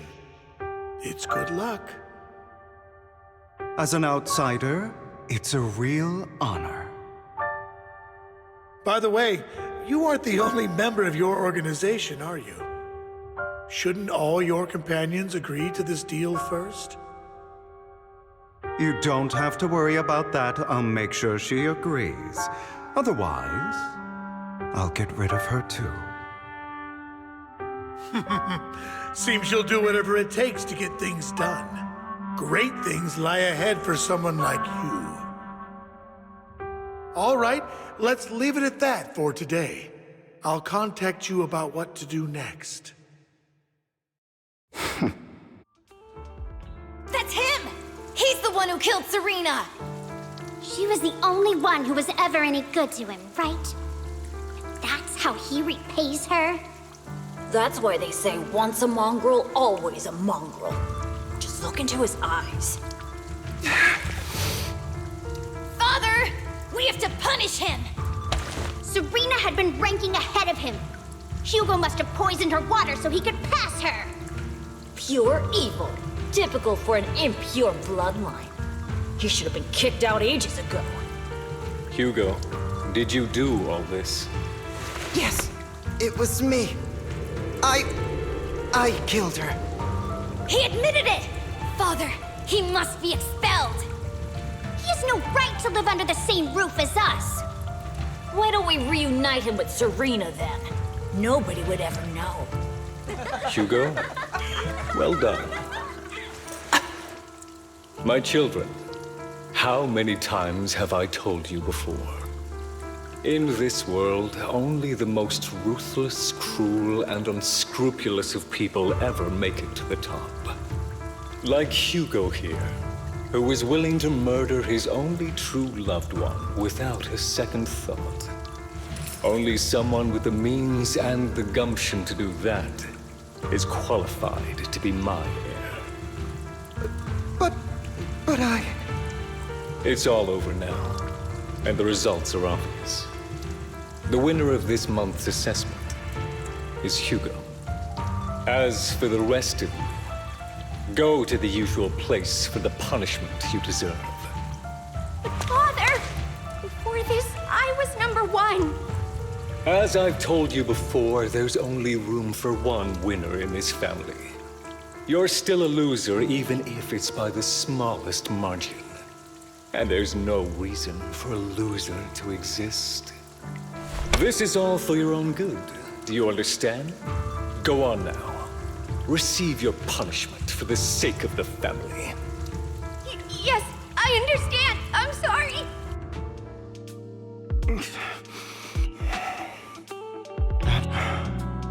It's soon. It'll all be over.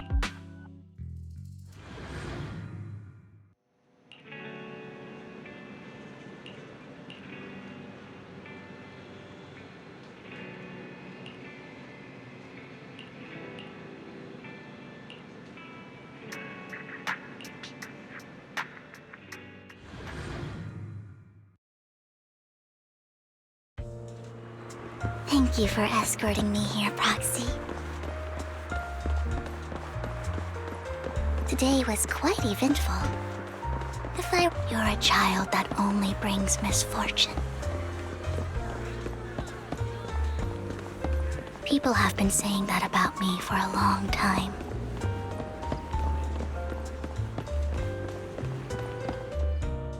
Why do I only predict suffering? If I could predict happy things, joyful things, would people like me a little more?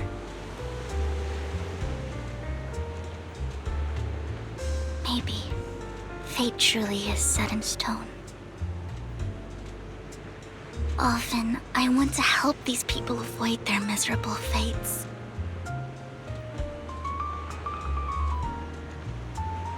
For a time, I even thought that I was successful, that I could change people's destiny.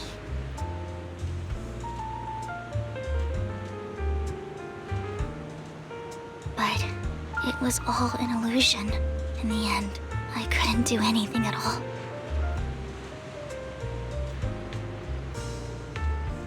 So, I was really happy when you said that my abilities weren't a curse, but a gift.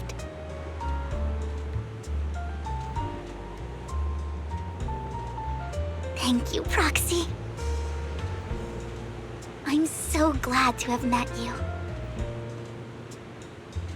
And you're also a fan of Lord Phaethon. It's like we were fated to meet.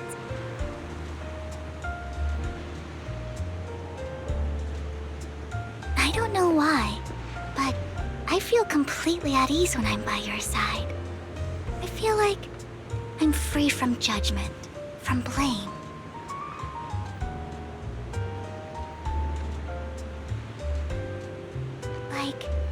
I don't need to worry about anything, and can just be my own true self.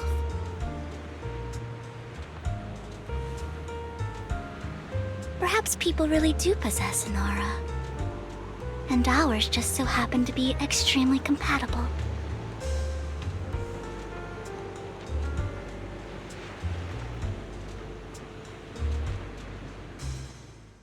By the way, you asked me before about Hugo. I don't really know much about him. He rarely ever talks about his past. But judging from his eye colors, you can guess he's probably the bastard son of a renowned family. I think his mother was very worried about his different colored eyes, and even wanted to get rid of him at one point. But then his family offered a huge price and bought him off his mother for some reason. And just like that, he moved from a leaky and drafty boarding room to a luxurious mansion. But he's also mentioned that the extravagant home is actually like hell for him. I think it's probably because the family treats him terribly. I digress. He ran away and ended up meeting Lycon and his master.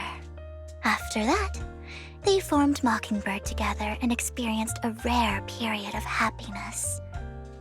Until Lycon's betrayal. So, what's your take on Hugo? I imagine I would still be wandering around now if I had never met him. To me, Hugo is just like an older brother. I've always felt as though he's carrying some heavy burden with him. But that's a secret he's kept to himself. Something he'll never tell me. Sometimes when I look into his eyes, I can feel that he's really struggling with something. Even though he may say some extreme things, Hugo really isn't a bad person. I think one day he'll tell me his secret. Until then, I just have to wait. Wait and trust him.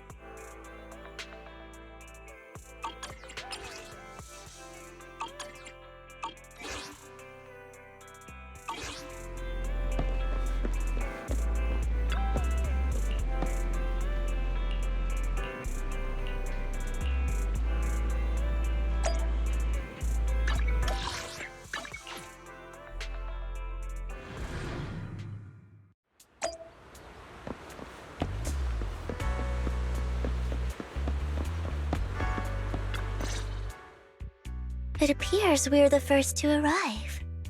I thought we were running late. This might sound weird, but it's nice to think about getting to work with you from now on. I don't really know why that makes me feel so happy. Oh, it's because we're fellow fans! Anyone who likes Lord Phaethon can't be a bad guy. For sure.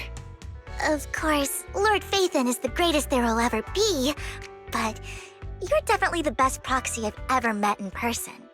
Hugo told me before that you're really skilled, and he said we'd get along great. I never expected he'd be so right. Oh, by the way, would you like to come by my place if you have time later? I have a huge collection of Lord Phaethon merch. Phaethon, Lord Phaethon doesn't have any merch out there, right? I mean, we don't even know what he looks like, for starters. It's all my own original merch, like screenshots of old internet comments. I print them out and turn them into postcards. Plus the avatars Lord Phaethon's used, the music playlists they recommend. I've organized it all. I'd love to show it all to you if we get the chance. I'm super curious to see all that. Please be sure to show me sometime. Splendid! Let's book a time and you can come by my place and see all my Lord Phaethon merch! Speaking of which, what's taking those two so long? Hugo said he had some preparations to do before entering the Hollow. I wonder how that's coming along.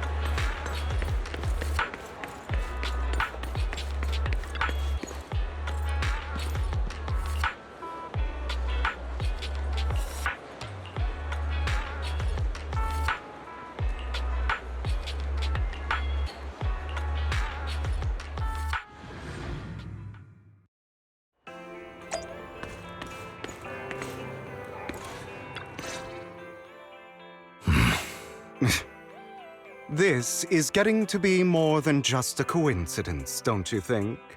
Or perhaps you are actually stalking me. If I was stalking you, you wouldn't ever know. Overconfident as always. You haven't changed at all. We just make it a habit to check the state of our weapons prior to combat. Thanks for that little reminder. I almost forgot. I didn't expect you to let me join. What else could I do? Master Proxy would have insisted on having you join us. I never expected for us to have a chance to enjoy some pleasant conversation like this, without our weapons drawn, that is. It really has been too long. I still remember when we first established Mockingbird. Indeed. That was a long time ago. Thankfully, Jack went in peace. He must have known about his condition for some time. He even left us with instructions. Passing peacefully in your sleep is the most natural way to go. I'm happy for him. By the way, Lycon, have you given it any thought yet? You mean about our guild for Phantom Thieves? Yeah. It's time for us to build an organization of our own. Jack always supported the idea, didn't he? I don't have any objections. But what should we call it then?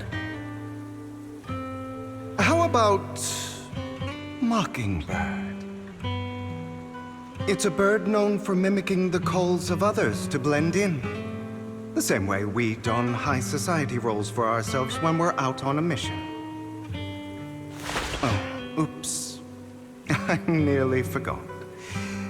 You're a terrible actor, and you're always flubbing your lines. I guess we can rule out that name, then.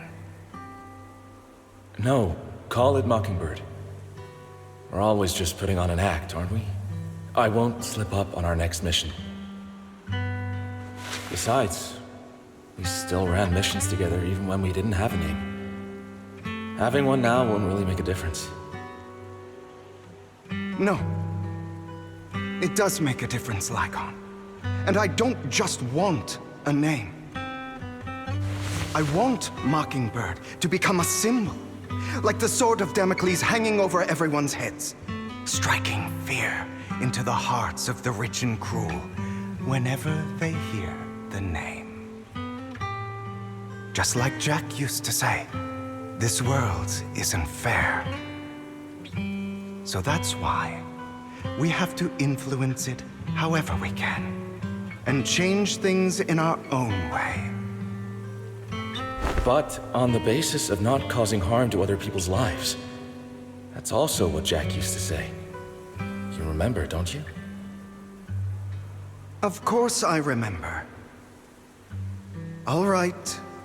I promise. That sounded pretty forced. Don't forget, things don't end well for people who break their oaths.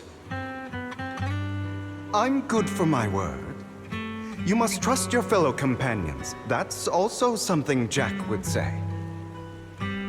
Well then, today's the day that Mockingbird will officially start flying. Our first order of business, deciding on our symbol.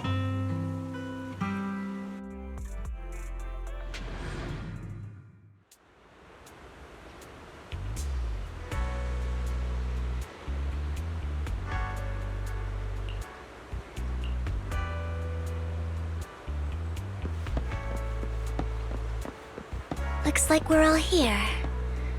Hugo, you're late again.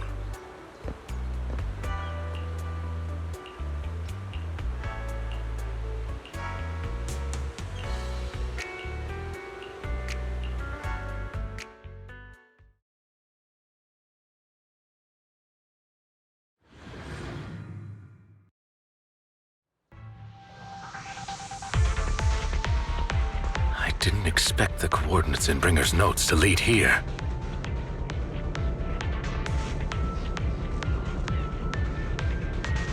Oh, are you familiar with this place? You wouldn't normally stay idle. More familiar than you, it seems. Proxy, if...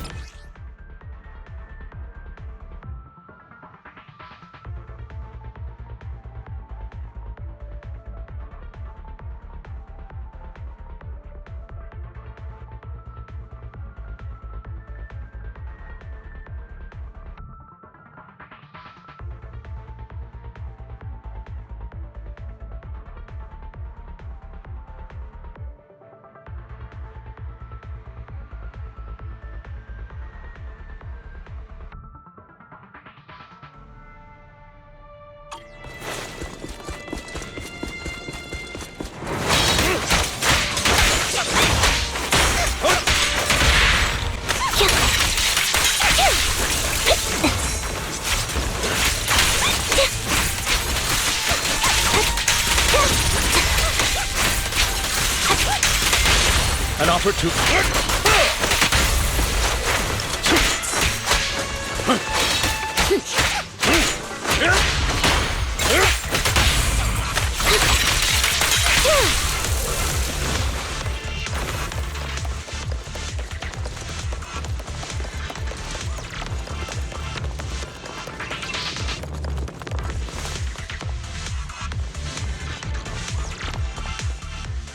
I don't enjoy obstacles in my path. The generator room should be nearby. Over here. Master Proxy, I hate to be the bearer of bad news, but there's something wrong with the circuit. It seems to be blocked. Don't tell me. Victoria Housekeeping's high and mighty attendants can't even fix a simple circuit. I can fix it, but I'll need a circuit diagram before I can do anything. I've seen diagrams for this type of circuit before. It's a pity that we're unable to connect to the outside world from inside the hollow. Just leave that problem to me. Belle, I just sent an image of a circuit diagram to your phone. Check if you received it. Thank you very much, Master Proxy. Now then, let's start repairing this circuit.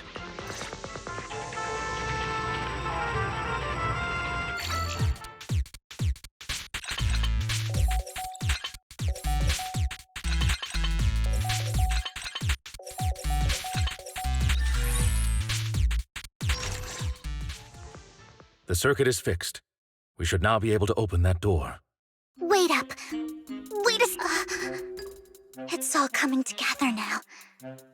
Communicating with the outside world from within a hollow. And getting that circuit diagram. In theory, There's only one person who could ever do that. Could it be your Lord Phaethon? Impossible. There's no way.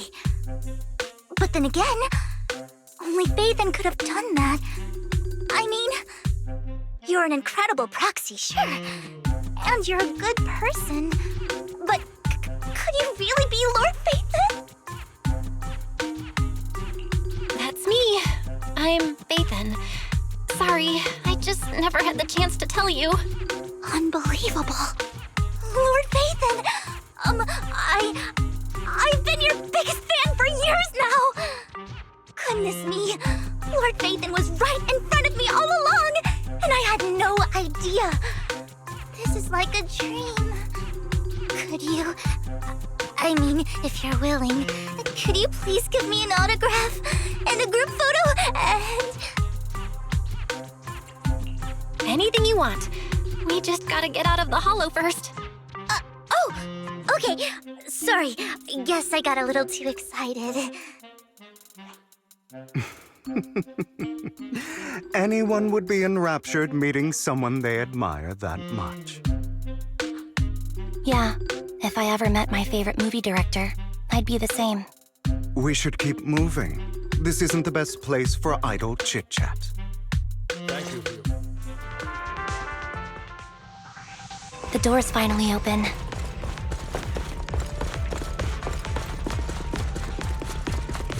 The proxy is Phaethon.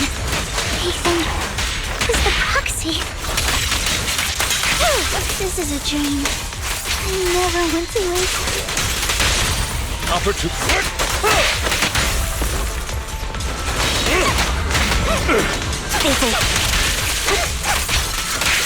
The fissure over there should lead to our destination.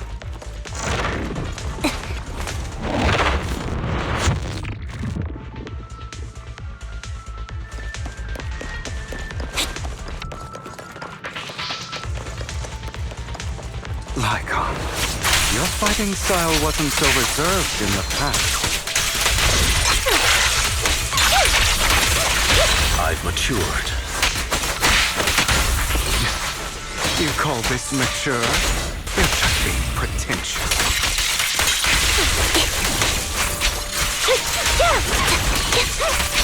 An opportune fight. In position.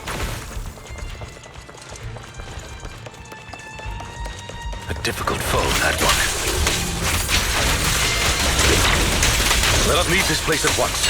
Ensuring Master Proxy's safety is our highest priority. Focus up. I won't let anything happen to you, Lord Phaethon.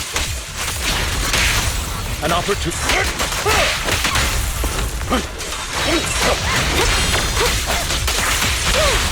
Thank you. I'll eliminate any obstacle. Roger.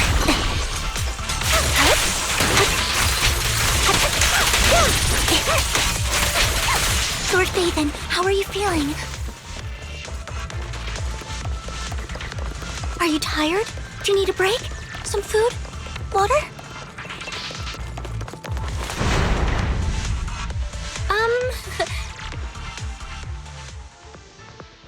Master, a complex mechanism has been detected ahead.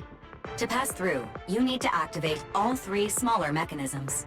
Suggestion: split up and handle them simultaneously to save time. So, we have to head to 3 different places to crack this thing.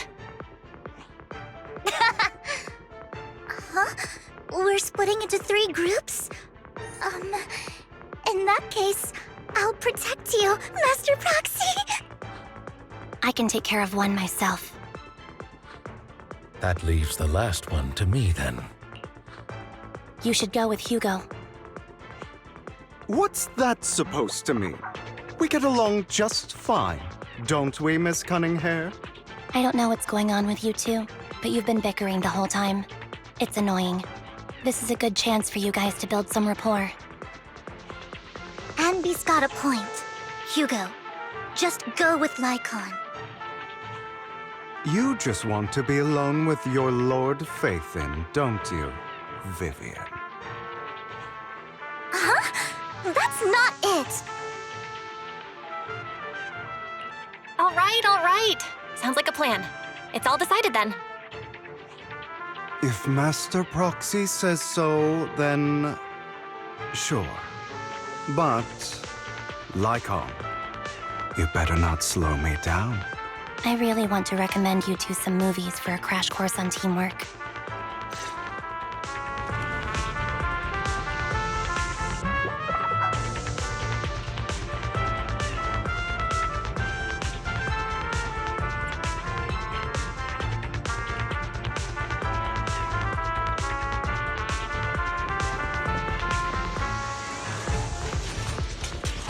Lord Faithin, there are too many ethereals here.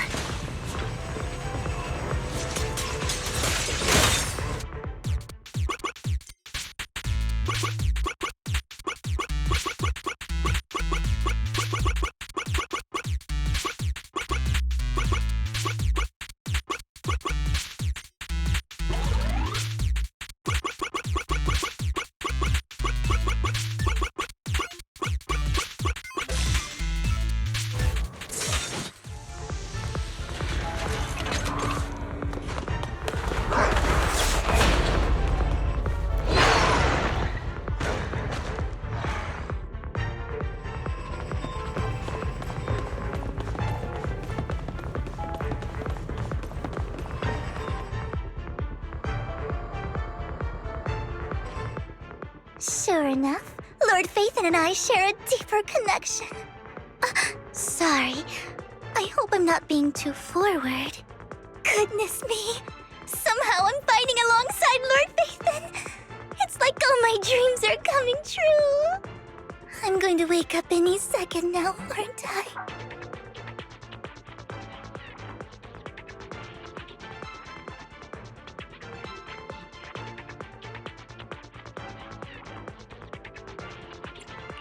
No, this isn't a dream. I'm real, see? You can even hold my hand. Not only is Lord Faithin incredible, but super kind. That's it.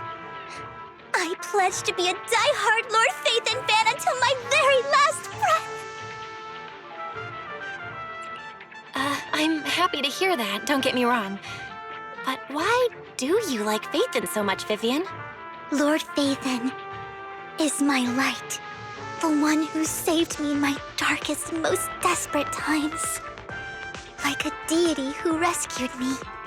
You probably don't remember, but you really did save me that day. Wow, it's so embarrassing to say all this in front of you.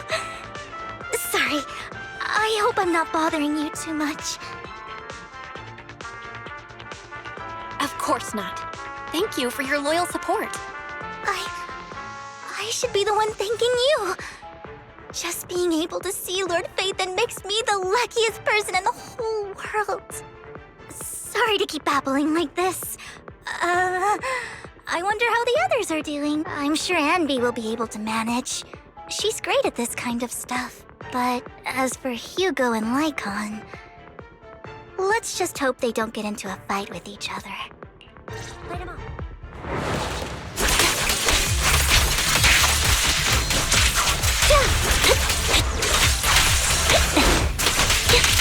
Stop.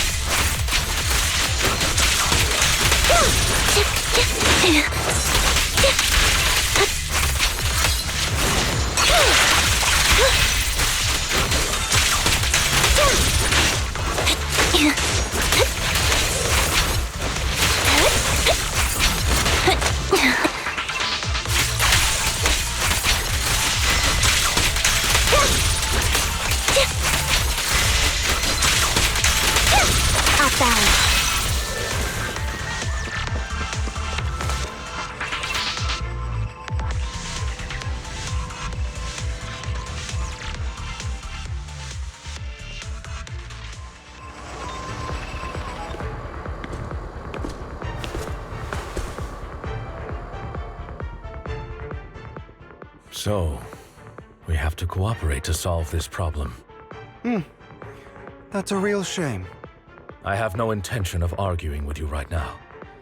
Master Proxy and Miss Vivian are elsewhere, and we must rendezvous with them post-haste. What a coincidence. That's exactly what I was thinking. Just this once, we should trust each other. For the Proxy. I have no objections. Very well. Then you'd better keep your word.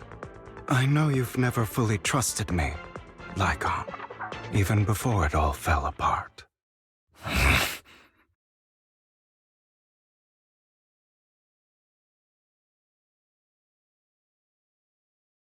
You wanted to speak to me alone? I know you and Hugo are as thick as thieves and don't hide anything from one another.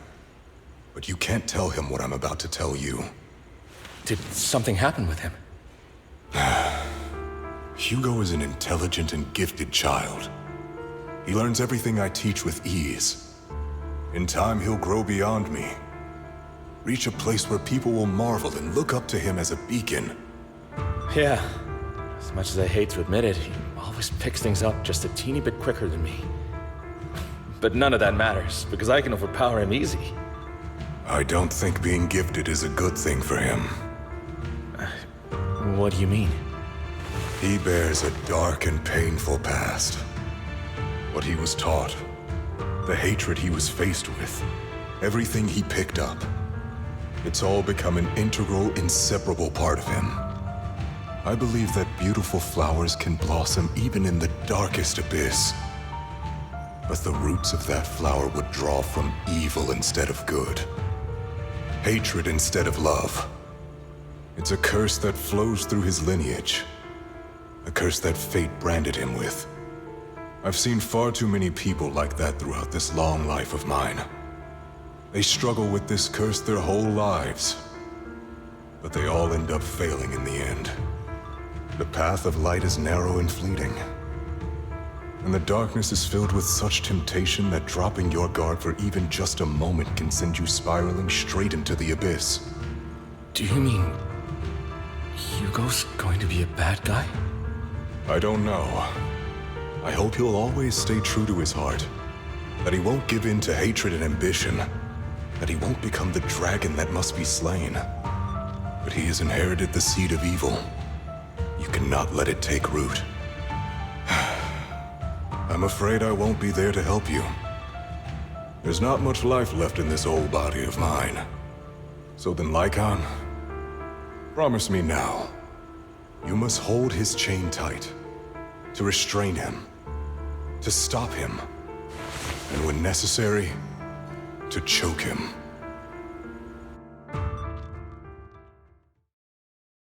You've become slow. Or maybe you've been on guard against me this whole time, and that's what's slowing you down. Looks like I was right.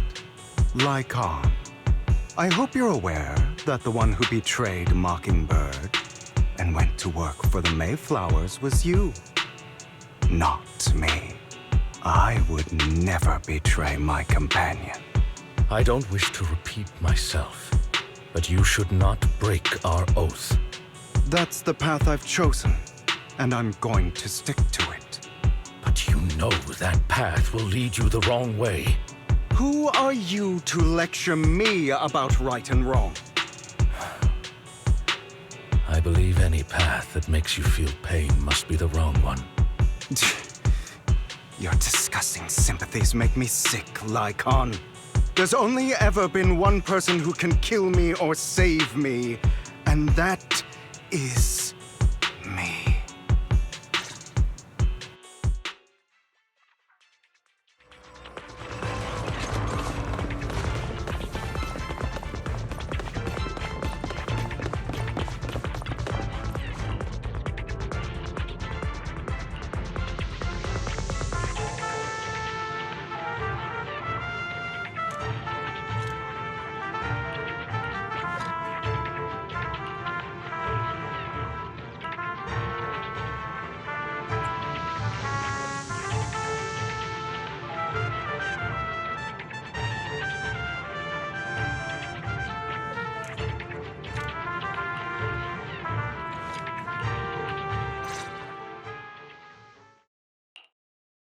That was loud.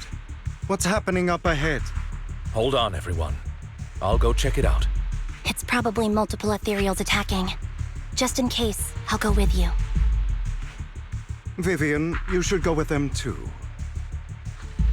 Keep an eye on Lycon, will you? I'm worried he might sell us out to the mayor when he gets the chance. I'd never do that. But if Miss Vivian wishes to join us, she's more than welcome. Okay. Then I'll go with you.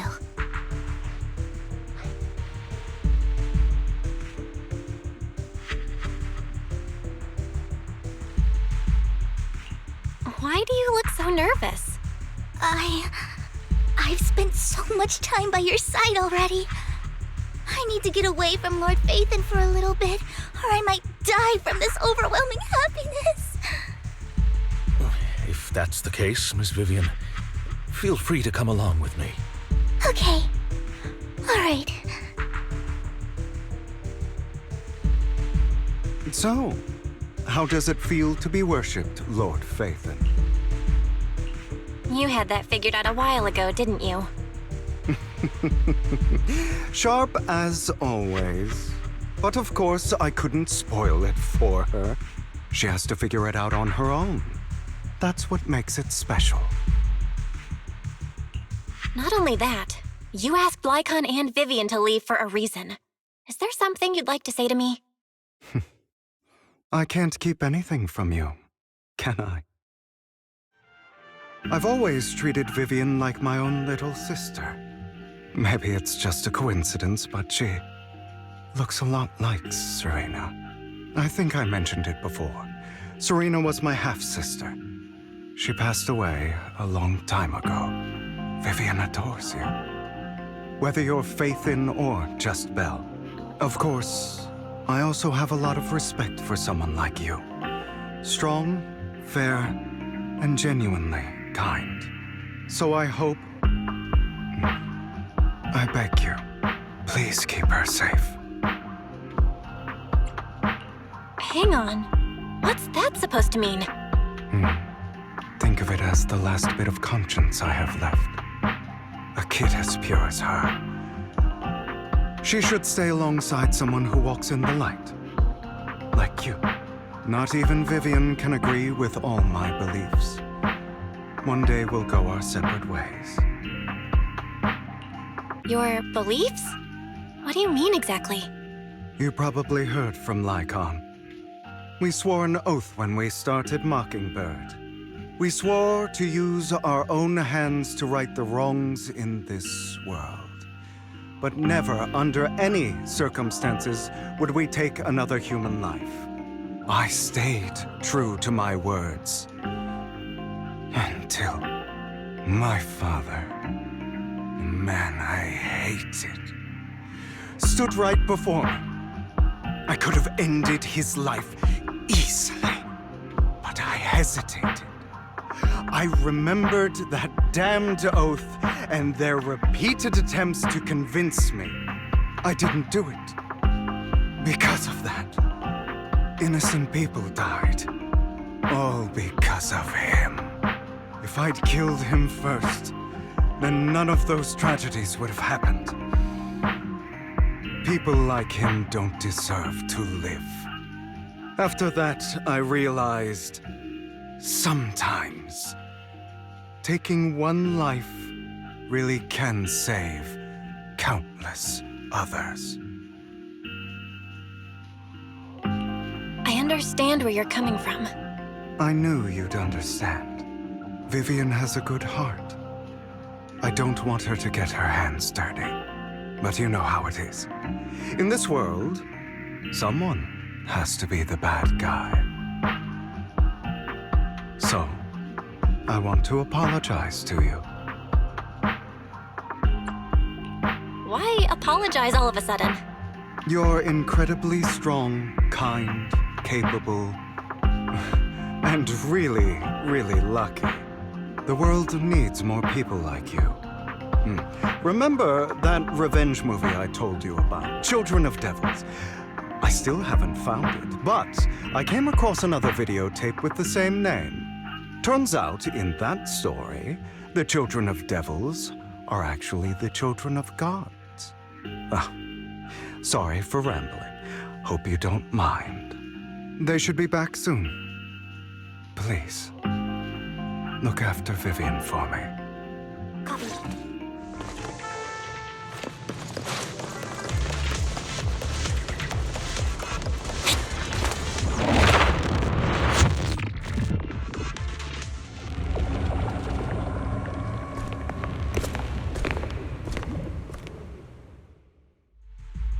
What is this? It looks like a cocoon. Careful, everyone. If I'm not mistaken, that's a sacrifice in there. It appears to be in hibernation. We don't know when it'll wake up.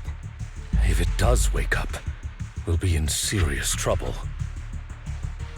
Wait, those spots Bringer marked in his notebook. Are you saying each one might have a sacrifice like this? That means there must be at least a dozen of them. And that's only counting the ones we know so far. These sacrifices may still be hibernating, but the fact that there are so many of them out there is terrifying. The Exaltists must have a way to revive them. And that's not all. These sacrifices can exist outside the Hollows. If they make their way into populated areas, I'm afraid it will lead to a catastrophic disaster likened to the fall of the old capital. That's almost certainly what they meant by vengeance against all New Eridu. Let's find a way to get rid of these sacrifices. We can't let the Exaltists have them. Thank you for helping me find this sacrifice. But sorry, kids. You won't be the ones to keep it. it's that annoying old man. Why is he here? I'd advise you to choose your words wisely, young lady. You're from the Ravenlock family. So it was you. That face. Oh, I know you. I heard about what happened to your friend. Truly unfortunate. If only she'd been smarter. It seems your goal was this sacrifice all along. You've been tailing us, haven't you? Keeping your distance so that I wouldn't notice. As expected of a Wolf Thyran, you are very perceptive. That's right. All thanks to your ex-partner, we were able to carry out our plan smoothly. My ex-partner? I'm not exactly happy being called that, but what he said is true.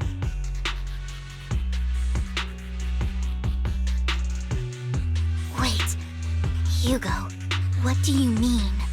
I made a deal with Mr. Hartman in advance. So, would you kindly step aside and let us have this sacrifice? Of course, you can choose to refuse, but if you do, then I'll have to take coercive measures. What did you offer him? Everything we know about the sacrifices plus the core itself. But why? It's simple. I want to climb higher.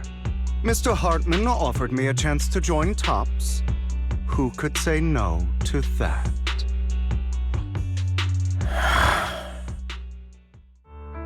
No. Impossible. You promised to help me investigate the Exaltists. You told me the whole point of Mockingbird was to do anything it takes to bring a little justice to this world. Was all of that just a lie? You're just too gullible, Vivian. I also told you, everybody lies. To hide their true intentions, people lie so smoothly, they don't even bat an eye. You... What a wonderful show of betrayal and backstabbing! Bravo! I've got no interest in your little feud. But would you all be so kind as to step aside? My men still have some delicate handiwork to do. To extract that sacrifice behind you. Over my dead body.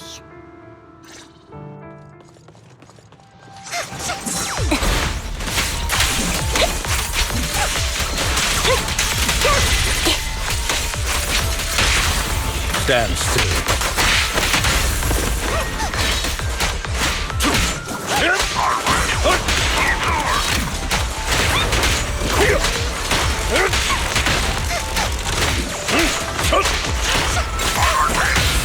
Flip the switch.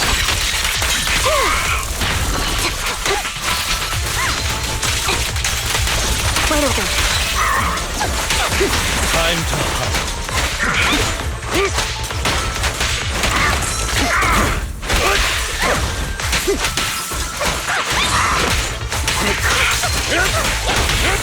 A perfect conduit.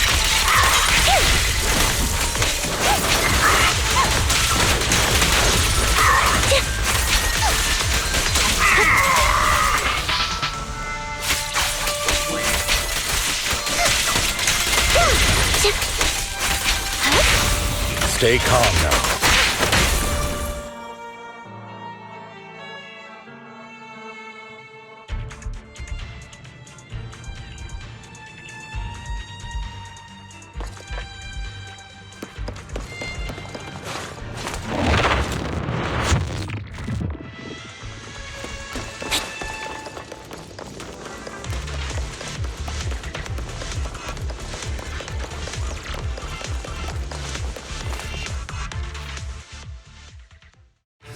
You guys are such a pain.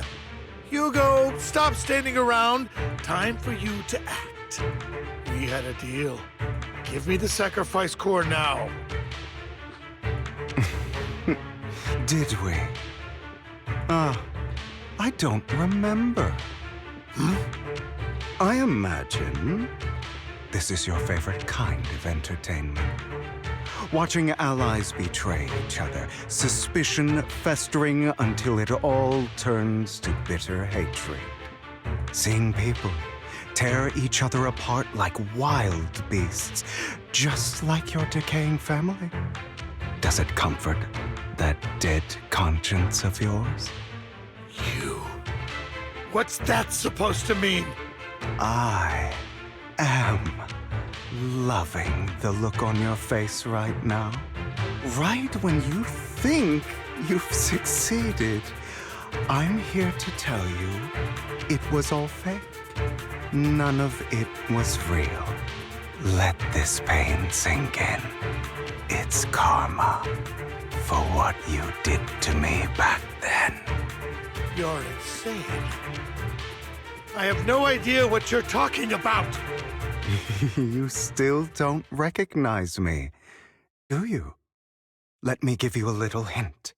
My full name is Hugo Vlad Ravenlock. That's impossible. You're part of our family? I may be an illegitimate child, but I have the same blood flowing in my veins as you. I know you. You're that bastard of his. Damn it. I could have sworn you were already. My dear uncle, you were never worthy of your position. You have no claim to the Ravenlock lineage. You may have killed all of my father's other children, but sorry to disappoint, I'm still alive. I am the true heir to the Ravenlock family. You're a bastard. You have no right to inherit the family. That's not for you to decide.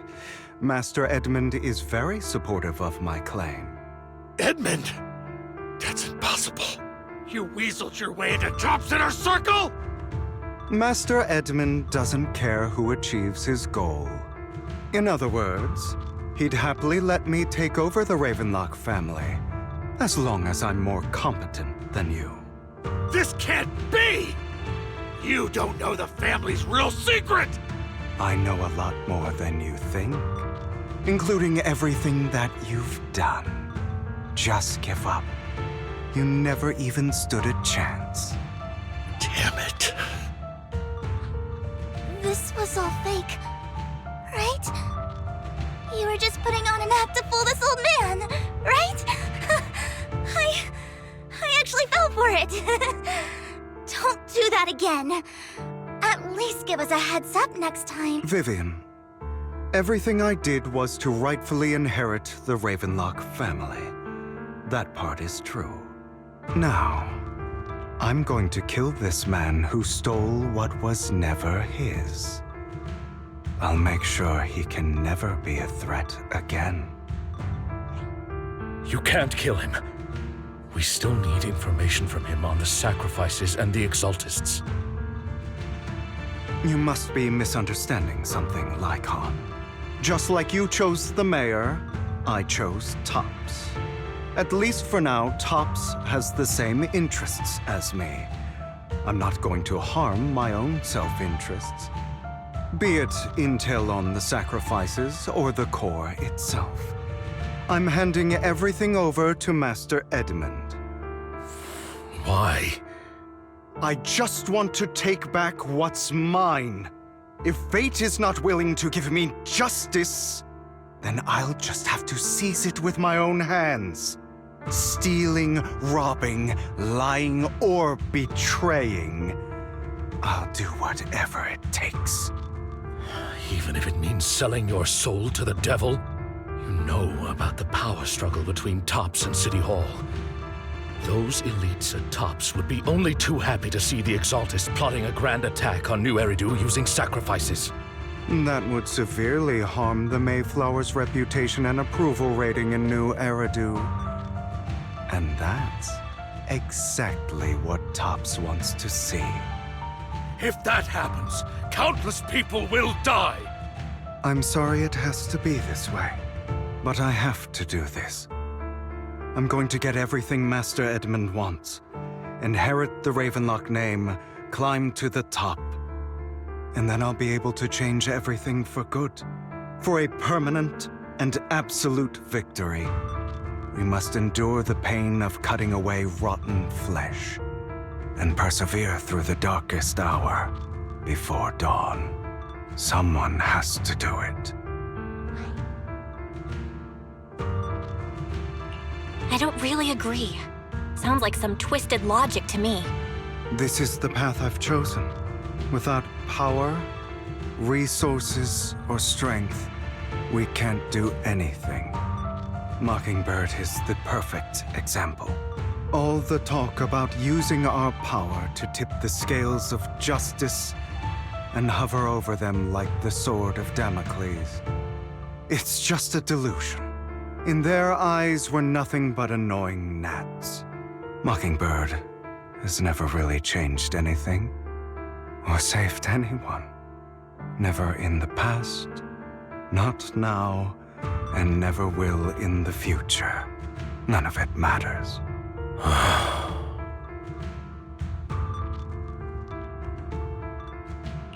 But even so, you shouldn't become the kind of person you hate. Sorry, Proxy. I know what you're trying to say. But this isn't some children's story of a dragon slayer becoming an evil dragon. Sometimes, to slay the dragon, you must first become one. With sharp claws, rending fangs, and strength enough to destroy anything. So I will bloody my hands. I will carry the weight of my sins. I will become the Abyss.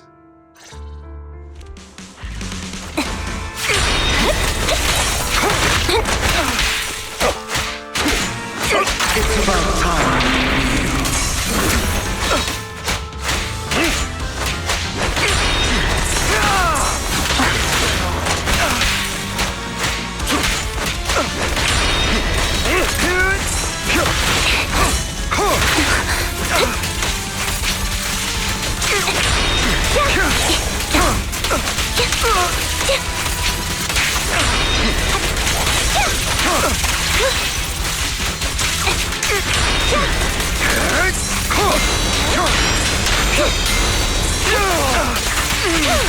Stand still.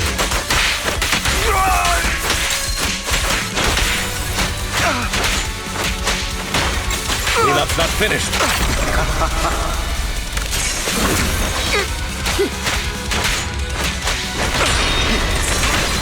Out of my way!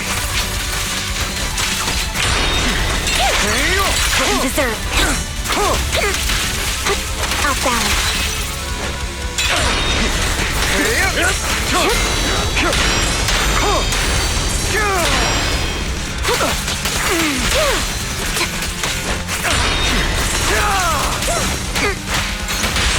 Flip the switch.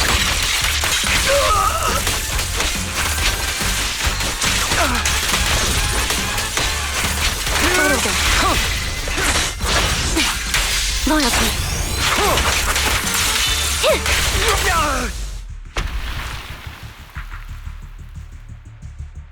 All right, you got me. But too bad. I have my own methods. What are you doing? Well then, make your choice. The sacrifice core, or your precious Faithin. I know you took it. Don't forget, I'm the one who taught you that. Okay, the core is yours. Just leave Lord Faithin alone. What a shame. Did you really think I'd keep my promise? That's right. This is the real me. What's the matter? Thinking of killing me? Didn't you say all life is precious? Drop your foolish facade. I knew it. You... He has inherited the seed of evil. Do not let it take root. When the time comes, you must be the one.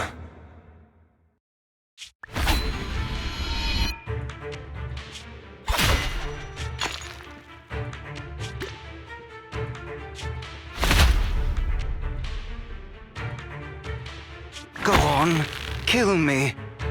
If you've got the guts, do it, traitor.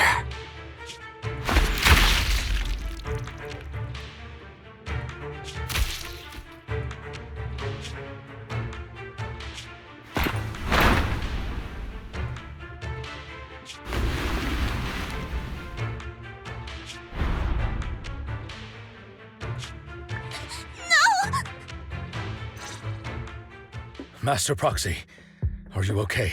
Are you hurt? Don't worry, I'm fine. I just never thought things would turn out like this. Lord Faithin, I'm sorry. I had no idea Hugo would do that to you. I'm so sorry. It's all right. No matter what, this isn't your fault, Vivian. If only I'd noticed sooner. I should have realized earlier.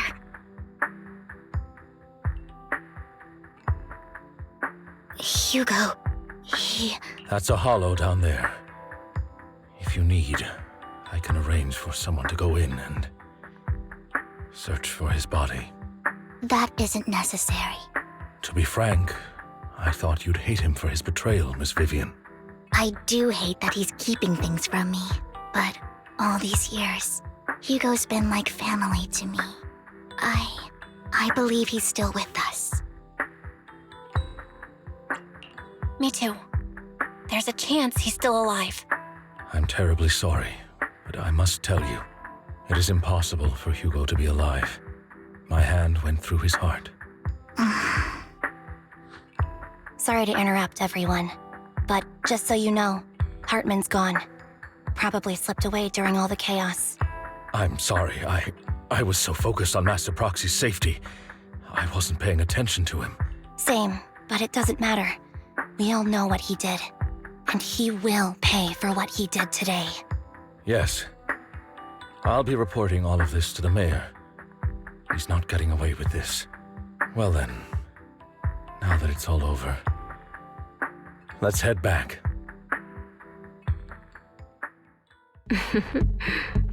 Another obstacle out of the way. She's going to be pleased about this. May the Creator guide us.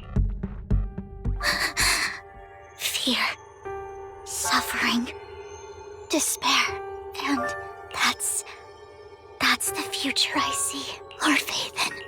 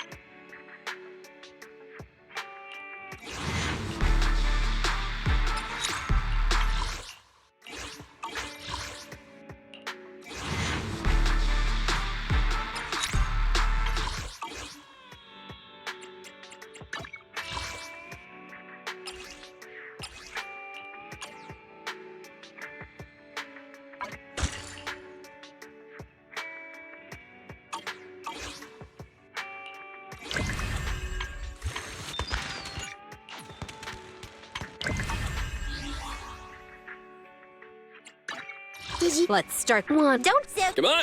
Only the break. I'm at your... Looking How can I? Good. Number 0, Anby.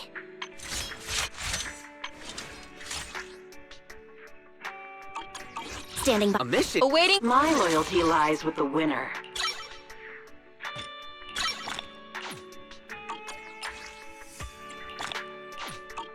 Looking for intel? Or hiring me for a job?